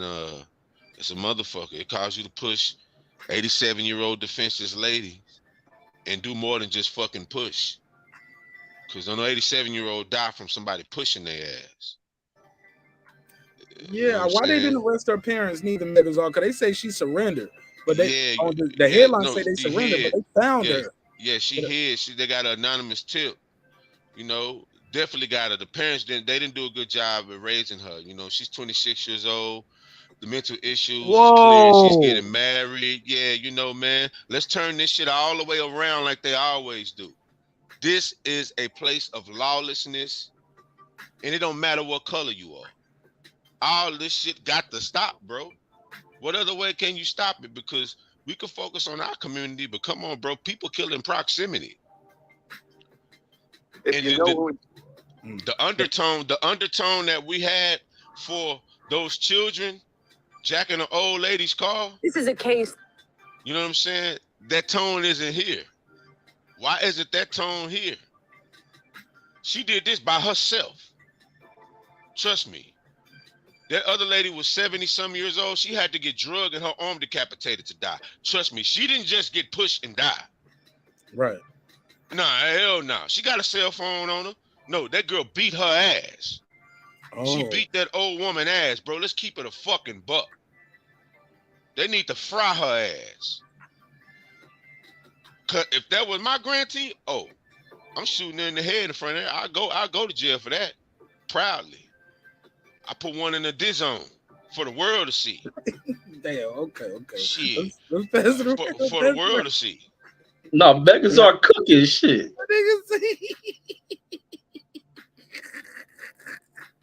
But you peep the privilege they try to serve on this shit. Even who was the dude, her grandson or some shit. You peep his comments, right? I'm white hot right now. Say if there'd have been a nigga with some dreadlocks up there, these thugs are roaming the streets, and Lord, say, bro, I see this shit all day. That's why I'm really not. This is America. This is where we live, man. So I'm used to it. But if we just keeping it a buck, hey man, that's an 87-year-old woman, man. What do we know the motive, though? What's the motive, y'all? But see, this is why it's important for us as black people to talk on this white shit. So therefore, they can't soft shoe through this type of shit. Because the black girl who was out here in Las Vegas that pushed the old white man off a bus, she was fucking slung through the media as she should have been, and sentenced to 20 years most recently. And that's why it's important for us to rain down on this white chick, because they trying to soft shoe it. Like the white relative of the lady talking about, he said he white hot, and he sat back to try to see who was the person involved in it. And he was shocked that she comes from a similar background. And it shows where they go with how they think. And it's the way of privilege. Like killers don't wear business suits and shit. Like he didn't vote killers into the White House. What are you talking about? Like, I was surprised that she was dressed nice at an art gallery. Nigga, what that got to do with anything? Like, I bet you if we peered into some of those teens' life, I bet you some of them was actually smart.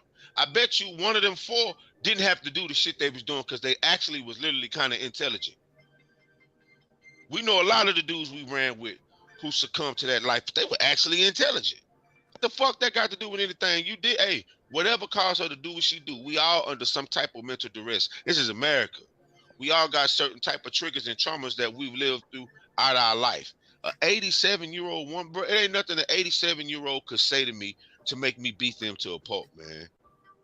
It's just, she didn't beat her to a pulp, though. They said she pushed her. Nah, I'm gonna be real with you. If she was on her literally last breath when she got pushed, if a push killed her, like she was. Nah, she pushed and hit her head. She pushed and she hit her head on the concrete. And she died 5 days later. It was more than that. She did something to that woman. I don't believe that. Nah, bro, that's the story. I mean, I know that's the story. That don't mean I believe it. When an unrighteous person brings you news, you don't just say, "Oh, yeah, that happened." No, I don't believe that. And you know, whatever white folks say it is, it is. But we can't relax on what white folks say. They don't have the only opinion, and that's why it's important. That was a joke. That was a joke, Briggs. Okay. Yeah, I don't believe that, man. That 87-year-old woman, by all means, if she said what she said, you got to eat that, bro. Man, old cat went off on me today for no guy. I ain't did a damn thing to him. I just laughed and said, "Yes, sir, you got it." All right, let's get into this story right here. Look, this one right here is interesting. This is the 15-year-old kid. He shoots his girlfriend's father. The girlfriend's father pulled a gun out on him. He pulled out his own gun. Should he get? What should happen to him? All right. Nothing. Y'all ready for this story? You gotta get detail on the story. Yeah. Hey, look, I'm about to tell you. I'm about to play the clip. We're gonna play the clip. Like I said, though, look, this just open for our interpretation. Y'all can make of the story what you want to make of it. But yeah, truly unfortunate what happened to that lady, and I hope her family finds peace.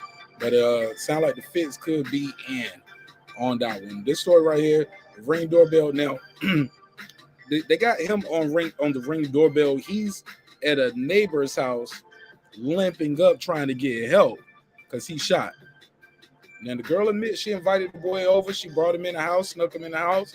They stayed over, had sex, and the father comes in and wants to do damage to the boy. The boy got his own gun though, and he's facing charges. Detectives say just before that young man was seen on that Ring doorbell video asking for help and to come in, he was running away from this house where they say he had just shot and killed the man inside who just found him in the bedroom with his 15-year-old daughter. Detectives say this is 19-year-old James Bryant Jr. Oh, 19. He's 19. In there with a 15-year-old girl, bro. Detectives say this is 19-year-old James Bryant Jr. hopping into a stranger's driveway Sunday morning and up to his door. The man inside, a father himself, did not open the door. Yo, what's up? Hello, can I use the phone real quick? My phone? Yeah, my phone there. Detectives say a few blocks away, Alberto Hernandez Jr. had awoken to find Bryant inside his 15-year-old daughter's bedroom, where she... Alberto Hernandez Jr. So he sounds Latino, right? Told detectives she'd let him in at 2 a.m. and they'd had sex. She told... Hold up. It looked like... This don't look like 2 in the morning, though. When he's walking over, this don't look like 2 in the morning. Broad daylight. So at 2 in the morning, sneakers and had sex. Oh, he must have stayed all overnight, huh? Alberto Hernandez Jr. had awoken to find Bryant inside his 15-year-old daughter's bedroom, where she told detectives she'd let him in at 2 a.m. and they'd had sex. She told them Bryant pulled a gun on her father, saying he wasn't going to jail. Hernandez yelled at his wife to call 911. The gun went off. The men... Oh, so he didn't pull a gun out on him. He said, I ain't going to jail. So the person who sent me this story, you was wrong. He didn't pull a gun out on the kid. He wasn't going to jail. Hernandez yelled at his wife to call 911. The gun went off. The men began fighting, and both of them ended up shot. Hernandez died minutes later, but Bryant got away. What happened? You okay? No, I'm hurt. I just use the phone. Bryant told the man inside his car was broken down, but as the sirens got closer, he got more desperate. Please, sir, it's important. I need to call my mom. You want me to call 911 for you? No.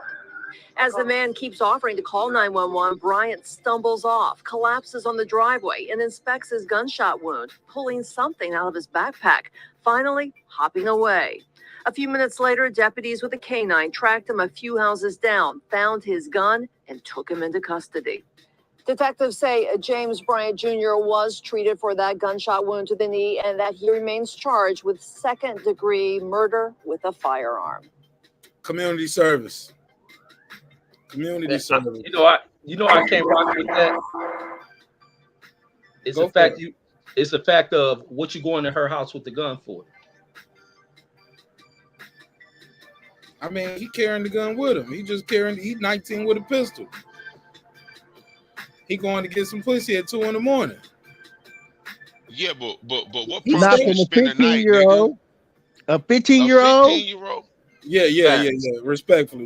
Yeah. My bad. Hey, no, Because and you I spending gotta the remind night, myself nigga? he ain't 15. Yeah. See, when I was 15, I was sleeping with 15-year-olds. When I was 16, I had a girl who was like 18 and 19. It was kind of weird because then nobody supposed to know. She was telling me not to tell nobody at the job. But yeah, I had an old lady when I was young. But yeah, man, but this a young dude, 19 years old, don't throw his whole life away. Don't kill the girl's daddy. Yeah, but it's still back to what you got the gun for. Why you pulling this shit out? You in her house. You know what comes with that shit. He an ill, wild, knucklehead ass kid. Nah, Reg, he pulled it out because he said he didn't want to go to jail because he knew she was 15. He knew that statutory rape. Worse. I agree. Is that I don't is that state that like he can't be with her at 15 and 19? I don't know. It depends on the states. I think like this. I just found out. I'm not saying people that are listening to this do whatever you want, but I just found out. I think I'm gonna Google. I think it was like Mississippi. You can get. Well, wait. I guess you could get married at 15 or something like that. But I don't know if you're getting married to somebody that's under 18. Well, let me do a quick search. While I do the quick search, I don't know. This is a. Oh my gosh! The only witness here is the girl, who will know what exactly happened in that confrontation. And once again, it could be ruled off as an act. I mean, they said he might be charged with second degree. It might be ruled off as an accident, vehicular manslaughter. I agree. What was he doing with a gun over there? He should not have brought a gun over there. And yeah, he's 19, she's 15. But Yep, now, in Florida, he committed the crime. but Florida has stand your own ground. No. I'm talking about him being with that girl was a crime. Okay, in Florida. Yep, I'm looking Okay. at it. They don't have no Romeo Juliet. He can't be 18 with a 15-year-old girl. Okay. Romeo. However, Okay. it does provide mechanism for the offender to petition to make a motion to the court to be removed. The requirement to register as nope, none of that happened. Nah. Okay. So he probably will have like a sex offender or whatever it's called, maybe charge as well, but or something. But I don't know. Since it's Florida with these gun laws in Florida, that's what I'm saying. The girl's the only witness. If she says that her dad attacked him first and he says he was defending himself, if the gun is legally registered to him and everything checks It's not. out. He's 19. He can't have no pistol. In 19? No, you can't. You can have a rifle, not no pistol.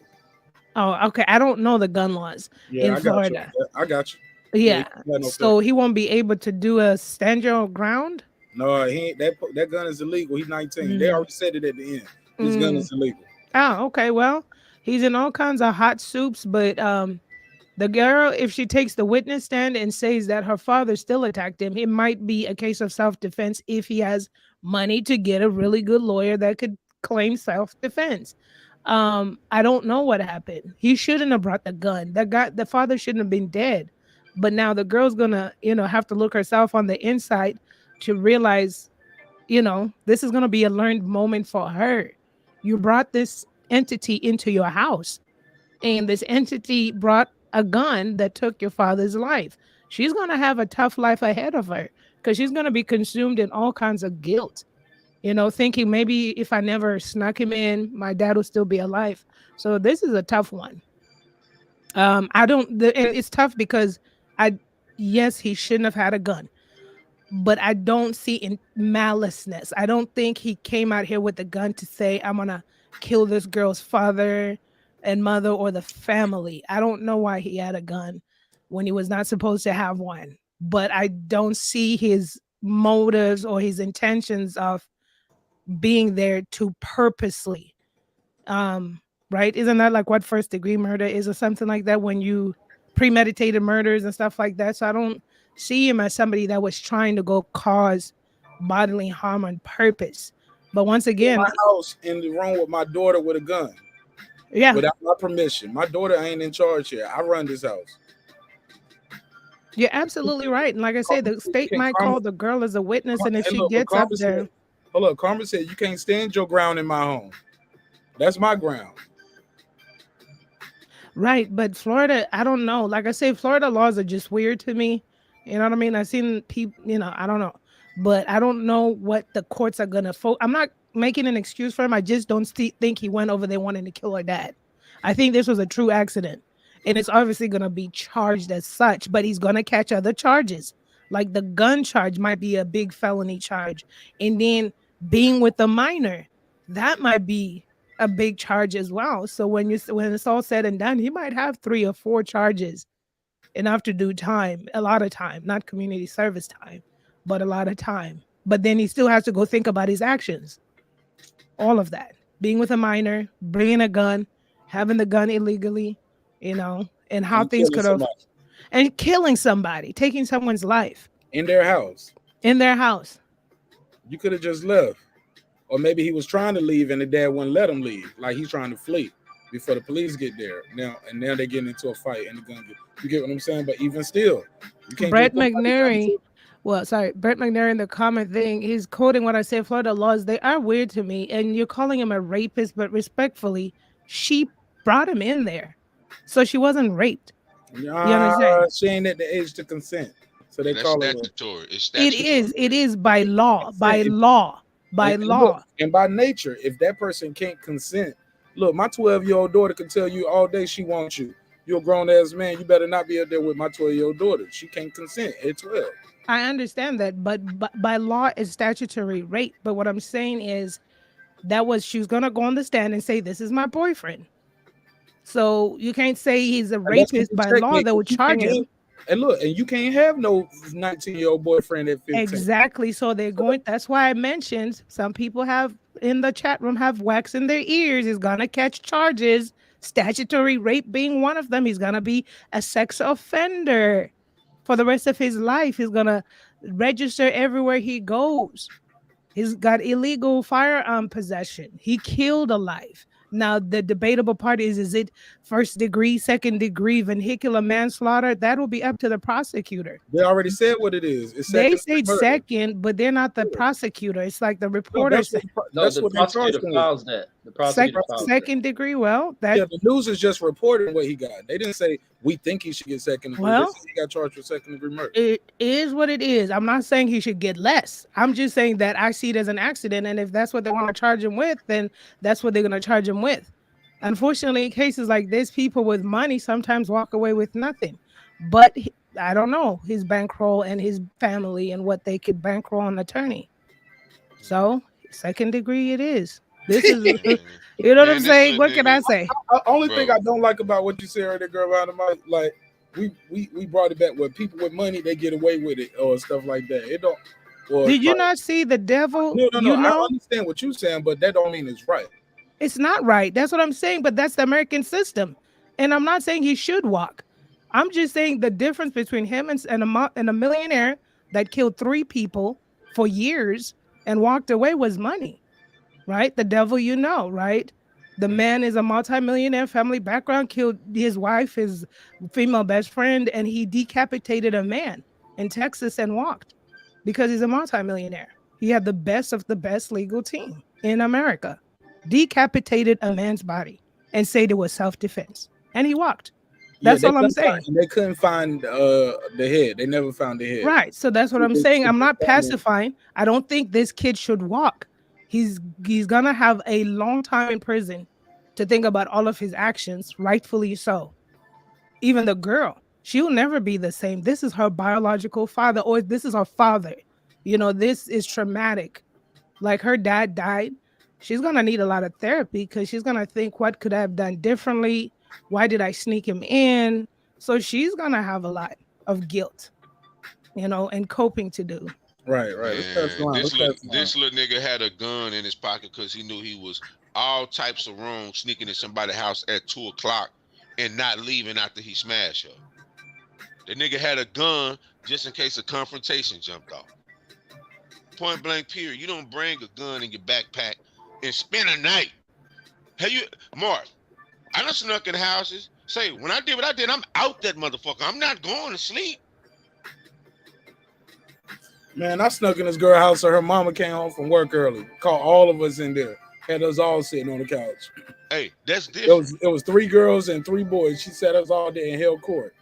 Hey, that's different. But at 2 in the morning, I stay till 9? Hell no. So you sleep in the bed, you cuddling and shit. Yeah, man. You disrespect. Look, you got a gun just in case what jumped off. Point blank period. That's why he had the little strap here, youngster. You know, that's what none of these niggas can box. So the gun is their safety net. So instead of doing not to kill her daddy though, that's supposed to be for the ops at 2 in the morning. Not for the pops. For the ops, not the pops. you sneaking in a youngin at that. You 19 years old, knocking down a 15-year-old. We looked at you funny. Where we come from, then you doing all kind of goofy shit. You spending the night in the house for a 15-year-old? I can't never heard of it. Never heard of it, bro. Say, bro, we found out you did. We found out, bro. If we found out any one of our, like, if I'm 19, if any one of my partners is sneaking in the house of a 15-year-old to knock her down, then spend the night. Oh, nigga, you can't, nigga. Who is you? I can't. Nah, you not with us. We don't do that lame ass shit, nigga. Man, you fucking get your ass beat by us, bro. That shit is weird. That's weird. That's weird, bro. That's a little bit ass girl. We done been around. We done been 19, 20, seen these little old built ass 15-year-old girl. We move around. Man, get your little ass on. Going on. Going on. But not only did you go to the crib, knock her down at 2, you stayed. Nah, bro, I can't co-sign that dude. He gonna get whatever he get, man. Absolutely. Anybody got anything else before I go to the next one?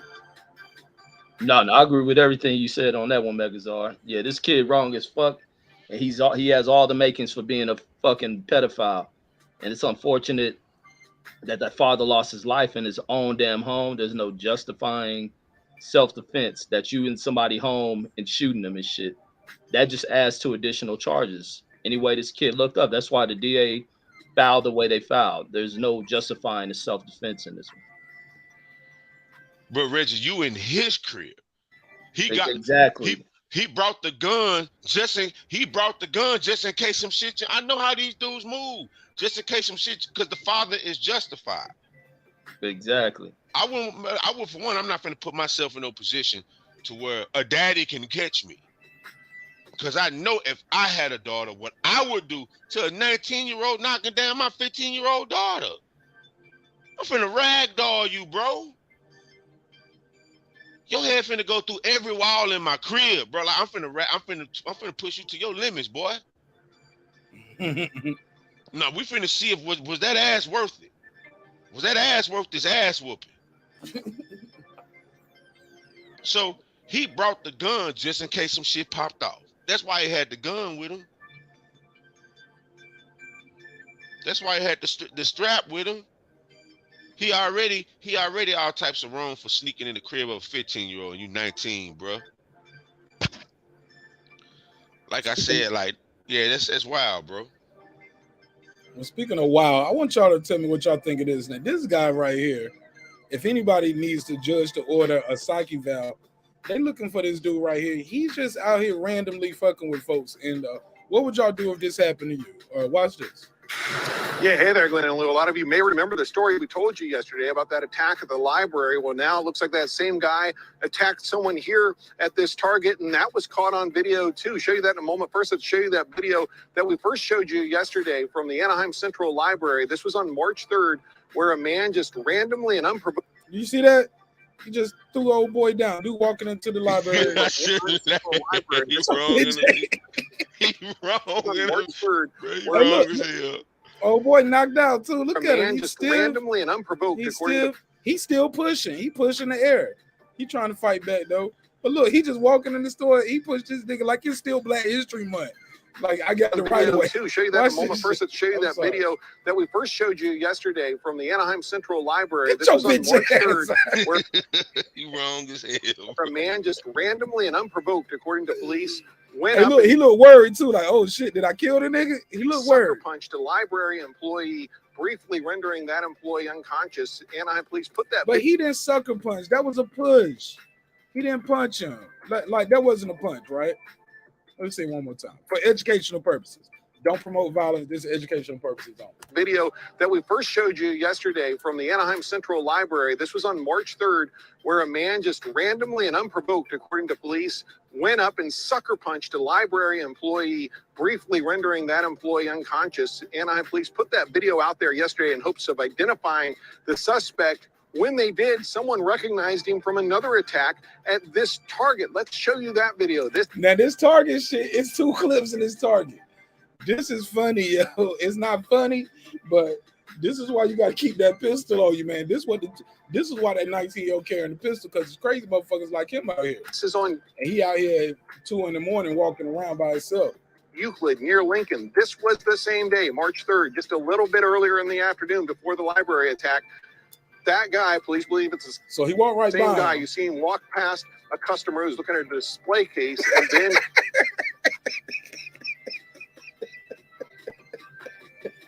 That nigga like mushing motherfuckers. Yo, why did he do this? Yo, why he do that? Yo, March this 3rd, nigga's just crazy. a little bit earlier in He the walked right afternoon before past. the library attack. That guy, And then he police was believe like- it's the same guy. You see him walk past like, hold a on, homie. customer who's looking at a display What you mean you don't fuck with Colgate, nigga? case, and then he Look just at- rushes Why you looking him, at that crest? bumps Look at into him very hard or pushes him very hard. that. Look, now this part right. This ain't funny. This not supposed to be funny. But watch this part right here. Watch this part right here. He just fucking with people. Look at this. And then later on, you see in the video, he's He made that nigga jump out this truck. Yo, you see him make the dude. Watch what he keep doing with this dude. This dude just keep going in a circle like he playing around the car with Debo. He should have at some point went on a full sprint, but I guess he like, I can't get in a full sprint with this big black dude. He gonna catch me.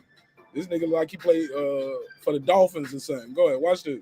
chasing that same customer around the store. Watch this. Police responded to Look that at case. him. They said Watch at the him. time He that rushing victim him. did not want to The press dude going around the charges, mannequins. but they do want He to going find around the this guy. Now that they mannequins. know He is take it off. responsible He for not gone. just He one gone. random attack that day, but See, two but They're random playing Duck Duck Goose in the store and shit. Nigga, musical chairs. But look, right here, like once he got around this corner right here, he should Now have that they know he is responsible for not just one boom, full sprint. You should have gone. You should have gone. You know what I'm saying? random attack that day, but two random attacks, because they say in this attack at the target, this too, they say, was unprovoked. There was nothing that premeditated it. They say this guy just randomly went up to the customer and barreled into him. If you know who he is, they obviously want to hear from you. That's why they put that video out, but they're also, in order to identify him, trying to reach out to the homeless community as well. Yo, what y'all think of this story? Nigga ought to be in the institution. Hold on, And hold on. it's- Hold on. Why they reaching out to? Hold on. Let me play this part. Why they say they reaching out to the homeless community? Do they think he homeless? We believe that he's possibly a homeless or transient person. Okay. We have a great working relationship with the transients and the homeless community. So we're Hold up. How you got a great working relationship with the homeless community and they homeless still? This nigga's naive. Because they go through them encampments and they speak with them. You got to look through them looking for certain criminals and shit. But Why you not get a help lot of people. You get a lot of people within society where we see all this mental health shit and an exploding homeless population that they kind of live in these situations. And the dude looked like a transient. He got a bunch of shit with him. Looked like he live on the streets, and he dealing with some mental health shit. But He's it's stressed still out no about excuse. life. He's gonna get his head knocked off. Yeah, he's stressed about life a little bit too. But look, he got a razor. He got access to some clippers or something. Keeping that face clean. Yeah, never forget, some of them get monthly income. Some of them are on welfare. Some of them get food stamps and that other money that you get with it. And you got to think, you got a large veteran population that's homeless as well, getting probably service connected disabilities. Look, he gonna get something. He gonna get what's coming to him. Cause they looking for. What y'all think of this story right here, man? What y'all do? Y'all see this happening in the story? Y'all gonna say, "Hey, man, leave him alone"? Y'all gonna just walk away? Nah, Y'all but gonna like, man, jump in? what the fuck wrong? What he do to you, man? Especially if you walk by, nigga. The news reporter said he barreled into him. Say, I ain't gonna lie, bro. I done seen a lot of shit at Walmart and stuff, bro. I'll be the one that say, man, leave him alone, bro. Going on with that shit, bro. He don't want no smoke. Going on, bro. Let him make it. Like, I'm gonna say that. Like, I'm gonna say that because you can tell this dude just, man, man, look, you done met homeless. I done met homeless people that's just off their shit, man. They hide on the wall off, they tripping. Yeah. Man, you done seen them built ass dope fiends and shit. And you done seen them whoop people because they won't cry. I done seen that. So I ain't like I deal with this, but hey, the right person say, man, you better calm your ass down. They get in line. Like, yeah, he crazy till a real crazy person come up. Cause he choosing and selecting who he do this shit to. It ain't like he came in there and every person he seen, he choosing who he do. He ain't really crazy. Like, I'd have been real crazy people, they go up and start doing that shit to anybody in the vicinity. He picking and choosing. chasing the nigga around the goddamn clothes. He chasing niggas around drawers and shit, man. Yeah, I'd have knocked, man. I slapped his ass upside the head, man. What the hell? And you can ask Brandon. I slap him upside, man. What the hell wrong with you, man? Get your grown ass on somewhere. Like it's been a plenty of time. Brandon has been like, man, don't ride it. Just don't say, man. Let him leave him alone, man. Brandon be like, I don't want to have to fight, man. Leave him alone. I'll be the first to say, man, get your goof ass on, man. Ain't nobody in here scared of you. Weak shaving, weak mustache having ass nigga. Terrible shoes wearing ass, ugly hoodie having ass boy. I go left on him. That's all he need. Like, he picking and choosing who he do this shit to, man. Don't put his ass in county for about a month and let him out. Don't do no shit like that to nobody, man. I think judge needs to order a psych eval ASAP when they get him. Right. And then we'll go from there. Community service. Community service after that. At Target. He need to do community service at Target. Target. He need community like service. That weak ass mustache alone. Motherfuckers like this need to be done how they did in the 70s and 80s, and they need to be kept in institutions and not on the streets. And this is like what we see is still that remnant shit of Reagan in the back in the 80s, shutting down a bunch of these psych wards. That's why we got so many homeless out here. The most they can get is going to a clinic where they get arrested, they get evaluated, they get served drugs. And that's about it. But they left out on the streets and communities with us. And now on top of that, you got that shit coupled with the fact that many of them can't afford to live nowhere. They sleeping on the streets. They got a drug habit when they can't go to the clinic to get a prescription filled. What's the best thing to serve them? Some crack. They smoke that shit and it's over with. They smoke some meth. It's over with. And now who they got as a target that they see they need money because that drug calling. They gonna rob, hurt, and kill a motherfucker without a thought in the world of what they've done until they come off of that shit. And they still may not remember that shit. The thing is, they need to start putting these people in institutions and shit.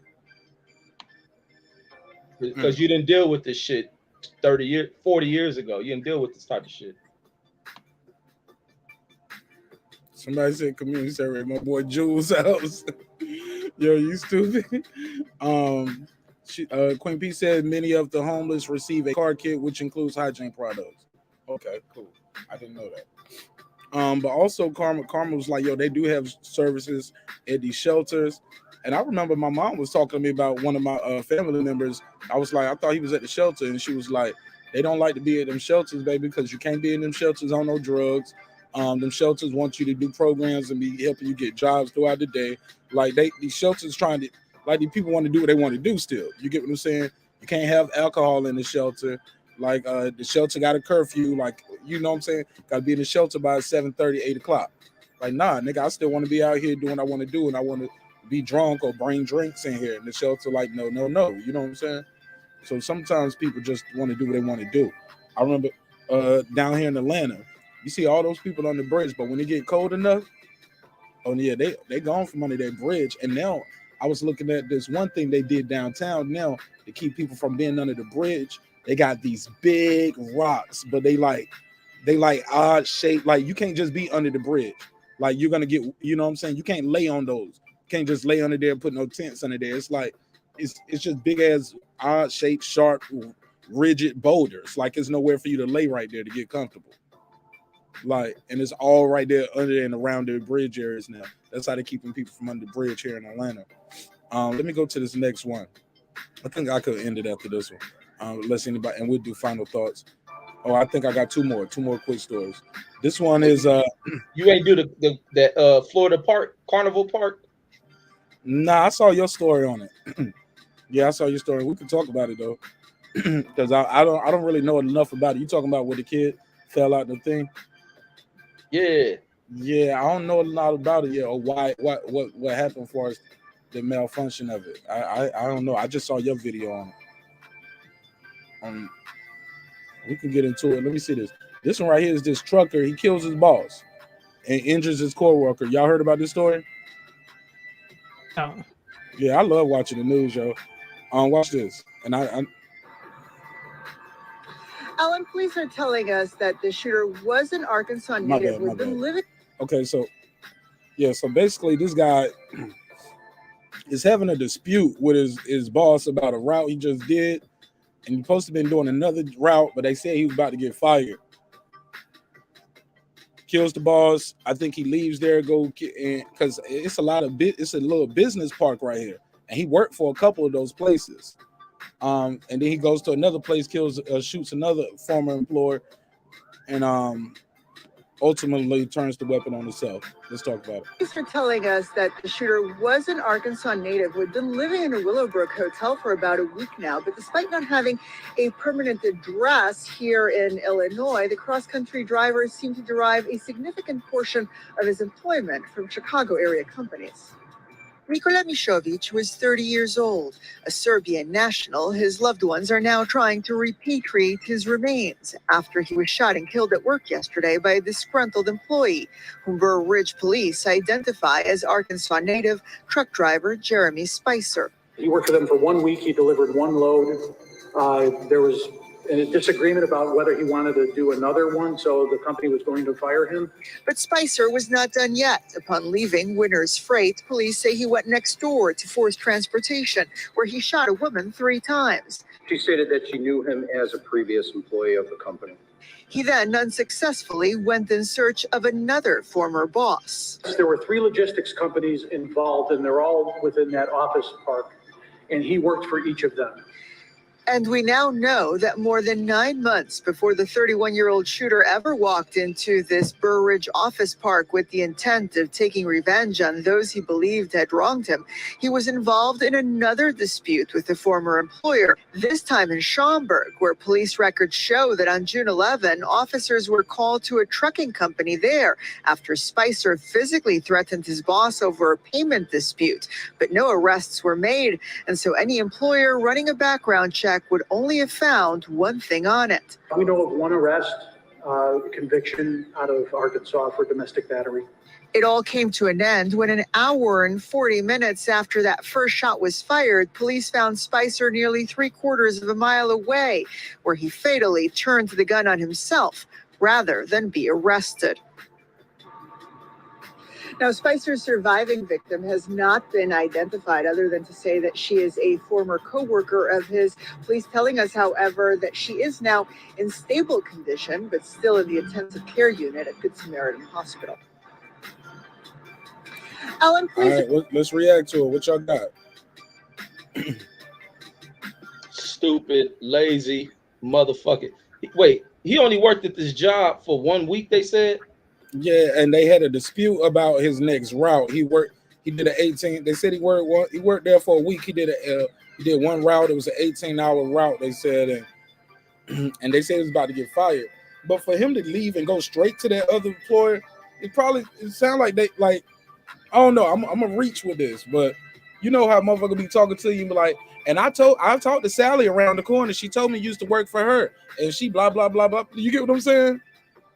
So instantly after you kill him, they're like, you know what? Let me go around the corner and kill her and this other nigga too. You know what I'm saying? They've been talking bad about me. They did me wrong. Maybe they fucked up his money. Maybe they didn't want to pay him. Maybe he I don't know. Whatever it is, I ain't saying he should have killed him. But maybe he's just a piece of shit. Motherfuckers do shit to make you want to kill somebody sometimes. He definitely out of line. Skills. Yeah, he's a piece of shit. Yeah, he out of line. They definitely was probably fucking with his money, because that trucking game, they like, if you don't like, if you going through other people, you getting raping you records. We'll be raping you. Like, he definitely was getting raped over. But to pull a Tully out, like, he knew he had went too far. That's why he killed himself. He was just caught in the moment. You know what I'm saying? He was caught in the moment. He killed it. I mean, what can you do? He killed himself. Ain't nothing to say.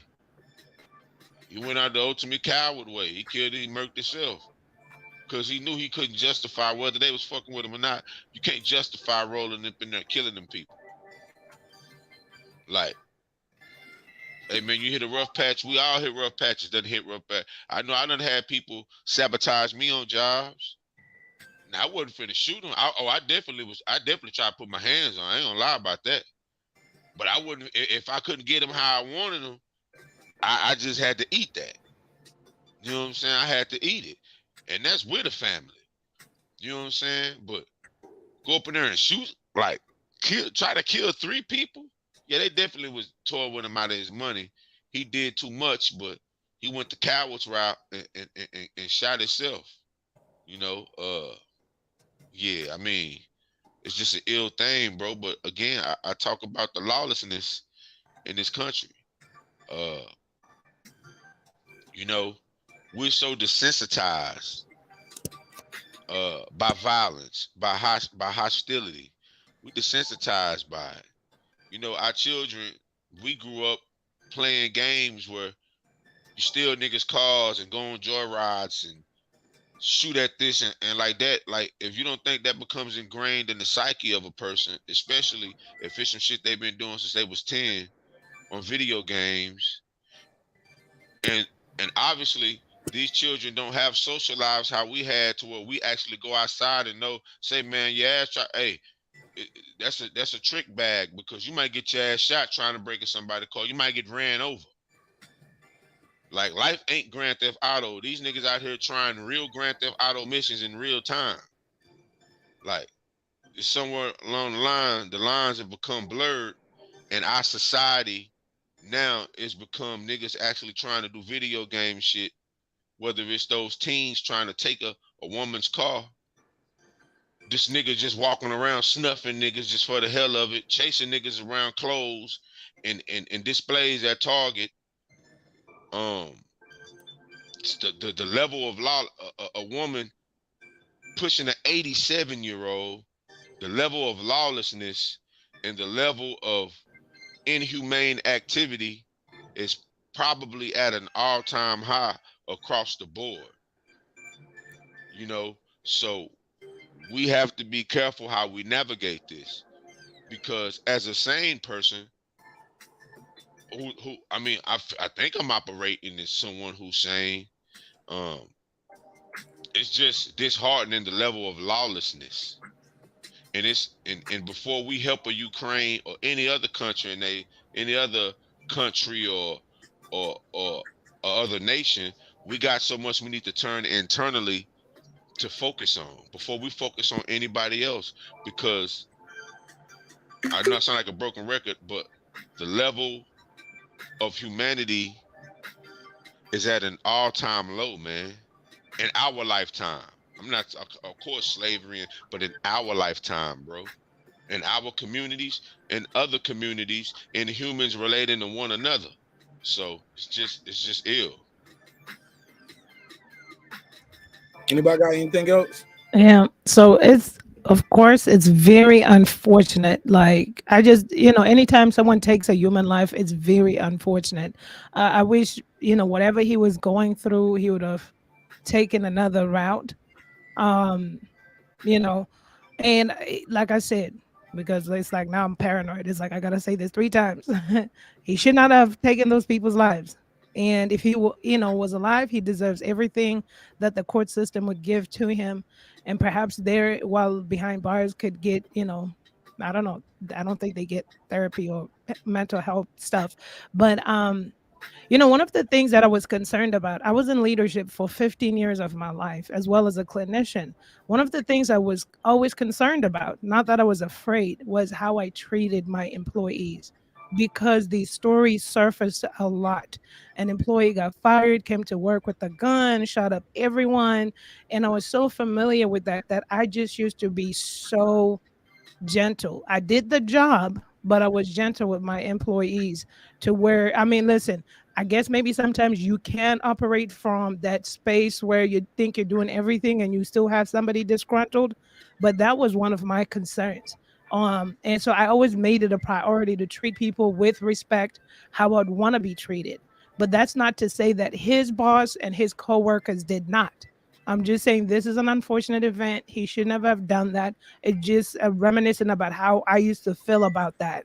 It's not pleasurable when you have to address employees, let alone fire employees that may be the people that are the breadwinners in their homes. So unfortunately, this had to happen this way. It's a very sad thing. I'm just glad I never had any employees go rogue or go postal, like they say, respectfully. Wait, Man, anybody got anything else? yeah, the thing that bugged me with this story is the common thing with me, and I'll be having days where I'll be wanting to bring my gun into work because all the jobs I've ever worked, most of them, I always worry about.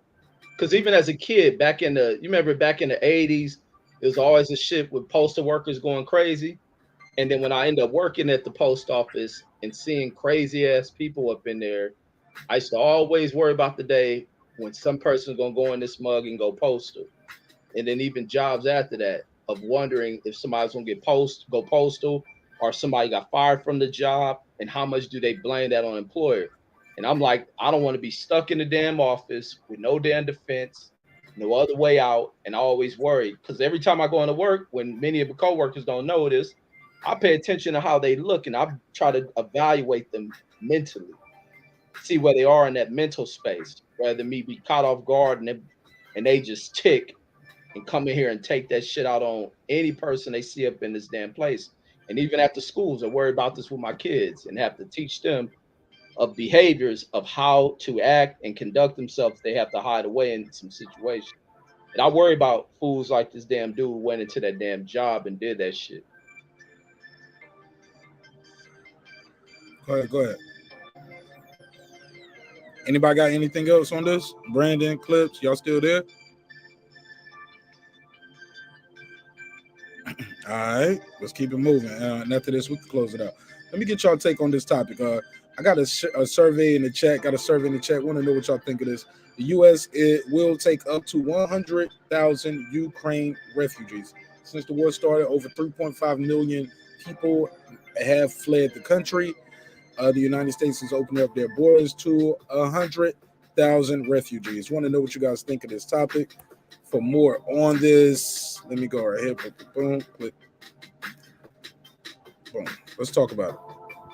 Russian forces are stepping up attacks in eastern Ukraine, but officials say Ukraine's counteroffensive appears to be working in the capital city of Kyiv. Now, all this as President Biden met with world leaders to discuss the next steps Western allies are willing to take as Russia's invasion enters its second month.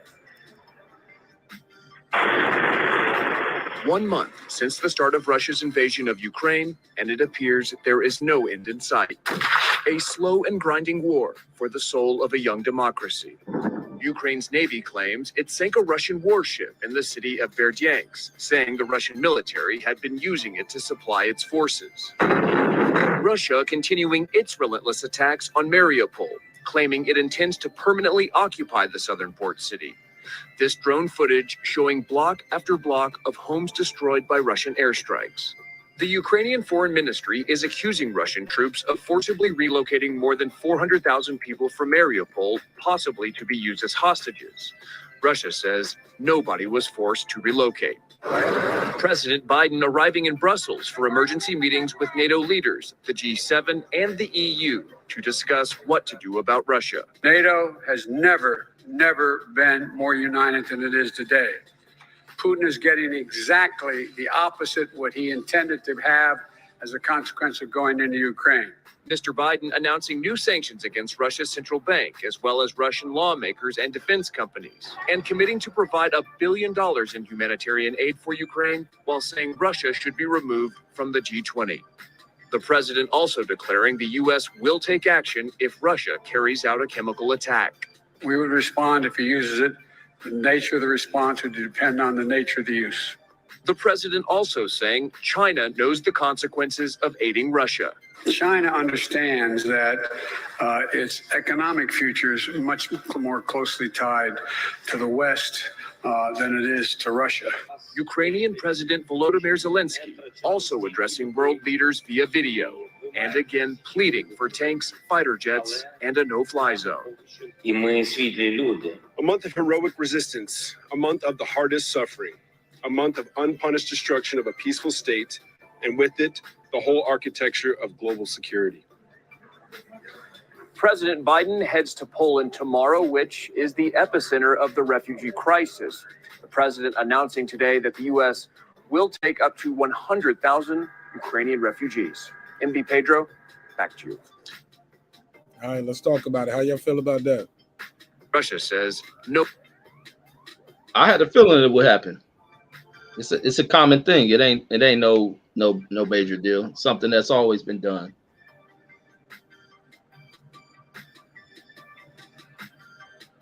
That's all you got? Yeah, I mean it's a common thing. You deal with it anytime there's nations who you deem as friendly who are being targeted, and they have citizens who are seeking asylum. That's how most Europeans end up coming over here seeking asylum.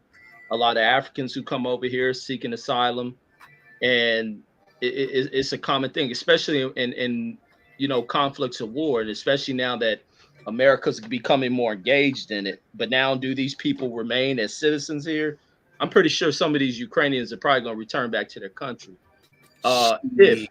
If that's why I put the if on there. If they see how open this society is, and maybe the risk of Russia, if Russia fails with this stage of an attack, does Russia come back? So they may live in that fear. So I could be definitely wrong on that one, but it's a common thing for countries to allow refugees or people seeking asylum into the country. And as well as Europe. Europe's going to have to take the bulk of the people evacuated. I think it's like, what, 4 million people so far? Yeah, about 3.5 what the report I just saw. 3.5 million. But it's going to increase. Yeah, most definite. But Reggie, but that Peace Corps thing they got on the Peace Corps website telling black volunteers, hey, don't get upset if they call you nigga in Ukraine. Keep helping them. Like that's just how they raised. They ain't never seen a black person before. Just slap the fuck out of them. They know to call you nigga, but they ain't never seen a black person before. Look, these people right here, these 100,000 refugees, bro, they're gonna stay over here, and they're gonna be telling my grandkids, go back to where you came from, go back to your country. And you tell your grandkids, the simple solution is you tell your grandkids to smack the fuck out of them. Ain't no motherfucking superior power with white folks. But the thing, what you saying, I'm calling them niggers. Before I got to my unit just came back from Kosovo, and the black soldiers, while they was over there, they was saying because these people had never seen black people. Only thing they thought the black soldiers used to trip like, nigga, what the fuck your white ass talking about? Because they be looking behind the black soldiers, thinking they had tails and shit, touching their skin, talking about chocolate. It was like weird. It was weird seeing like black, dark complected people. These people probably go, being a lot of these regions are poor. These people don't travel. They've never seen a black person before, but they'll be looking at that. And they used to call the only thing they'll know for a black person, call the black people Michael Jordan, and that was about it. But they was tripping like, what the fuck, like these niggas coming off on this shit. But it was the same thing I seen with if you go and look at some videos of certain African villages who never seen white people, they trip off of their skin. They touch them. They think they unreal. The kids are scared of them. They think they're like some kind of crazy, like demons and shit. Like, how are they skinned like that? So it's like the racial thing is when you got people that are isolated from the world, it's kind of a thing that you're gonna see. But I don't see. Well, there's black people in the job function, but wanting to go over there, I don't see it. But it's something that's common, because I remember the homies telling me about that shit with the young European kids in Kosovo. Go ahead. Anybody got anything else they want to respond to this? Okay. Yeah. And I do understand that, under when Congress passed the Refugee Act of 1980 because of the Vietnam War, blah, blah, blah, blah. That's when, America started opening up for refugees just like that in war-torn countries and so forth. But I just sometimes wonder about, on the Forbes.com website, arrests of the Haitian migrants.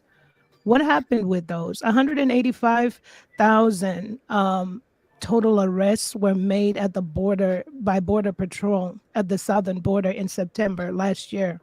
These are Haitian migrants.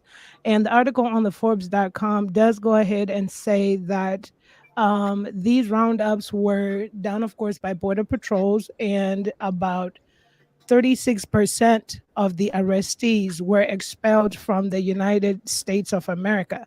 The article does not conclude on saying what happened to the rest of the percentage. It doesn't say they were populated as refugees into America.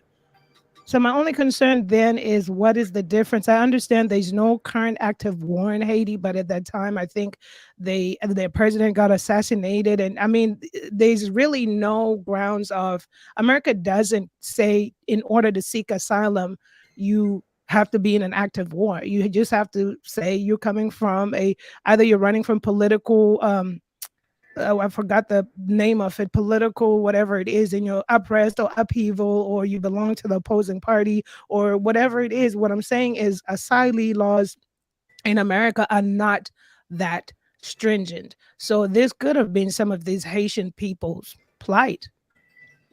So I just get really intrigued in the fact that they expelled on site and arrested on site, but welcome 100,000 people. And like I said, respectfully, it is a law. Congress passed it, so they have to take refugees from war-torn countries.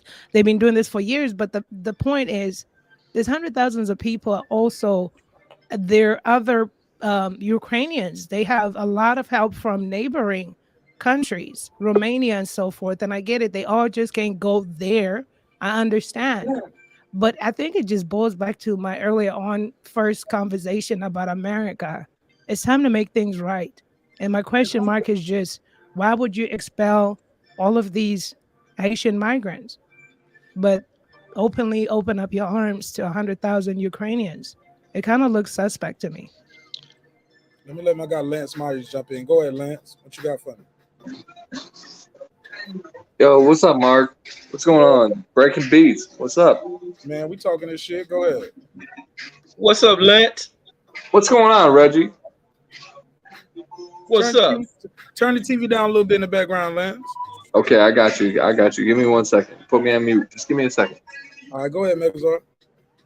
Yeah, I ain't rocking with this shit, man. Go to Europe. That should be the first step. All of Europe should open up to these people. The fact of the matter is, there's 100,000 people on the Skid Row in LA that this money that they donated it toward, they could donate it toward them. Of course, there's some type of agenda going on if they're going to accept these people and turn away the Haitians. So I'm just like, I did my research on Ukraine. The Ukraine has a battalion called the Agaz Battalion.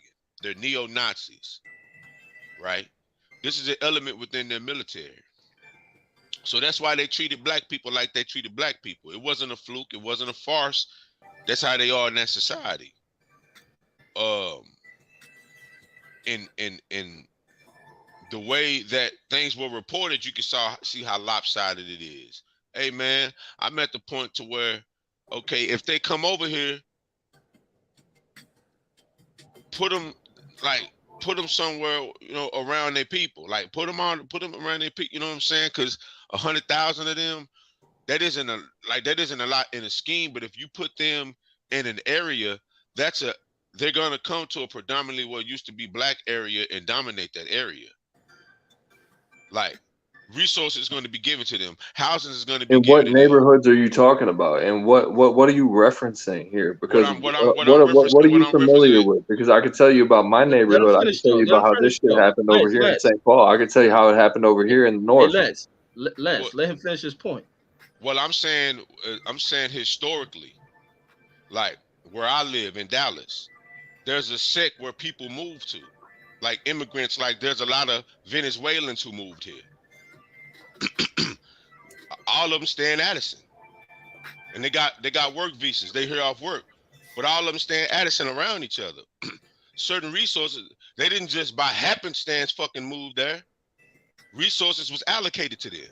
Just like if there's 100,000, that's why they put a cap on it, because a certain amount of resources is going to be allocated toward them. And that's just that's logistically. Okay, resources need to be allocated towards everywhere. I would hope so. But it doesn't work that way. That's what I'm saying. That's what I'm saying. There's 100,000 people just on the Skid Row who actually have jobs, who actually get up and go to work, but because their wage isn't a living wage, they're forced to live on Skid Row. Why isn't resources being allocated toward them? Like, Man, look here. I don't, and I'm gonna come off how I come off, man. I could care less about that shit, man. I know. We're just having a conversation. Yeah. But there's a lot of communities throughout the United States, obviously, that are struggling, right. They're in every community. There's some struggle going on. Like every just rural community, there's struggle everywhere in every rural and urban area.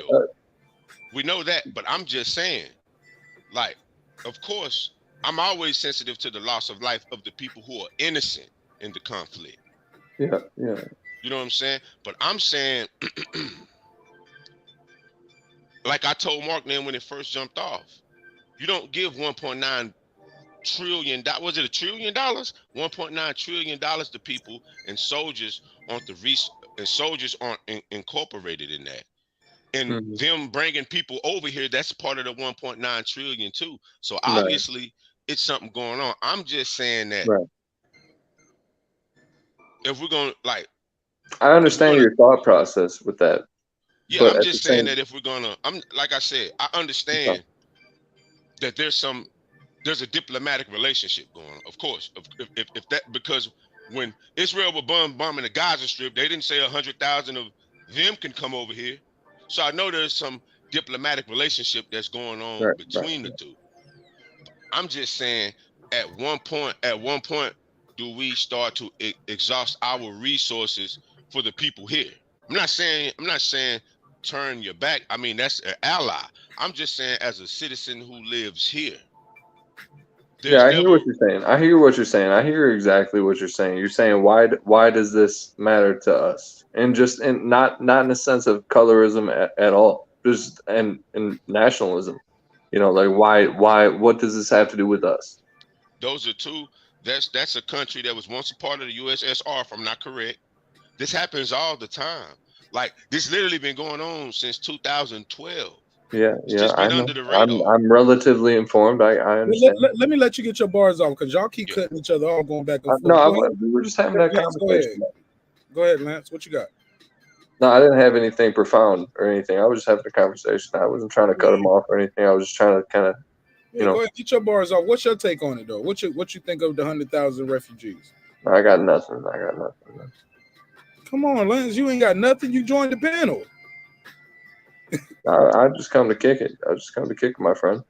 All right, for sure. Go ahead, Reg. What's Brandon Washington? You still there? Clip, girl behind the mic. Anybody got anything else to add to this? Yeah. My thing, I want to go back on that Haiti thing, man. That thing with the Haitians, I think the Haitians was used as a tool. I think they were played. It made no sense that all of a sudden the Haitians coming through a damn Texas border. I think they were played by some fucking political person to try to draw slander to. Here we go, Reggie though. Let's go, Reggie. Reggie's always polarizing. What's going on? Hold on, Lance. You said you ain't had nothing. You cutting them off, man. You gotta stay quiet. But back to the thing with the Haitians is that they were being used as a damn tool. It makes no sense coming out of Haiti that all of a sudden 100,000 of them will migrate through South America to come up through the border and to be stopped at Texas.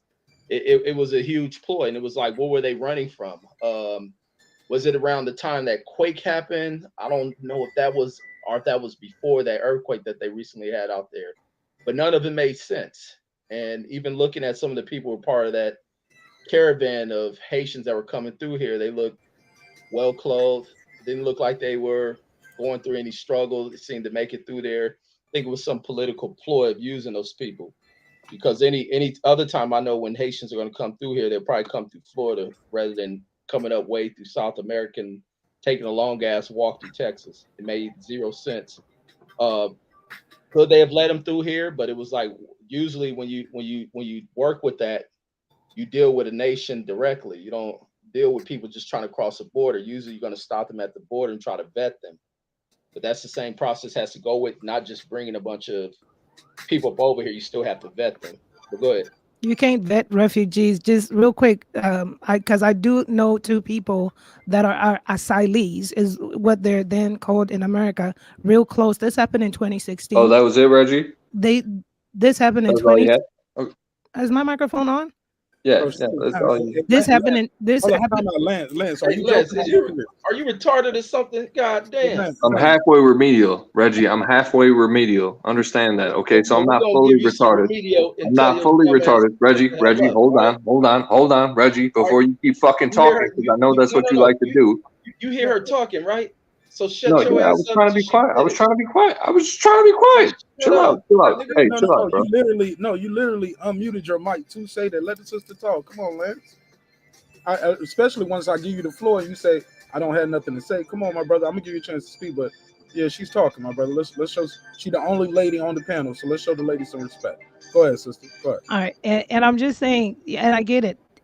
Listen, I was surprised when I heard Reggie talking about the political thing. I think majority of people would say, yes, it was weird, it was awkward. But at the same time, these may have been still people, duped or not, that wanted the American freedoms, that had America has the rights to grant asylee status, and Americans should know that they're not well vetted. You don't need a passport and ID, especially for the Ukrainians that are going to come, because they're going to say they're fleeing, they fled with nothing but just their personhood. That's part of the asylee steps. I know two people that pled, that got here, 2016. They were African. The country was not in political shambles. There was nothing but the good stuff that was happening happened in 2001. But they're asylees currently, and they were not vetted by the United States didn't say we need to. When you start the asylee process with paperwork, it's free, everything, because you're an asylee, you're seeking refuge in a country, and so there's no thorough vetting. And I'm just doing that to say that at least some of those Haitian people, I mean, taking 5,000. Yes, duped or not, taking a few. I would rather see that too. And that just begs to say, what's the difference? You don't have to have a bona fide political escape or a bona fide reason why you're fleeing your country. You know, you can, in America, if you go look up at a USCIS website for refugee status, you could say that women could say, I was raped by a mafioso guy or whatever. It's your word to the officers in the adjudicating officers with the immigration paperwork. So you don't have to have, that's why the asylee status is very laxed. That's why some parties that have a problem with it, because you don't have to have like an affidavit of saying, yes, you are running from a bona fide war-torn country. Most of the people in Haiti could have said they were associated. Some of them could have said they were associated with the president that was assassinated. So therefore, I fear for political retaliation because I'm a part of that family, and America should have taken them in.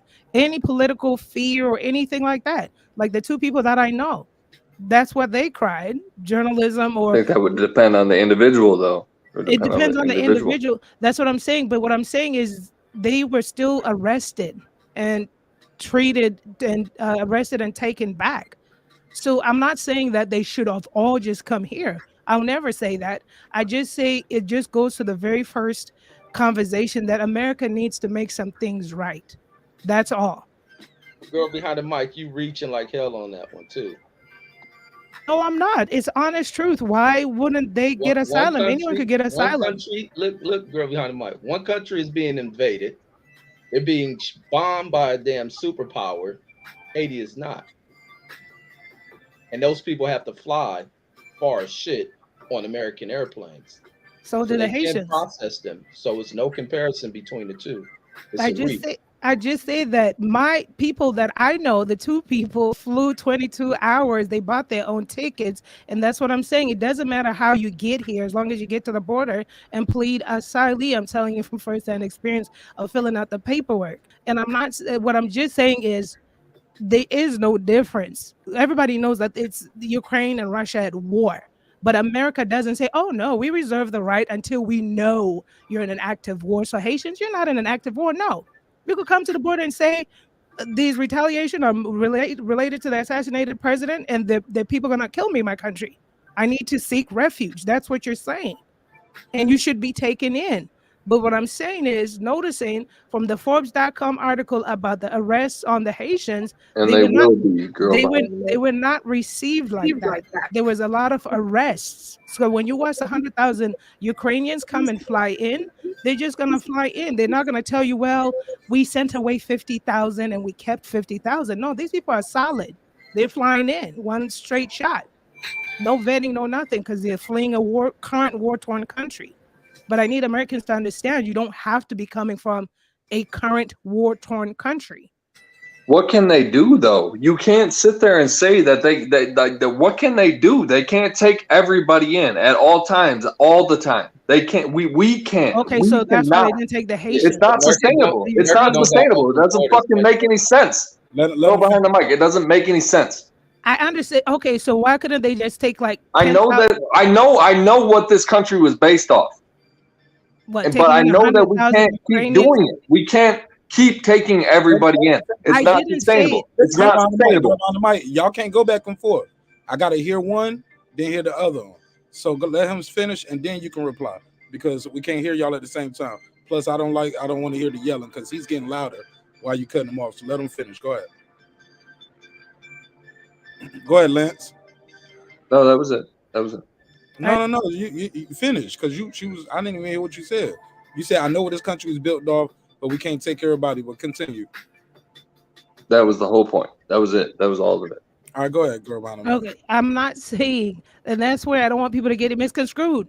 I'm not one for open borders, but clearly we're getting 100,000 refugees here. So I just said if we could get room for 100,000, we could have slid in 5,000 Haitians. That's all I'm saying. I need people to understand that. I am a person that is not a party affiliated person. Girl behind the mic. And I'm don't cut off, Lance. And I am. I thought that I gave her ample time. I'm about to finish. I am not for open borders. I am not for people just flocking in to a country when there's homelessness. There are people that are waiting on lists. There are people that need the government aid. I'm not for that. Granted, I'm an immigrant, but I'm not. But I just was being a little bit like, I wonder, just 5,000 Haitians. I mean, if we're going to do 100,000, that's all I'm saying. I'm not saying open borders. Everybody come in. You making this a black and white immigration thing, but there's a lot of African nations that come up over here. And people will turn a blind eye and act like they don't come over here. Name the nations in the last couple of years. I'm in Vegas. There's a lot of Sudanese up in this state. We look around the country. There's a lot of Ethiopians that are in the country. A lot of Eritreans that are in the country. There's a lot of different types of people that come into the country. You don't have to look at the skin tone. You don't have to do No, Lance, you so fucking off base. I'm touching. You're fucking off base. You're the one that keeps doing it. You keep doing it. I'm just listening to you, brother. I'm just listening to you. Let me see. You came over here. You want the dress because I told you. You talking about you watch me. I'm suspect, and I told you you're gonna sit back and enjoy the fucking show, right? So enjoy the motherfucking show. But like I said, what I'm telling about girl behind the mic is she's making this comparative of these Europeans coming over here, and then we got these Africans that's being denied at the border. I mean, you can't the two similarities don't touch. We got a lot of Africans that are still brought in this country who escape war-torn countries. I mean, when we look at facts, we got to really dig into facts. And when we look at immigration, there's certain countries that get certain quotas to come in here. You just don't open the borders to everybody. Sorry, Reggie, but do we do it in sweeping numbers like 100,000 immigrants like this? They just bring them over, like, and it's news, like they make the news. But I think the bigger issue is the way the news is covered. Now, I covered this before. Exactly. I want y'all to hear what they're saying. And listen to this, and we'll go back to the panel. Listen to how they describe these refugees. Like Iraq or Afghanistan that has seen conflict raging for decades. This is a relatively civilized, relatively European, I have to choose those words carefully too, city where you wouldn't expect that or hope that it's going to happen. So it's partly human nature, but they are not in denial. That was old as fuck, Mark. That was old. European people with blue eyes and blonde hair being killed, children being killed every day with Putin's missiles and his helicopters and his rockets. And so, of course, I understand and respect the emotion. What you are outlining there is this tension between longer-term efforts to apply pressure to Vladimir Putin, such as financial sanctions and the very immediate military threat which you're experiencing? Just to put it bluntly, these are not refugees from Syria. These are refugees from neighboring Ukraine. I mean, that, quite frankly, is part of it. These are Christians, they're white, they're very similar to many people who live in Poland. Now the unthinkable has happened to them. And this is not a developing third world nation. This is Europe. That's why I think the disconnect is the coverage of it. This is not Reggie saying it. This is not Girl Behind the Mic saying it. This is what the media is, how they describing them. These are white, blonde hair, blue eyed. These are Christians. These are white folks. These aren't third world people. This ain't Syria. This is Europe. This ain't just one person, two person. This is how they're covering it as well. So I think we can't be blind to the fact that we're speaking these things because it's obvious to the naked eye, but this is what they're saying out there. Go ahead, Lance. Mark, you're familiar with loss, man. You're familiar with pain. You're familiar with heartache. You know what all that feels like. You know what it feels like. So it's no different. It's no different. What you're feeling, what these guys are feeling, it's nothing different. It's really not. But I know we all want to separate ourselves from the next person, the next man, right? We want to say we're better, we're different, we're more, we're less. I don't know what we want to say, but we want to say we're different. We're not like him. We're different than them. We're better. Or there's something that separates ourselves from that person, right? And I would understand the African Americans' perspective as far as this has nothing to do with me. This has absolutely nothing to do with me. These are two European countries fighting over something that I have nothing to do with. And saying, war, let it roll. I love it. I love it. And I feel like that's something that is detrimental to society when people put war over love, when people put hate over love, and when people put the wrong things into perspective, because people will find a way to destroy each other, whether or not you have anything to do with it or not. People will find a way to do that, and that's hard facts. People don't want to love. People would rather hate. And that's just my perspective. Go, let's pass it around. What y'all think of that? But y'all see what I'm saying, Megazord, how they covering it? Of course, I mean, it's a predominantly,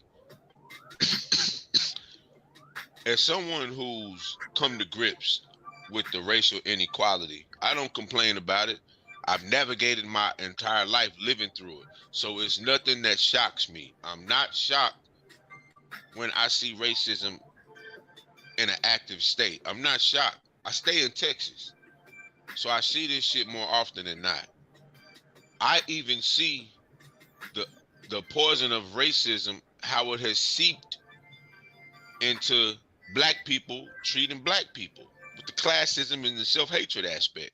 So this is something that I've come to grips with. When I'm speaking, all of a sudden there's this campaign to get us to care about what the fuck is going on in Ukraine. When the only thing I ever knew about Ukraine was the Klitschko brothers and fucking Lomachenko and the cruiserweight that turned heavyweight. All of a sudden there's this sensational media push. You know what I'm saying? So all I'm saying is, let's be fair. When Israel was bombing Gaza back to the fucking Stone Age, there wasn't no out for them. There wasn't no out for them. There wasn't no outcry for love and shit then. Why all of a sudden, because of the media sensationalism, there's this outcry. Turn your Twitter avies to the Ukrainian flag. Man, I wish I would. I wouldn't turn my shit to the American flag, let alone the Ukrainian flag. And I respect the flag of sovereign nations. I respect that that's a sovereign nation. So I have respect for that. But I also understand that This war shit is above all of our heads. Whatever is reported is what reported. But they're fighting along the lines of some shit that's centuries old. That's centuries old.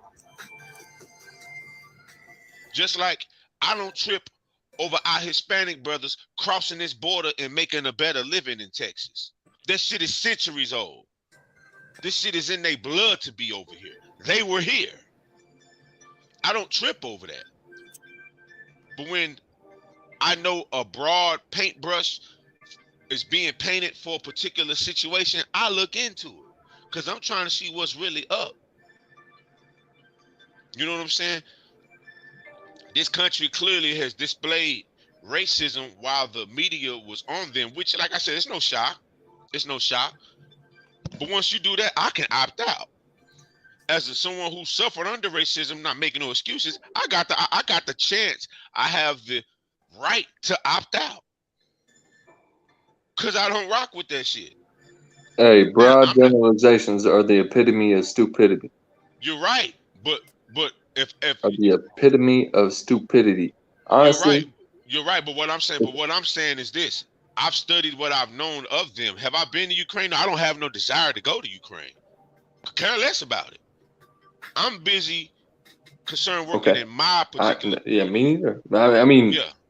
I'm just saying you're dealing with somebody who works in this community. I try to empathize with what they have going on over there, but at the same time, I feel no obligation. I definitely feel no obligation. If you need to understand that a lot of my roots personally are from the area, right? But it's not of Ukraine. So I don't have those ties. So there's nothing I can really say other than that. No, I'm saying other than the political agenda. If they wasn't covering this war, you wouldn't be investing in it. It would be some shit that. So, but let me finish this. Let me finish this. Yes, sir. If they wasn't covering this war, if it wasn't 24/7 coverage of this war, you wouldn't feel compelled to lend your opinion. It's because they present a particular narrative.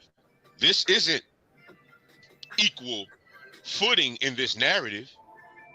They don't want to tell you that all of the other neighboring borders of because if Ukraine were to join NATO, then all of the other bordering countries of Russia, guess what they can do then? They could take the fight to Russia.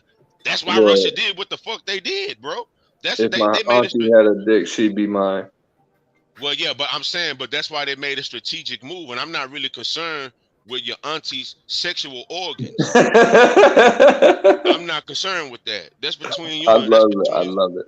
That's between her and what she got going on. But what I'm saying is, when they said we made a strategic move, when America say they made a strategic move, people say, hey, you gotta do what you gotta do. So when Russia say they got a strategic move, we gotta feel a way about it. They ain't got shit to do with us.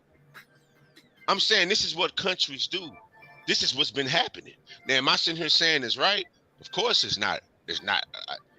Bombing people that ain't got shit to do with shit, it's never right to me. You know, it's never right. But that's how wars are fought. That's how wars are. It's like niggas have drive-bys. It's like we're gonna have a drive-by with bombs. Yeah, whoever died. Whoever died. So yeah, it's not right. I don't rock with it. So yeah, you know. Go ahead, Troy Graham. What's up, man? Yeah, what's up? Honestly, I don't think they should take them in at all. I don't think they should take them in at all. Send them to Europe or someplace else. This country has a serious homeless, problem going on. I see it every day in Baltimore. I go out and feed the homeless from time to time and things like that. Give out blankets and different things like that. But if you go to giving out blunts. Sorry. If you go to every single state, you can find homeless camps all over the place. Why are you taking in more people when you can't help the ones that actually live here already? That makes no damn sense to me. You have families out there, husbands and wives and children out there suffering. Then you have these fools in the chat, HLD and SLG, telling me that it's a choice. Really? Homelessness ain't no choice. You have some people here that are on drugs, some people that might have, might have some mental issues, but that's not your problem, man. If you have the spirit to help, then go ahead and help. Why should we care why they're out there? If you have the spirit to help. Now, actually go to Utah. They don't have a homeless problem because they solved it. Utah solved their homeless problem, and why is that? If you go read it, you'll find out. And then that's my comment. You shouldn't take any more people in until you help your own damn people first. Minneapolis certainly hasn't solved their homeless problem, Troy Graham. And I respect you as an individual, but I know that homelessness is a bigger problem than what you just wanted to articulate, right? I know there's a big problem in Baltimore, but there's a big problem throughout the United States. There's a big problem in my city, there's a big problem in your city, and we need to figure it out. But at the same time, this is from the individual. This is from the individual that. And I know that the system isn't perfect. I know that we have veterans that have risked their lives and their souls and everything. They've given everything, and now they're out here on this corner. I get that, but those are few and far between. Let's be honest. As they sit there and hold the sign, help. These are few and far between. These guys are a dying breed. These are a rare few that are out there actually really hurt, really broken. What we have on the corners here today in St. Paul and Minneapolis, we have a whole bunch of beggars. We have a whole bunch of people that don't want to work. We have a whole bunch of people that want something free. We have a whole bunch of people that want a handout, and I'm not going to give it to them. I want to be honest with you. I'm not going to give it to them. I worked hard for mine. I've been working hard for mine. I'm not going to give it to some guy sitting on the fucking corner looking for a handout. You can at least have a bottle of Windex. You can at least have some fucking napkins, some paper towels or something. You could wipe down my windows. You could do something for me. I swear to God, I'll give you a tip. I give you something. I won't just let you work for free. I won't let you do that. But if you're going to sit there on the corner asking for something, you ain't going to do nothing, I'm not going to do shit for you. And that's going to be the blunt, honest truth. I don't give a fuck what you did for me or for my country. I don't give a fuck what you did. If you're going to sit on the corner asking for a handout, you ain't mine. You ain't never been none of mine. I'm going to have to disregard you from the get-go. Go ahead. Anybody got anything else, man? And that's why, furthermore, you shouldn't give a damn about these Ukrainians, because they ain't did shit for you and don't give a damn about you. But when it came to Ukrainians, you want to talk this flower power shit, love this, and we got to overcome. Man, we ain't got to do shit. But what directly affects us? Eventually, this will start directly affecting us because some of our soldiers is going to go over there and fight. Oh, they do it now. You know what I'm saying? So it's going to directly affect some of the people who signed up for this, who signed up to go fight. They didn't sign up to fight for Ukraine. You know what I'm saying? But that's what they finna go do. You know what I'm saying? And to me, you know what I'm saying?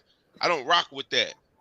So the same heartless and callousness you show towards a vet who probably fought, whose spirit was probably defeated. If you ever sit and talk to him, most of them will tell you why they're homeless.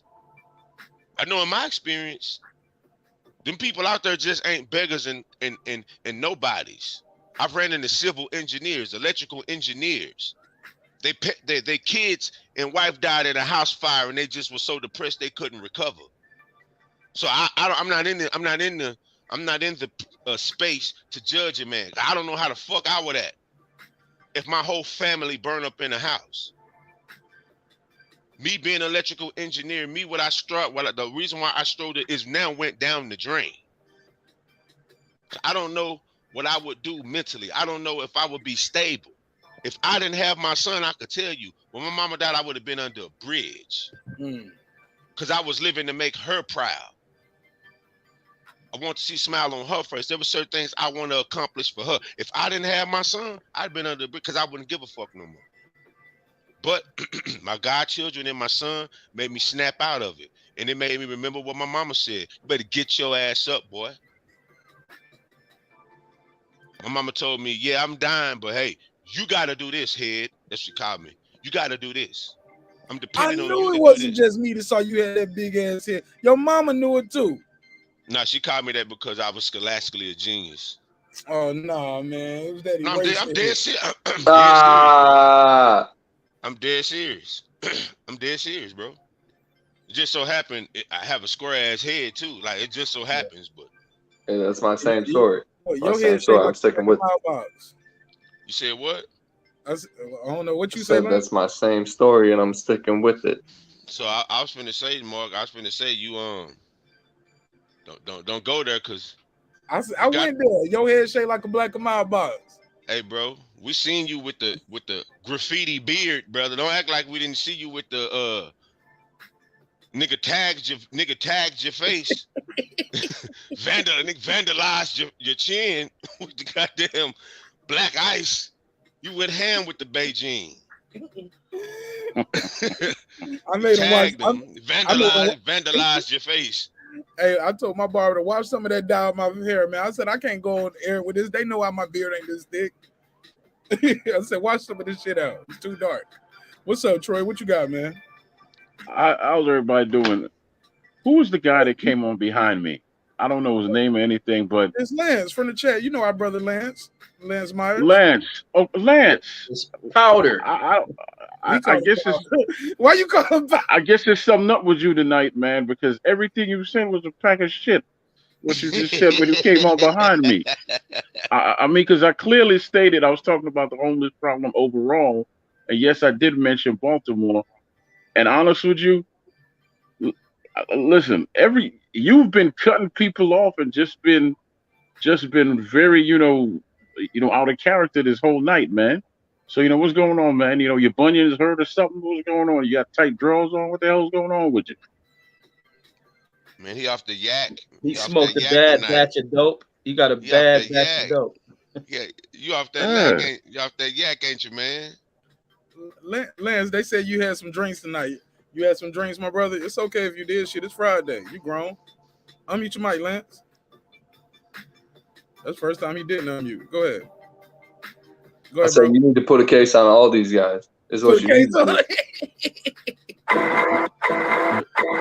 This is Lance the Hunter that has part, the deer head in his house and all that stuff. That's the same Lance we talking about? Hey, or am I thinking about somebody different? Troy. That's what I call Uncle. That part. What's his name? That's Kenny. That's Kenny Savoy. I call him Uncle Kenny. Go ahead, Lance. Go ahead. They said you was on that pack tonight. Oh, you want me to cook? All right. Go ahead, OG. Your biz. What you want from me? Whatever you want to say. You said put a case on him. I dropped the case on him. Go for it, Lance. Yeah, we've been putting a case on Troy. Troy's suspect as hell, but he came on here looking for some type of empathy, like he was gonna get it from me or from us. I can't give it to him. I'm gonna be honest with you, Troy. I can't give it to you, bro. I don't know what you're doing or what you're looking for, but you ain't gonna get it here, man. You ain't gonna get no type of empathy here. I think that Baltimore is a great city, man. I think that you guys deserve the best. That you deserve it all. But I think that you guys think that your struggle is any worse or better than the rest of the world, man. I gotta tell you what's going on here in St. Paul, what's going on here in Minneapolis. It's just as bad, if not worse, than any other city or state in the world, and I think one problem in Minneapolis is the sun don't shine. Troy Graham, I feel like I can't even sit here and play the suspect card. Everything's good over here. It's all good, Troy. I don't know. Okay, cool. It's good. Reggie, life is good, man. What do you got? Reggie, let me say you this. Cry about something? Let me say this. You weren't there when God blew breath into my mother's womb, and you won't. You won't be there. No, I didn't. You won't be there. Hey, you won't be there when I breathe my last. You won't be there when I breathe my last breath. So it's absolutely nothing. But I love you nonetheless. Nothing that you want from us. There's absolutely nothing. Nothing that I want from you. I love you. Please don't tell me you love me. I hate when people tell me that after they just tore me down. Because it's a pack. I hate that. I hate that. I hate it. I hate it with everything in me. Let me finish. I simply called in about the homeless situation. Something I didn't focus on Baltimore. I said is in every state except for Utah, because Utah took care of their homeless problem. You took offense to something, but in all reality, you've been offensive the whole night. You've been cutting off, girl behind the mic. Matter of fact, you've been cutting off Reggie, who actually cuts off everybody else. How the hell do you cut off the cutoff man? Troy, stop that shit. Huh? Wow. I mean, yeah. I don't mean to, Troy. Hey, Lance, I'm finna fire your ass up, man. I can't help it, man. What you got on, a burgundy turtleneck? What you wearing, man, with your Zelensky face having ass, nigga? I'm finna fire your garbage ass up, nigga. I didn't mean to cut him off, Troy. Get it. What's up? You got some corduroys on too, nigga, with the burgundy turtleneck. What's going on, nigga? Lance just showing his hand like things from the Addams family. Hey, is that you, Oh my God! He said you got corduroys on. What you trying to say? The side's on fire? This shit is getting crazy. This shit is getting crazy. Y'all are wilding out. Hey, yeah, hey, that's what we do around these parts. I know. I get it. I'm with it. I'm with the shits too. But at the same time, this isn't about me, Reggie. You're looking crusty. So you didn't put out. I'm gonna call you fire thighs for the rest of the time I'm on this panel, man. Busted. You get on the camera looking. I'm gonna call you fire thighs. What the fuck happened to you, Mark? And also Troy, you've been crusty since the start. I don't even know what's going on with your profile picture. Lance, I don't know what's going on with you. Lance, you talk like you drink Smirnoff, my nigga. You be drinking hard. You be drinking Mike's Hard lemonade. Are you serious? Nigga be drinking Mike's Hard. Are you serious right now? Are you being I had a couple. Okay, I had a couple Smirnoff Ice. All right, I had a couple Smirnoff Ice, and shit gets wild around here. You know what I mean? It's Minnesota. Steel reserves. It's that big Minnesota shit. We drink a couple Smirnoff Ice, we get all types of tipsy. Hey, Lance Hayes looks like he uses his fingers to spread mayonnaise on a sandwich, nigga. Nah, I'm trying. Hey, Lance. And then Lance uses his fingers to spread mayonnaise on bread. That's how his fucking hands look. I don't know what you want from me. Get them tail shits up out the camera, nigga. Hey, Lance, I'm going to keep it a buck with you. When all that was going on in Minnesota with George Floyd, tell the truth. You was sneaking in getting liquor and shit. With the Proud Boys and them niggas, weren't you? Tell the truth. I ain't gonna judge you. No, to be honest with you, if you really want to pick my brain about how I felt about that, I really felt hurt, man. This is my city. I grew up here. And to see your city, honestly, bro, you can have all types of opinions. You can feel however you want to feel. But to see your city all fucked up, to see your city all in shambles like that, to see your city all broken down and fucking plywood all over the place and burning fires and all types of bullshit. Like everything was fucked up, man. The whole city was in shambles. Nah, that's that nigga from with the umbrella. I grew up here. This is my house. This is my home. You can say what you want. I didn't like that shit at all. I didn't like it.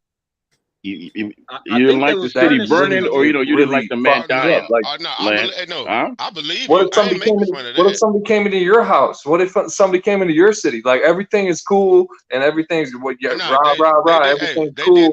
They did that in Dallas too, bro. Like, but if it was really fucked up like that, like if everything was all plywooded up and everything was all tagged up and everything was everything. I'm just saying it was fucked up out here. I'm serious. It was sad. It was sad. It made me sad. I don't know how else to put it. No, I heard the emotion seeping through the drunkenness. Like, nah, I hear that. But shut the fuck up. Shut the fuck up. I hate the fuck. Shut the fuck up. I hate when people do shit like that. No, I hear it. No. All I'm doing is giving you what you gave people. Because when people was genuinely giving their soliloquy, you wrote that shit off. You think your feelings different than anybody else's feelings was hurt? Nigga, fuck your feelings. That's what the world say. Somebody got some privilege. Yeah, you act like your feelings is particular. Come on, bro, nigga. We live this shit every day, nigga. Fuck is you talking about? We live this every day. Who are you talking to? Who are you talking to? What are you talking to about? you, Zelensky. Get your ass back over there and fight, nigga. You supposed to be fighting and shit. Zelensky, get your ass back out there and fight. Fuck is you talking about? What's going on anymore? Zelensky, all this shit, like, bro, like that's for real. My neighborhood. That's my city. That's my state. What are you talking about? I can dig it, but guess what though? Who was burning them shits? Because every time I look at somebody burning, it was some Caucasians and black and shit. Yeah, I mean, I don't care who was doing it. All I know was it was fucked up. That's all I know. I'm not discounting your feelings, but I'm telling you what the world. All I know is when I had to ride through my neighborhood, when I had to ride through my neighborhood the next day, everything was fucked up. That's all. That's all. You from the ghetto, motherfucker. Shit, I don't have anything else. That's it, man. That's it. Right, I could dig it. We just, we just joke around here, but yeah. Hey, do we got Thomas Jefferson on this damn wall?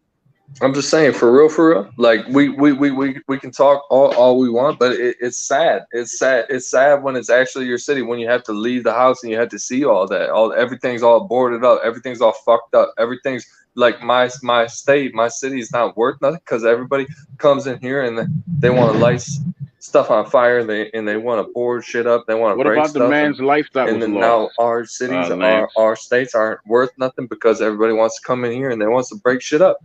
And that's not cool, man. When you can laugh at it and you can sit on the outside and say whatever the fuck you want to say, but it's not cool, man. Hey, Reg. Every city, bro. Yeah. That isn't an isolated. That isn't an isolated event.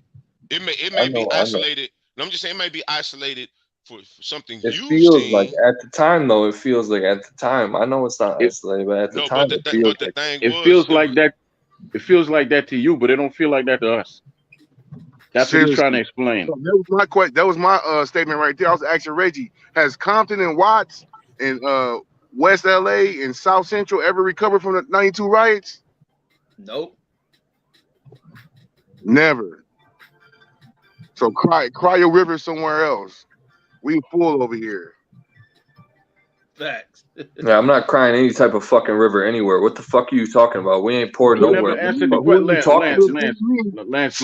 never answered my question, man. Who are you talking to? You were more focused on the property instead of the man's life that was lost. Drunk ass Lance. Let him answer my question, please, because it seems like you're more focused on the properties that were lost. I'm trying to get my fucking phone figured out, but it was a life that was lost. Well, your phone said, "Say no to drugs." Goddamn it, get the camera straight. Oh my God! Okay, I'm going back. I'm sorry, Troy. What, Troy? Yo, I wasn't trying to disrespect you, Troy. What are you talking about? I said, Lance.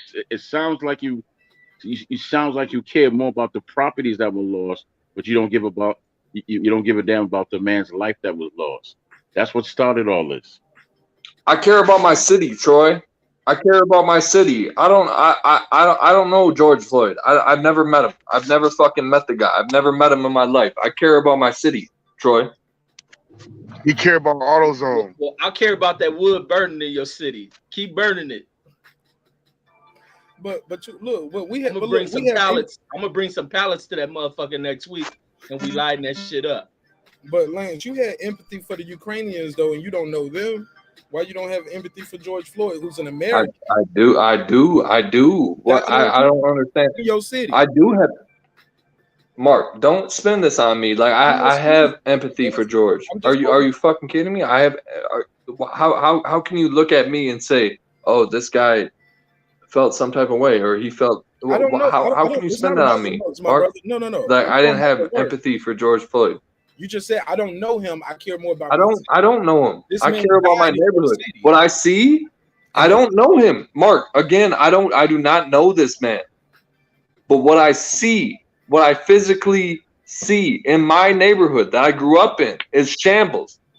It's fucking shambles, Mark, and it's not okay. And you can sit there and feel however you want to feel. But when you wake up and you see the stores across. Troy, don't do that. Go ahead, Lance. Oh, I'm sorry, man. I actually thought I was on mute. Yeah. No, I'm serious. Whatever. I don't give a fuck about it. It is what it is. It's my life. It's not your life. It's not your life. You can go ahead and live your life. I don't got nothing to do with it. Go ahead. I'm done. I'm done. I don't want to know that you don't have to apologize. I just want you to know I'm not trying to spin this in no kind of way. I'm just, like you said, this happened in your city. Your city was, like you said, in shambles. But the core of this incident was a man that was murdered by police on camera. But I can't do anything about it, Mark. Like, I can't do anything about it. I'm just one man. Like, I can't do anything about it. What do you want me to do about it? The empathy, though. The empathy. Yeah, is it not there? What do you want more from me? What do you want from me? No, I'm just saying. I'm talking about in relation to your answer that Troy gave you, though. That you gave Troy, like, well, I don't know him. You know my life. Do you have anything? Do you have any idea who I am or what I've been through? Sir, I'm just going by your answer to his question. He answered. Absolutely. So I'm saying is, I gave an answer, and I was like, hey, but like, Mark, it's no I empathy. respect you.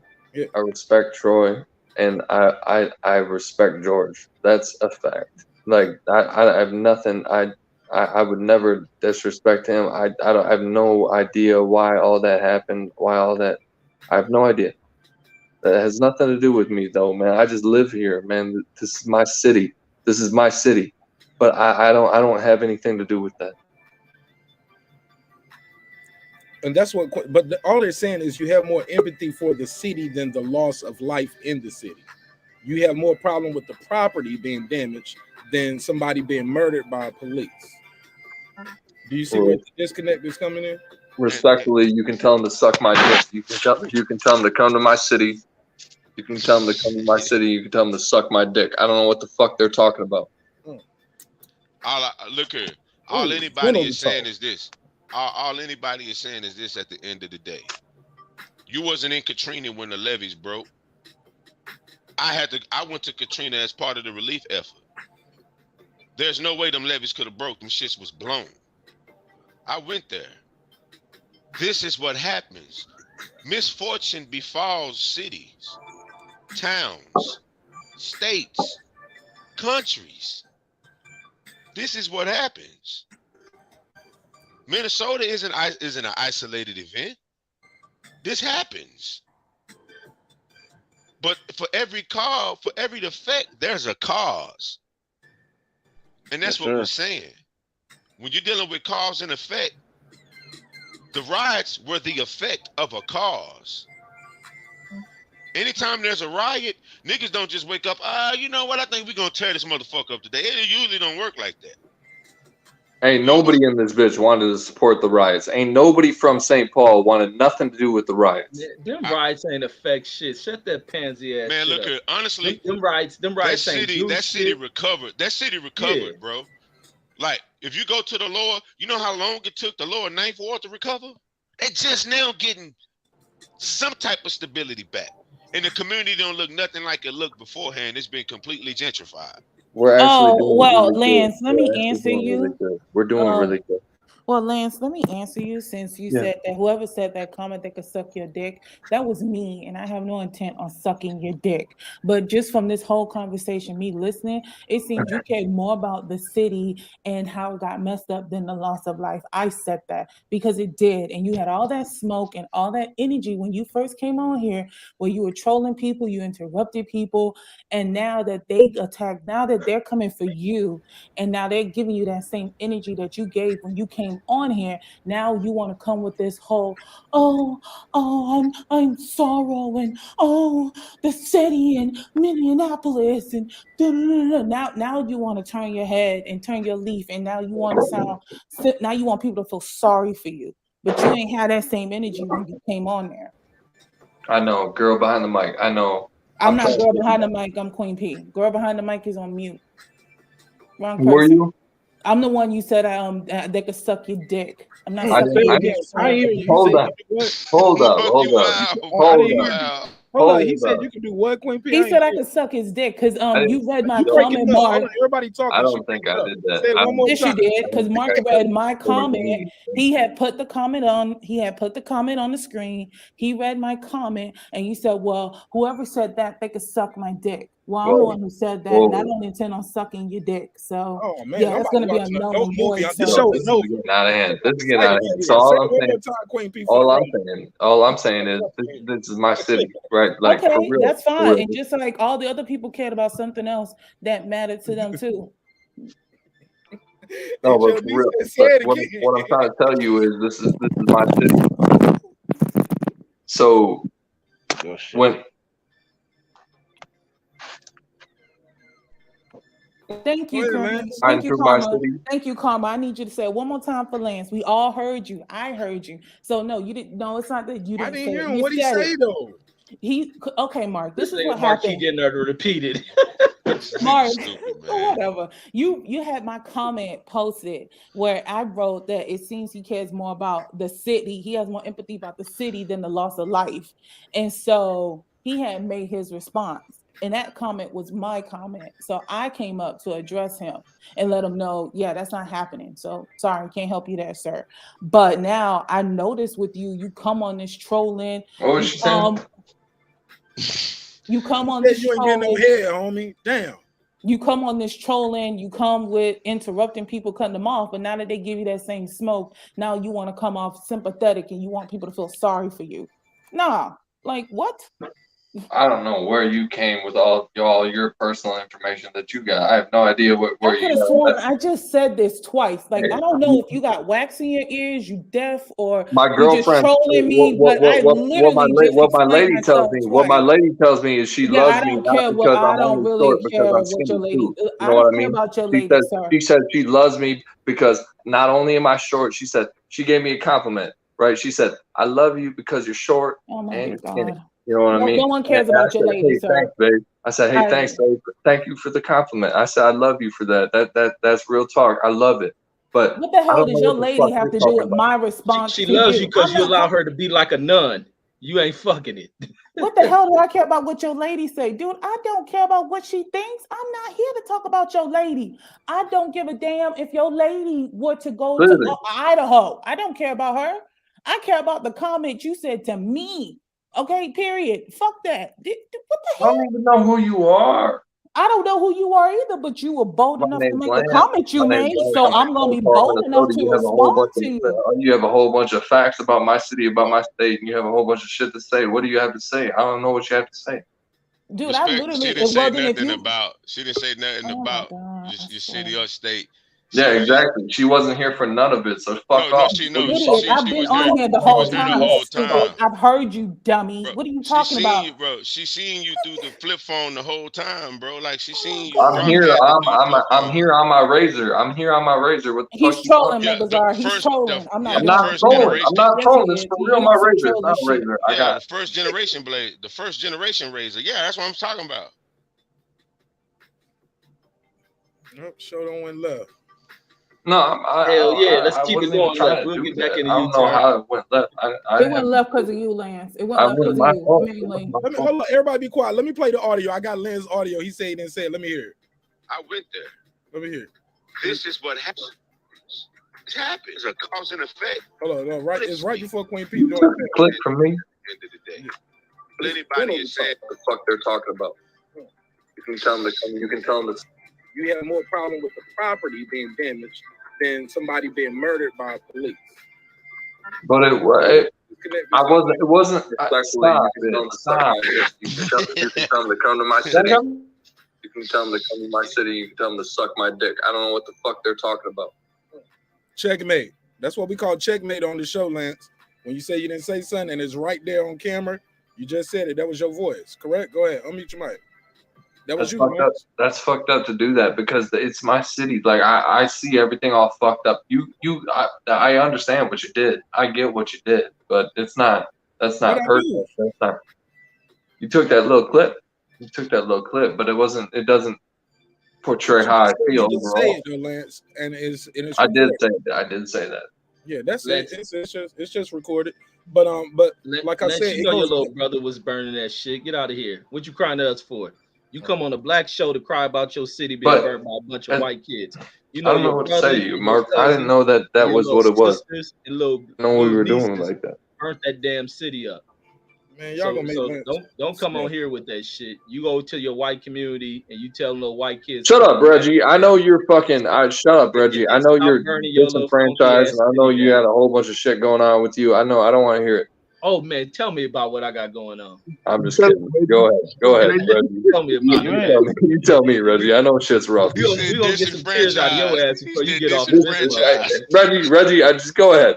Tell me. We gonna get some tears out of your I've been listening. I've been listening to you, Reggie. I know you have some things to talk about. I know you have some things to vent about. No. Keep listening. But we're gonna make you cry tonight. Somebody cry tonight. Reggie, I've literally been listening to you fucking cry for weeks now. You've been crying for weeks. You get on the internet and you cry for weeks about what you got going on with you. What he be saying? I don't know how to. I think you watching the wrong channel, motherfucker. No, sir. I've been watching Reggie Owens boxing. Yeah, what I'm crying about. It's a great channel. It's a great channel. You were very informative. You got a lot of things to say. But you also cry about all types of shit. You'll be like, oh my God, the black community, everything is so fucked up out here. We gotta, get together with our people. Everything's gotta move in a different direction. The Reggie Owens and the peoples and them. Reggie Owens. That's not him crying. That's just what he talks about all the time. I said, man, I'm not saying. Okay, I did say he was crying. I did say he was crying. I can't say that. I didn't say that he was. Then I say they burned my city down. They put boards up. You should. That's what you should say. Get the fuck out of here. You look like the guy from Saw, Lance. That's why I don't want to talk to you no more. I'm gonna go back in the chat where I feel safe. I don't want to wake up in the box or nothing. Why would you do that? Why? No. But you do look like the dude from Saw, though. You do look like that guy from Saw. I'm not the same guy. We're two different people. Troy. God I'm right here. Okay, you ain't gotta yell. I thought I lost you for a second. You got something to say, because I'm leaving. Go ahead. Love you, Troy. Shut the hell up, man. Oh, okay. All right. Love you too. I want Queen P to come back with some more dick talk. Come on, Queen P, pull back up. I didn't hear what Lance said. I need you to say it for me one more time. What did he say? Say you can do what? I want to hear it. No, I'm joking. But yeah, Lance. Hey, look, but Lance, you this shit has been Lance. You make the show kind of entertainment, right? You came in and turned it up a little bit, huh, Lance? Hey, thanks, man. I do what I can. You want some entertainment over here, huh? I do what I can, Marq Nash. I do what I can. But that's you think Reggie be on the internet crying too much, huh? He be able to say black people. Reggie is a fucking crybaby, that's for sure. Reggie gets on the internet talking about all types of shit. He's like, we're disenfranchised, everything's fucked up for us, and we and this and everything's fucked up for Reggie. Reggie's fucked up right now. He's got to figure it out, which is fine. That's fine. I mean, that's okay. You watching the wrong channel. He's reading a lot of different shit, which is cool. I'll be tuning in, so he'll be reading. I'll just be tapping in, and Reggie will just be reading some shit. I'll be like, all right, that's your deal. I mean, I don't even know what to say to you. I'm not gonna gas you up or nothing like that. I'm like, I want to be like, yeah, fucking Reggie, read that book, Reggie. But I don't say nothing. I just keep it moving. This nigga Luka Doncic's funny as shit, boy. This nigga Luka. He's a retarded white motherfucker. But I think you watching the wrong channel, nigga. You better get it right. Yeah, I know, because I've been watching you. Of course, I'm watching the wrong fucking channels. That nigga surprised you know how to read. You talking about what the fuck? I'm like, God damn, I gotta get my priorities together. I'm gonna do one next on that white community that burnt down. Yeah, you should probably get your shit together. You should probably do one next on getting my shit together. Your whole next channel, your whole next live should be, I gotta get my shit together. It should be that. That should be your title. Be like, Red. Should be it. Yeah, I'm gonna do one about the white community burning this stuff down. Appreciate you, Reg. Appreciate you. You know it's all love on this side. Hey, that's my next agenda, to fix the white community. So Lance don't come in here crying about boards and God damn, we thank you so much. We thank you. You are a savior, my friend. You're pinnacle of the community overall. Just call me Black Jesus. Hey Google, volume 10. Hey man, hey look, we can't hey, I can't get no strike for that. You can't play nobody else's music, Lance. Add me tonight. Lance, you know you listen to Barry Manilow. Don't be coming playing that shit. Yeah. Turn the music off, Lance. I can't hear that playing in the background. Yeah. Yo, all right, man. Damn, Lance said he wanted some smoke with Reggie. He got it tonight, I guess. Reggie, he said you be over there crying too much. Stop the black community. We disenfranchised. He said, my people got to get our shit together. Your show should be gather all your shit in the corner and get it together, Reggie. But he listens to your show, so he know what you're talking about. So, man, hey, Lance, keep tuning in, man. Cause I'm gonna do one next on the white community. I gotta give y'all some solutions, so you don't come in here crying for the next ride. So I'm gonna bring some pallets to that motherfucker. We gonna set it on fire. So make sure you got your water, but don't come out there on that Cal Rittenhouse shit, cause we shoot back. Right, cause that dude pulled that gun on Cal Rittenhouse and then pop it and then had to take the stand. And I remember doing a breakdown. I said, "Oh, that's why Cal Rittenhouse gonna get off. It's a wrap." Hey, Lance, one more time, I'm gonna have to kick you off the panel, bro. I cannot have you playing Kanye's music on the live show. It just ain't no way around it. You cannot play Kanye's music on this show, bro. So please do not play the Kanye song in the background, Lance. Please. All right. Sorry, Mark. Yeah, you can't play the music. It's copyrighted music on the show, please. It's over with. It's over with. I didn't mean to do it. Yeah, you did it twice though, so you definitely know. But I didn't mean to. Yeah, you did it. You told Google to play it. No, I know. You are totally right. You are totally right. I don't know what to tell you. Music on YouTube. Can play somebody else. I am guilty, my friend. I don't know what to say to you. I'm sorry. Oh, yeah. I love you as much as I love Reggie Owens. I think I love you. You don't love me too much. Damn. So what? If you love me like I love Reggie, what I be crying about every week? Shoot, tell me about me, son. Reggie cries like a baby, though. He is an infant. Reggie is an infant. Hey, tell me about this crying shit. I need to learn about it so I can fix it. Reggie, you're a fucking infant. You might as well have the baby bottle to your mouth. I consistent baby. You saying you'll be the baby? You want me to tell you about yourself? Yeah. Let me hear this shit. Oh, okay. Well, you're like a 35, 40-year-old baby. Like you still haven't grown up from the nipple, and I want you to. What the thing is, I want your development. I want your growth. I want you to succeed, and I want you to prosper as an individual, as a human being. But what you do right now is you get online, you get on the internet, and you cry about a lot of different things. You cry about barbershop conversations. He said this, that, and the other thing. I get you. He's a hoe, but you don't have to spotlight it. But the thing is, you get on the internet and you say all this and that and the other thing. I get what you're saying. Like, I understand a lot of the points.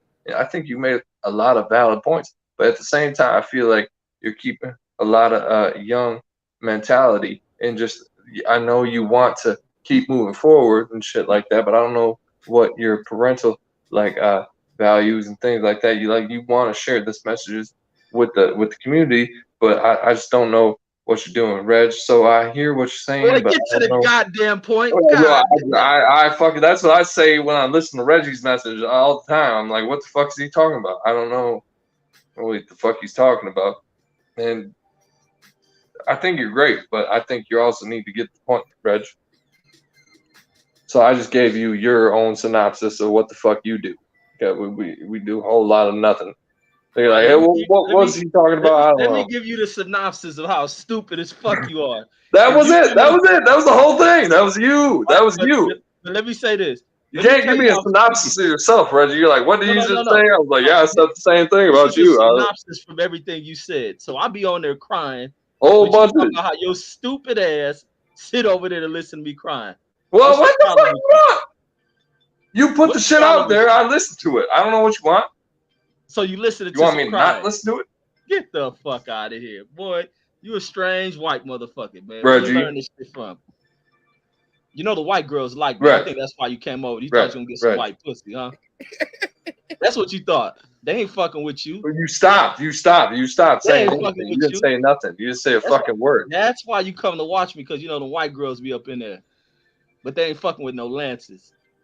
No, obviously not. Real talk though, Lance. Let me say this, Megazard. Let me say this.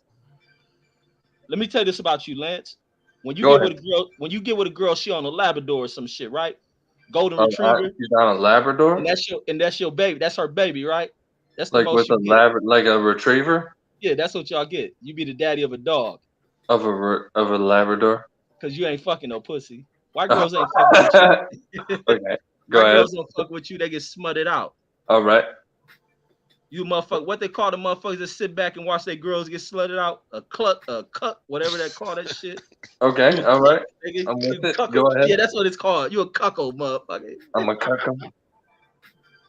Well, I respect your opinion, Reggie. You know, I respect you. That's how he found my channel. He walked into his girl watching that shit. Nigga. I'm coming to Minnesota. Where she at? I ain't gonna lie. Hey, I ain't gonna lie. You a slick motherfucker, Lance. I don't think I heard you when you said, yeah, you be talking about barbershop conversations. Yeah, he's a hoe. I heard you, bro. I heard you, bro. That was funny. I gotta give you one. That was funny, bro. I gotta give you props on that. I ain't never heard. I don't even try. That helps. I don't even try. And they be like, I respect your opinion. Like it just happens naturally. I don't even try to do it. That shit was funny. I gotta give you one for that. Thank you, sir. Thank you. I appreciate you. I appreciate anybody that appreciates what I'm doing. Because I work hard every day, but I don't have a lot of people that respect that. But that's fine. I don't care. I'm not here for the fans or nothing like that. I just work hard, man. I don't do this for nobody. I just do it for myself. So why do you watch Reggie's show if he's always crying? Why do you like? It's other stuff. It's billions. I respect Reggie. I respect Reggie. He ain't watching. His girl was watching it. That nigga came in the room and saw it. No, fuck her. She doesn't. First of all, don't be talking about my lady. She gets all twisted up. She gets all. Nigga, you came in there while she on the iPad watching my shit. She gets all twisted up. Nigga. Reggie, up, nigga. I'm morning news for her. She gets all twisted up with all types of shit. I don't know what's going on in her mind or in her soul. She'll be on the internet and ain't you, nigga. You keep paying bills, nigga. You in a shut up, Reggie. You ain't worked a fucking day in your life, goddamn it. You rent dude. That's all you, nigga. Hey, Lance, ain't your girl don't you date a black girl or something? Ain't she like biracial or something? What? A black girl? Coworker. Who's the girl I see what used to be on your avatar with you? Who's that girl? First of all, my girl is white. Oh, okay. Oh, my bad. No disrespect. He said she is white. She is white. She's white. She's quite white, right? Yeah, he froze up. He froze up. He said, this shit with his chest. First of all, I ain't fucking on girl, she paused this shit. Like girl behind the mic, he checked me about that bullshit. He said, first of all, I ain't real quick. He pronounced every letter in that fucking word. Mm-hmm. White. White. Like he made it sound real southern. What happened to Lance? He frozen over there. See, no, I'm right here. I didn't even want him doing that. Let me get that screenshot. He read dude. She paused his internet. She said, "Nigga, don't you make claim screenshots of what I'm doing." No, I'm just trying to live. I'm just trying to live. Trying to live my life. Lance, you famous tonight. This gonna be a clip, baby. It's on now. Why? Why's it gotta be all that? Because you got to tell me why you said my girl is white. I thought you had a black girlfriend. Who's that girl on that avatar that you had with you? That was a black girl, I thought. Oh no, she no. Your coworker or something? She want your girlfriend? Yeah, she's my coworker. Say what? She's my coworker. Man, get some old white ass hands. Man, this nigga hands. What do you call? Nigga, Lance, like the Addams Family nigga. What's the nigga on Addams Family? The hand that ran across. I said that. That's Sting. Hands out of here. He's Sting. That's Sting from the Addams Family. Get out of here, so the black girl I saw with you on the picture on your avatar. No room here, Mark. Huh? That black girl was dominatrix. I can't hear everybody. I need to hear this. What you say, Lance? What were you asking? So the light skinned black girl I saw on your avatar with you. Like, never heard of her. Okay. Okay. Never heard of her. Who are you talking about? Let me give you the drop, Lance. Never heard of it. Never heard of her. Okay. So Lance said he said your girlfriend is white, right? White girls only. Right? I don't know about all that, Mark. I feel like you're setting me up for failure right now. Nah, I'm gonna just go to one of my old episodes real quick and find that avatar. All right, I love you too, bro. You know you've been on enough of these shows now. Hey, Lance, find the avatar. Hey, Lance, what website you find it on? Lance had a picture of this black girl, bro. I remember Lance having a picture. It was before you had this big fish logo. You had a different avatar, and it was you and come on, Lance. You know the one I'm talking about. All right, so I might be in a steady relationship with the Jamaican woman. I don't know what that has to do with any of y'all. She's Jamaican as fuck. She's Jamaican. She's from Jamaica. That's where she's from. She's born and raised there, and I might sleep with her every night. But what's that got to do with y'all? I don't know what that has to do with. Because they kept saying like you was on Reggie. Reggie said you was on his Yeah, show. fuck Reggie Owens. I don't know what he's got his own. He's got his own deal. He's got his own complex. Reggie has a whole Tyson complex about a whole bunch of different shit. I don't judge him. I just listen to him. I don't know what he has going on. I don't know. He's got a whole bunch of things going on in his head. He's got, you know how last night. So I jumped on YB's panel. I was talking about the whole. That's a whole stick that I have for tall people. I don't like tall people. I don't fucking like them. I don't like them. You get around me, you're tall, you're fucking weird. I don't like you. I don't like you, tall fuck. Get away from me. But because your girl be choosing up. That's Reggie has a whole thing about just like, if you're not me as a specific individual, not even like, I mean, he tries to group it down to, he's like, if you're not me, then fuck you. And you're like, all right, Reggie, I try to hear your opinion. And that is what it is. I mean, he's trying to take over the world, but touche to him. Touche to me and your lady, nigga. Keep paying the bills, nigga. And that's it. That's all. I'm the rendezvous for her, nigga. You pay them bills, make sure she got a roof, and you sit your ass at that table, nigga. I mean, go ahead and mute that. You sit at that table, motherfucker, while I rendezvous with her. I'm coming to Minnesota in 2 days, motherfucker. I'm telling y'all, bro, that black girl is a domination. You're a lying ass dude. You're a lying ass dude. You're not gonna be here in 2 days. You're not gonna be here. You're lying. I'm coming down there to knock her down, then I'm burning that motherfucker. Putting more boards up, and I'm setting your shit on fire. Oh, I respect it. I respect it, Reg. Good for you. Good for you. I'll see you when you get here. Call me, all right? No, you're gonna be at that table, nigga. I'm in the bedroom. Where's she at? What's her name? Sally? What's her name? Sally? What I'm saying is at least call me when you get here so you can let me know that you're rolling through. You know what I mean? So I can know to be prepared for you. At least I can keep my dukes up, Reggie. At least I can keep my fucking dukes up, Reggie. I'm calling Sally, and then I'm gonna walk in the kitchen and slap you. Go get a sandwich out the refrigerator. Susie? You know that's her name. Susie Q. Becky. My girl Susie Q. Her name Becky with the iron board booty. Stop it. If you ain't from St. Paul, if you ain't from the cities, then you ain't know. I'm gonna give Reg, Playboy. These are the Twin Cities. These are the Twin Cities. We've been doing this since you were knee high to a duck's ass, all right? We've been doing this. So I need you and get ready. Wait, you've been doing what? You've been doing what? No, I'm lost on what you've been doing. Huh? You've been doing what? Jerking off? What? Shut your ass up, Reggie. You've been doing what? All I'm saying is you're gonna get raped in this game. You're gonna get raped in this game fucking with us. Reg. Fucking with us? Man, you was a bitch out there. Shut up. Woo! Woohoo! You a crybaby. Who are you talking to, Reg? To the bitch named Lance, the crybaby.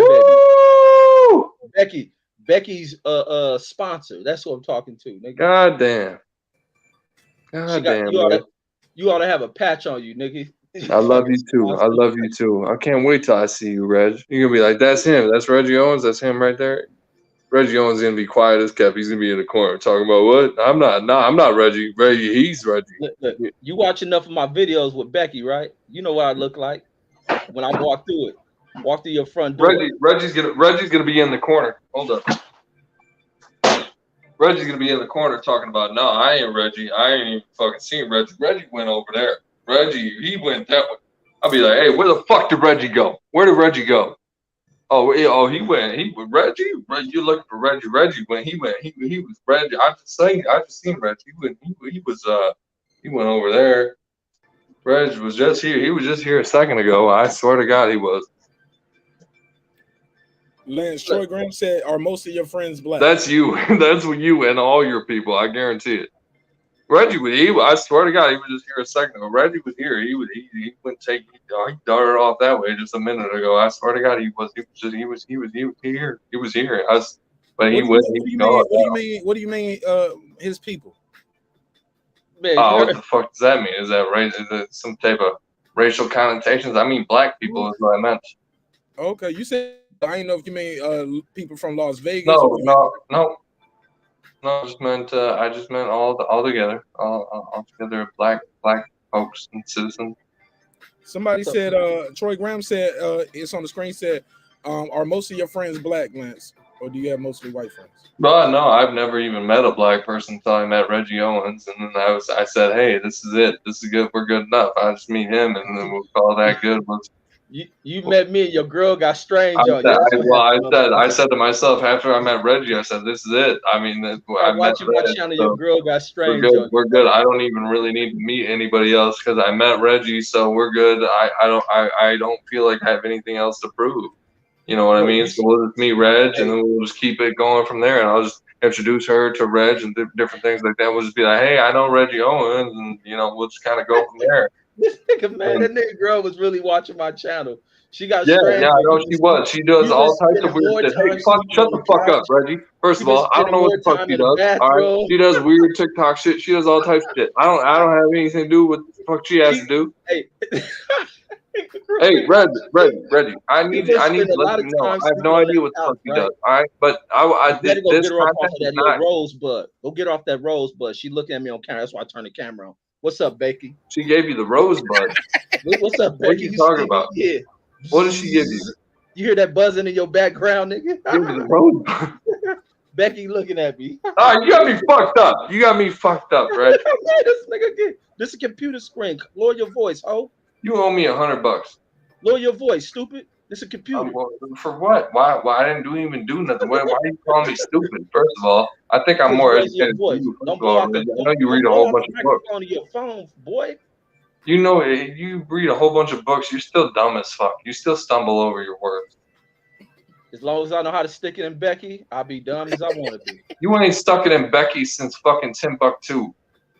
You ain't stuck it in nobody since when do you know? Hey, when you be raising a kid like you on me, myself, and Irene, then you would know I've been poking Becky. So, bro, you got a kid that's 8 years old. You still ain't done shit for him. You make sure you know how to pick out curly hair. How many kids you got, Reg? For Lance Jr. When Lance Jr. come out looking like me. Reg, how many kids you got, Reg? Reg, how many kids you got? Reg, how many kids you got, Reg? Oh, I'm raising a son. He gonna get some of Becky Sue too. Just one of them? Just one son? Hey, Becky Sue, I got Lil Reg next. Becky Sue, you named your son Becky Sue, Reg. Hey, Lil Reg coming at the Becky. A boy named Sue. A boy named Sue. You named your son Becky Sue. You better find you a new girl and go move somewhere, Lance. You named your son Becky Sue, Reg? That's fucked up. I mean, I get it if you have a couple of daughters and some boys and different things like that, but you're gonna name your son Becky Sue? My son coming forward. Well, I hope so. I mean, I respect to your son and things like that. I'm not trying to disrespect your son. Hey, Lance, keep finding. You said you named him Becky Sue, which I question the name, just overall, just the name choice. Like, I'm gonna name him Becky Sue, says Reggie Owens. I'm gonna name him. What are you gonna name him? I'm gonna name him Becky Sue. What are you gonna call the boy? I'm gonna call him Becky Sue. That was Reggie. That's the typical name that your parents. What do you mean? What? You know y'all ain't got no originality. Y'all name same names. Your name is Lance. Pretty sure your brother name is Tom. Your other brother name is Steve or some shit like that. Come on, man. What's your mother name? First of all, my brother's name. What's your mother name's Catherine. It's Reggie. It is Reggie. Catherine Myers. It's Lance. It's Lance Reggie Meyer, and it's named after the bunk ass weed we be smoking. You must dip that shit in meth. You sitting on here getting the no, sir. It is named after the fucked up weed that our people be giving us. You know what I mean? They'd be like, here is that the Reggie Owens. They be giving us the Reggie Owens, and it's fucked up. I don't even know what to say to them, Reg. All right, well, this ain't fun no more. This don't got boring. Yeah, you're right. You're right. This don't got boring. Yeah. Reggie started it, though. He started it. Keep the lights on, homie. Keep the lights on. Reggie, I'll fuck you up. I'll fuck you up. But well, Lance, when you see me, you'll do what to him? he said, "Hey Lance, when you see me, just swing." That's my advice for anybody. I'll probably hug you. I'll probably hug you, Reg. But no, I you'll might never swing. do that. But Just send Becky over there. all right. Tell Well, her, fuck I want you her to too. say you send your regards. Fuck you But too. Make sure you swing when you see me, please. All right. We'll do, player. All right. Deuce, what you got? Hey, Ukraine is in your cousin like that. You gonna let white boy get at your cousin like that? You ain't gonna say shit. You ain't nothing. Man, get at me like what? Man, get out of here, Mark. No, I'm just talking shit. Go ahead, Deuce. What you got, man? Ukraine is in a situation because America got all kind of labs and all kind of shit going on with Ukraine. Putin know that shit, so we ain't got no choice but to bring them 100,000 people over here. That's my thoughts on it, bro. Yo, that's a good point, because if they did, America couldn't admit to it, and Putin is like, yo, I know y'all got this shit over here. Like America wouldn't admit to it though. So that's a good point. That's fair enough. Go ahead. Anybody got anything else? What's the chemical labs about? They all do chemical labs. Russia dropping chemical weapons. Like, what's the point? Why would they be searching for chemical labs if they dropping chemical and banned weapons over there and talking about dropping nuclear bombs? It ain't adding up with what Putin is talking about. Ukraine's supposed to be neutral, and they obviously siding with America. If Putin had biological labs and biological research in Canada or Mexico, best believe it'd be a big problem. Well, they all do it, Mike. Even the United States do chemical research, biological weapons. I know they all do it, but to have it there next to their country, they got a problem with that. That's what the whole Cuban thing was with back in the day with JFK in Cuba. They had problems with Cuba. I think it was Russian missile crisis, wasn't it? Yeah. That's because Russia let them niggas set up nukes aimed at the country. Yeah, it's the same thing, bro. It's the same thing.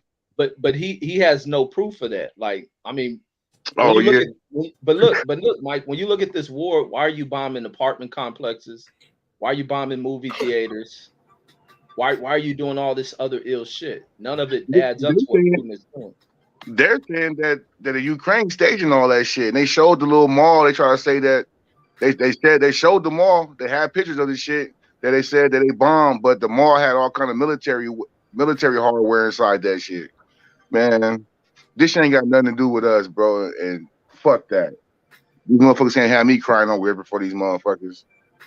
No, it's not about crying no river, but you got to pay attention to global politics. Everything affects it. These niggas, but this is the problem with us in America, like this global politics. All right, fuck it. Black folks act like they're gonna ignore everything. Europe fuck around and fuck everything up. And then you forced to pay attention. These niggas playing with nuclear weapons. You got Korea involved in it. These niggas launching ICBM missiles. And that now what direction do you take the world in? You got to pay attention to all this shit. They have to diffuse it. But like Mark was saying, I think Mark and Megazar was saying, sometimes it's about people buying too much of the media approach and coverage to certain shit, rather than taking it from the standpoint of how you look at about the destabilizing the damn world. These conflicts destabilize the whole world. Yeah, man. With that said, man, shoot, I'm about hungry, man. Ready to get something to eat, lay it down, man. Y'all got anything else y'all want to say before we continue on? Before we close this one out? Marq Nash breaking beats. Let's go. Reggie Owens beating Becky's cheeks. Let's go, Minnesota. Shut your ass up, Reggie. God damn, you're a simp. God damn, you are a simp since I know you, Reggie. You're a goddamn simp. Ever since I know Reggie Owens, you've been a simp. He's been simping on a player over here. I'm sorry. Go ahead, Reg. Hey, touch the nerve with that nigga talking about his woman. Touch the nerve with that nigga. He like, that's it. Marq Nash breaking beats. Let's go. That's my drop. Don't do my drop. You got, hey, look, everybody got Brandon still there. I think Brandon and Clips went to sleep. Brandon Clips went to sleep. Y'all there, Brandon Clips? Man, I'll holler him on the next one. Go ahead. You got anything else, man? Yeah, man. Like, nah, fuck that. Marq Nash breaking beats. Let's go. Hey, we'll run that. Run your pockets. What you got in your pockets? You got $20, $50, $100. I need all that. Huh? I don't know. I know. I was just saying Reggie's looking like a suspect right now. I just want to run his pockets. That's it. He's sitting there fucking smiling at me. I just want to take his wallet. That's it. His pockets. I don't know. It's not my fault. He looks like a victim to me. He's just sitting there with his wallet open. He just backhanded me. He's backhanded me. God damn it. It's all fucked up out here. It's all fucked up. Everything's fucked up. I feel like I had it figured out, and then he just backhanded me. He was speaking about my city. He was speaking about what I had going on, and he just backhanded me. I thought he was looking like a victim. I was going to take his wallet. I thought I was going to get $20. I thought I was going to come. I'm breaking Marq Nash, but hey, make sure you unsubscribe. I will from you for sure. I mean, I have been unsubscribed from you. I hate you. Hate your guts. Becky, you can catch me over here. You can catch me on my channel. You can catch me everywhere. I hate your guts, Reggie. Keep them sheets warm. I'll be out there in a few days. Oh, you're gonna come here? You're gonna lay up with my lady? Send this nigga to his parents' house. That's what you're gonna do? Get this. You're doing that to me, Reggie. You are a cold-blooded motherfucker. You are go walk the dog, motherfucker. When I'm there, go walk the dog. You are cold-blooded, Reg. You're cold-blooded. I'll see you tomorrow. Go walk your Labrador. I'll see you tomorrow, motherfucker. I'm here. I'm in the cities. I'll be at the fights. I'll see you tomorrow. I love you too. Peace. All right, peace, Lance. Yo, y'all let me know in the chat. What did y'all think of Lance tonight? Should we have Lance back? Hell yeah. How often should we bring Lance on the show, man? Lance just got to get a little mic decorum because he just will cut people off. But he did get Queen P to say SMD about 8 times tonight, so that made it worth my while tonight. I'll probably edit the clip and put that on loop. That's all I got, Reg. Hell of a show, man. This was wild. Went all over the place, but yeah, it's Friday, man. Do a late night show on Fridays. You know how we do. What you got, bro, before we close this one out, man? This was a hell of a show, man. We talked about a lot on this one.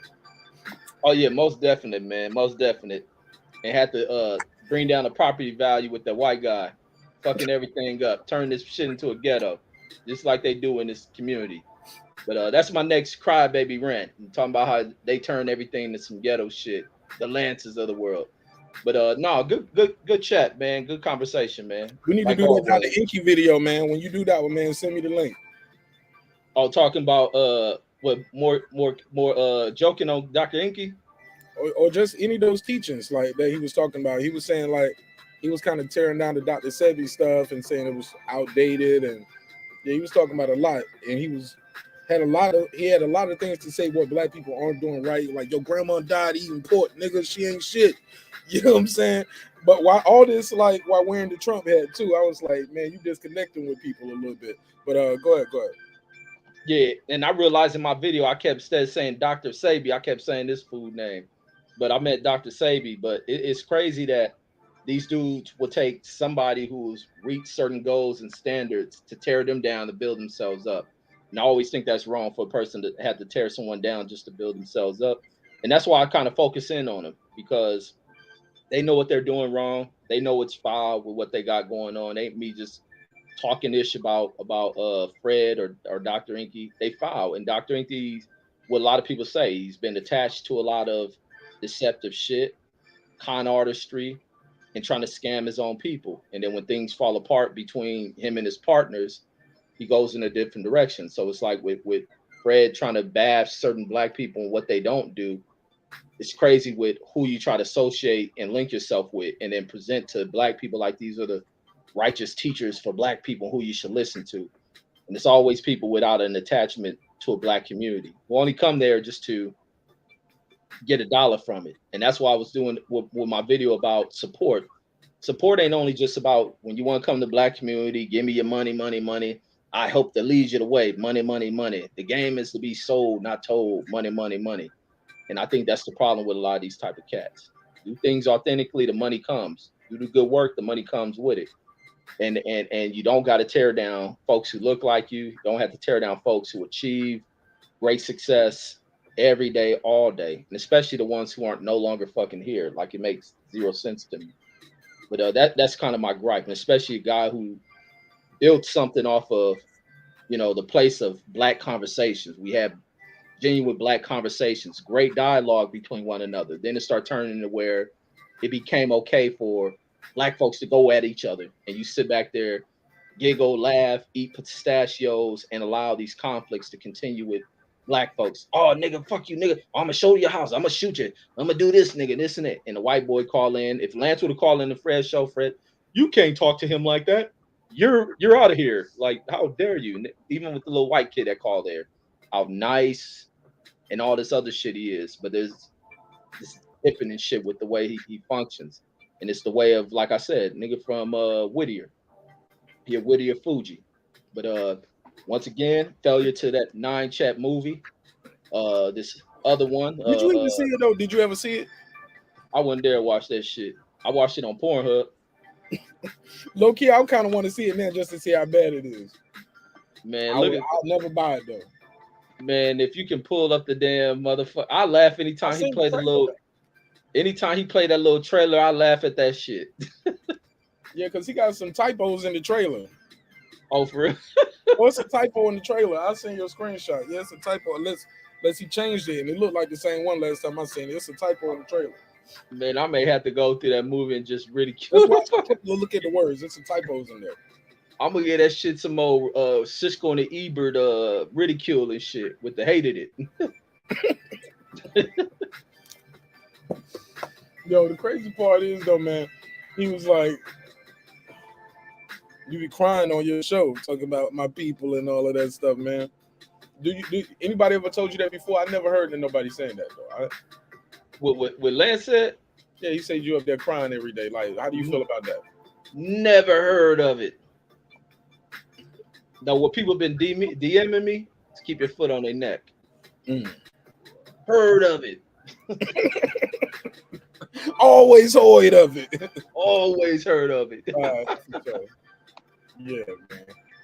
Yeah, but that's what's up, man. That's all I got for this one, man. Shoot, I'm about to go ahead and give me something to eat, man. I'm gonna get on that grill tomorrow, man. Get on that grill tomorrow. So, got a busy day. So, I hope y'all have a good day. Enjoy your weekend. I'm gonna watch some fights tomorrow evening. You doing commentary in the fights tomorrow? Oh yeah. I forgot about them shits. Yeah. I'm definitely. I got a game. My son and them got a game in 12 or some shit. But after that, yeah, I'm on it. All right, man. God bless, bro. Yes, sir. All right, follow Boxing Conversations with Reggie Owens 1 and 2, reading with Reggie Owens, and politics and news with Reggie Owens. He have a dope YouTube channel all over the place. Shout out to Philip H., the all-time great. Hit the most girls out of New York State. He rocked his jewels. He not a fool. The side of his pocket got the big ass tool. Something like that. Shout out to Philip H., though.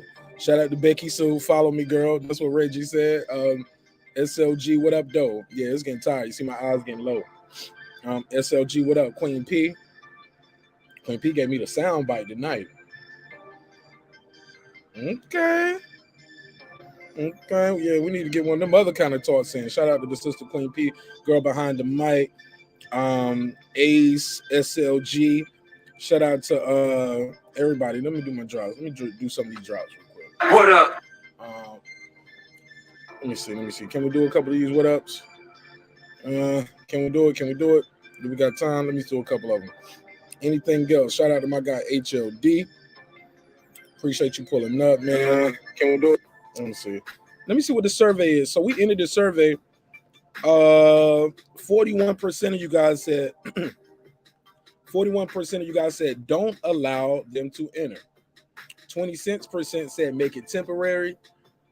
19% said let them stay, and 15% said what about the Hispanic refugees? So yeah, so it is a little split in the room on that one, but I'm gonna end that survey. Shout out to everybody who's pulling up, and I love y'all. I'll see you in the next one. Yeah, I ain't gonna go through all these chats. Shout out to Troy Graham, Philip H, SLG, Troy Graham, I already said that. Girl behind the mic said that one. Megazar, Brandon Washington, that guy Eclipse, Rob G Films, my guy Transcendent Sports, Carmen Serene, thanks so much. Thanks so much, everybody who pulled up. Y'all was keeping that chat lit. Yeah, it was super fun tonight. I had a good time chopping up with y'all. Hope y'all enjoyed the show. Look, as always, remember, dreams require your sleep, goals require your effort. Go out there and get your goals. I love y'all, and I'll see you on your next episode. If you got a link, if you're a mod to the show, use this time to drop any of your links. Girl behind the mic got a book out there. I'll drop the long outro, so if anybody want to drop a link to anything they want to plug and promote, this will be the time to do it. So I love y'all. I'll see y'all on Monday for our regular show, but look for some of those more of these kind of news stories and little pop-up shows and reaction videos from me between now and Monday night. All right, so that's it. I'll see you in the next one. Let me run the long outro. If y'all got anything you want to plug, put it in the chat now. Peace. This is my passion. This is what I love to do. But some days, sometimes, I'm just like you, man. I hate this job. Damn, I hate this job. Damn, I hate this job. Damn, I hate my job. Damn, I hate this job. I'm just like you. Damn, I hate this job. Man, I hate this job. Man, I hate my job. From a good dream I awake, sun rays on my face, planning out my day, hoping this ain't the one that I catch a case. I feel so good, I feel so straight. My manager keep calling me saying, hurry up, you late. Hurry up, you lay off. Y'all, man, I hate this job. Man, I hate this job. Been trying to play it cool, but it's hard to play it off. I've been hanging on to this bullshit, cause my car still ain't paid off. I know I'm on my way up. My boy just got laid off, so y'all, man, I hate this job. Man, I hate this job. These hoes is so ratchet. These hoes is so sneaky. Y'all don't even really pay enough for y'all to only pay bi-weekly. I'm trying to double up my cash. Take this job, shove it up your ass. Yo, man, I hate this job. Sometimes I wanna say, walk in and slap my boss. This shit is getting hard. Damn, I hate this job. Gotta make it out of this struggle, bruh. And I don't really mean to take it out on you. You just a customer, but damn, I hate this job. Damn, I hate my job. Damn, I hate this job. Damn, I hate my job. Damn, I hate this job. Damn, I hate this job. Damn, I hate my job. Damn, I hate this job. We're the reason why your stockholders always stay afloat. Yet I'm asking, are they hiring? Like everywhere I go, schedule will say 9, but I think it's fine if I clock in at 9:04. I work 40 hours a week plus overtime just to be bro. So y'all, man, I hate this job. Hate that I applied. So much has transpired since the day that I was high.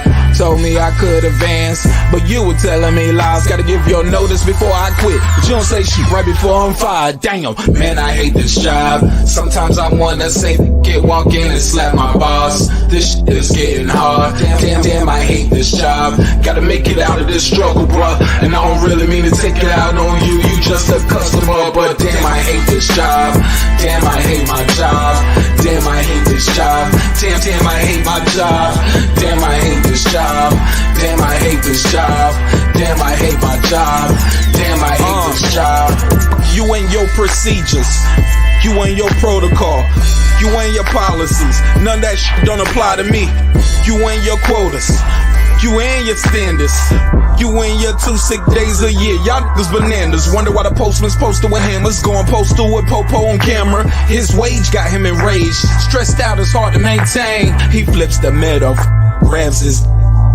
He said, if you don't get the picture, I quit, you ain't shoot. Mother, man, I hate this job. Sometimes I wanna say, walk in and slap my boss. This shit is getting hard. Damn, I hate this job. Gotta make it out of this struggle, bruh. And I don't really mean to take it out on you. You just a customer, but damn, I hate this job. Damn, I hate my job. Damn, I hate this job. Damn, I hate my job. Damn, I hate this job.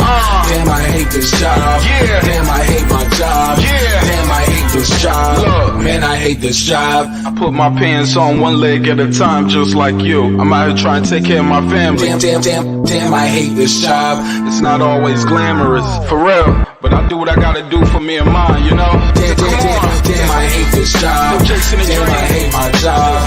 Damn, I hate this job. Damn, I hate my job. Damn, I hate this job. Damn, I hate this job. Damn, I hate my job. Damn, I hate this job. Damn, I hate this job. Damn, I hate this job. like you, nigga. Damn, I hate this job. Man, I hate this job. Man, I hate my job.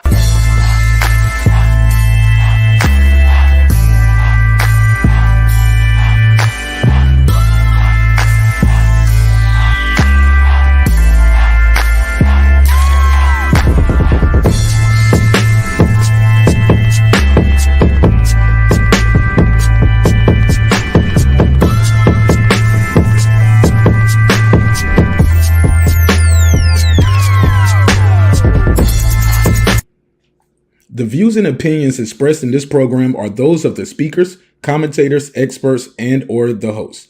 They do not explicitly nor necessarily reflect nor represent the channel's policy or the views held by the channel or broadcaster. The broadcaster or its channel cannot be held accountable for all or any views expressed during the program. Basically, if I didn't say it, don't come for me. You come for the person who said it. And please don't sue me for somebody else's words. With that said, let's start the show, motherfucker.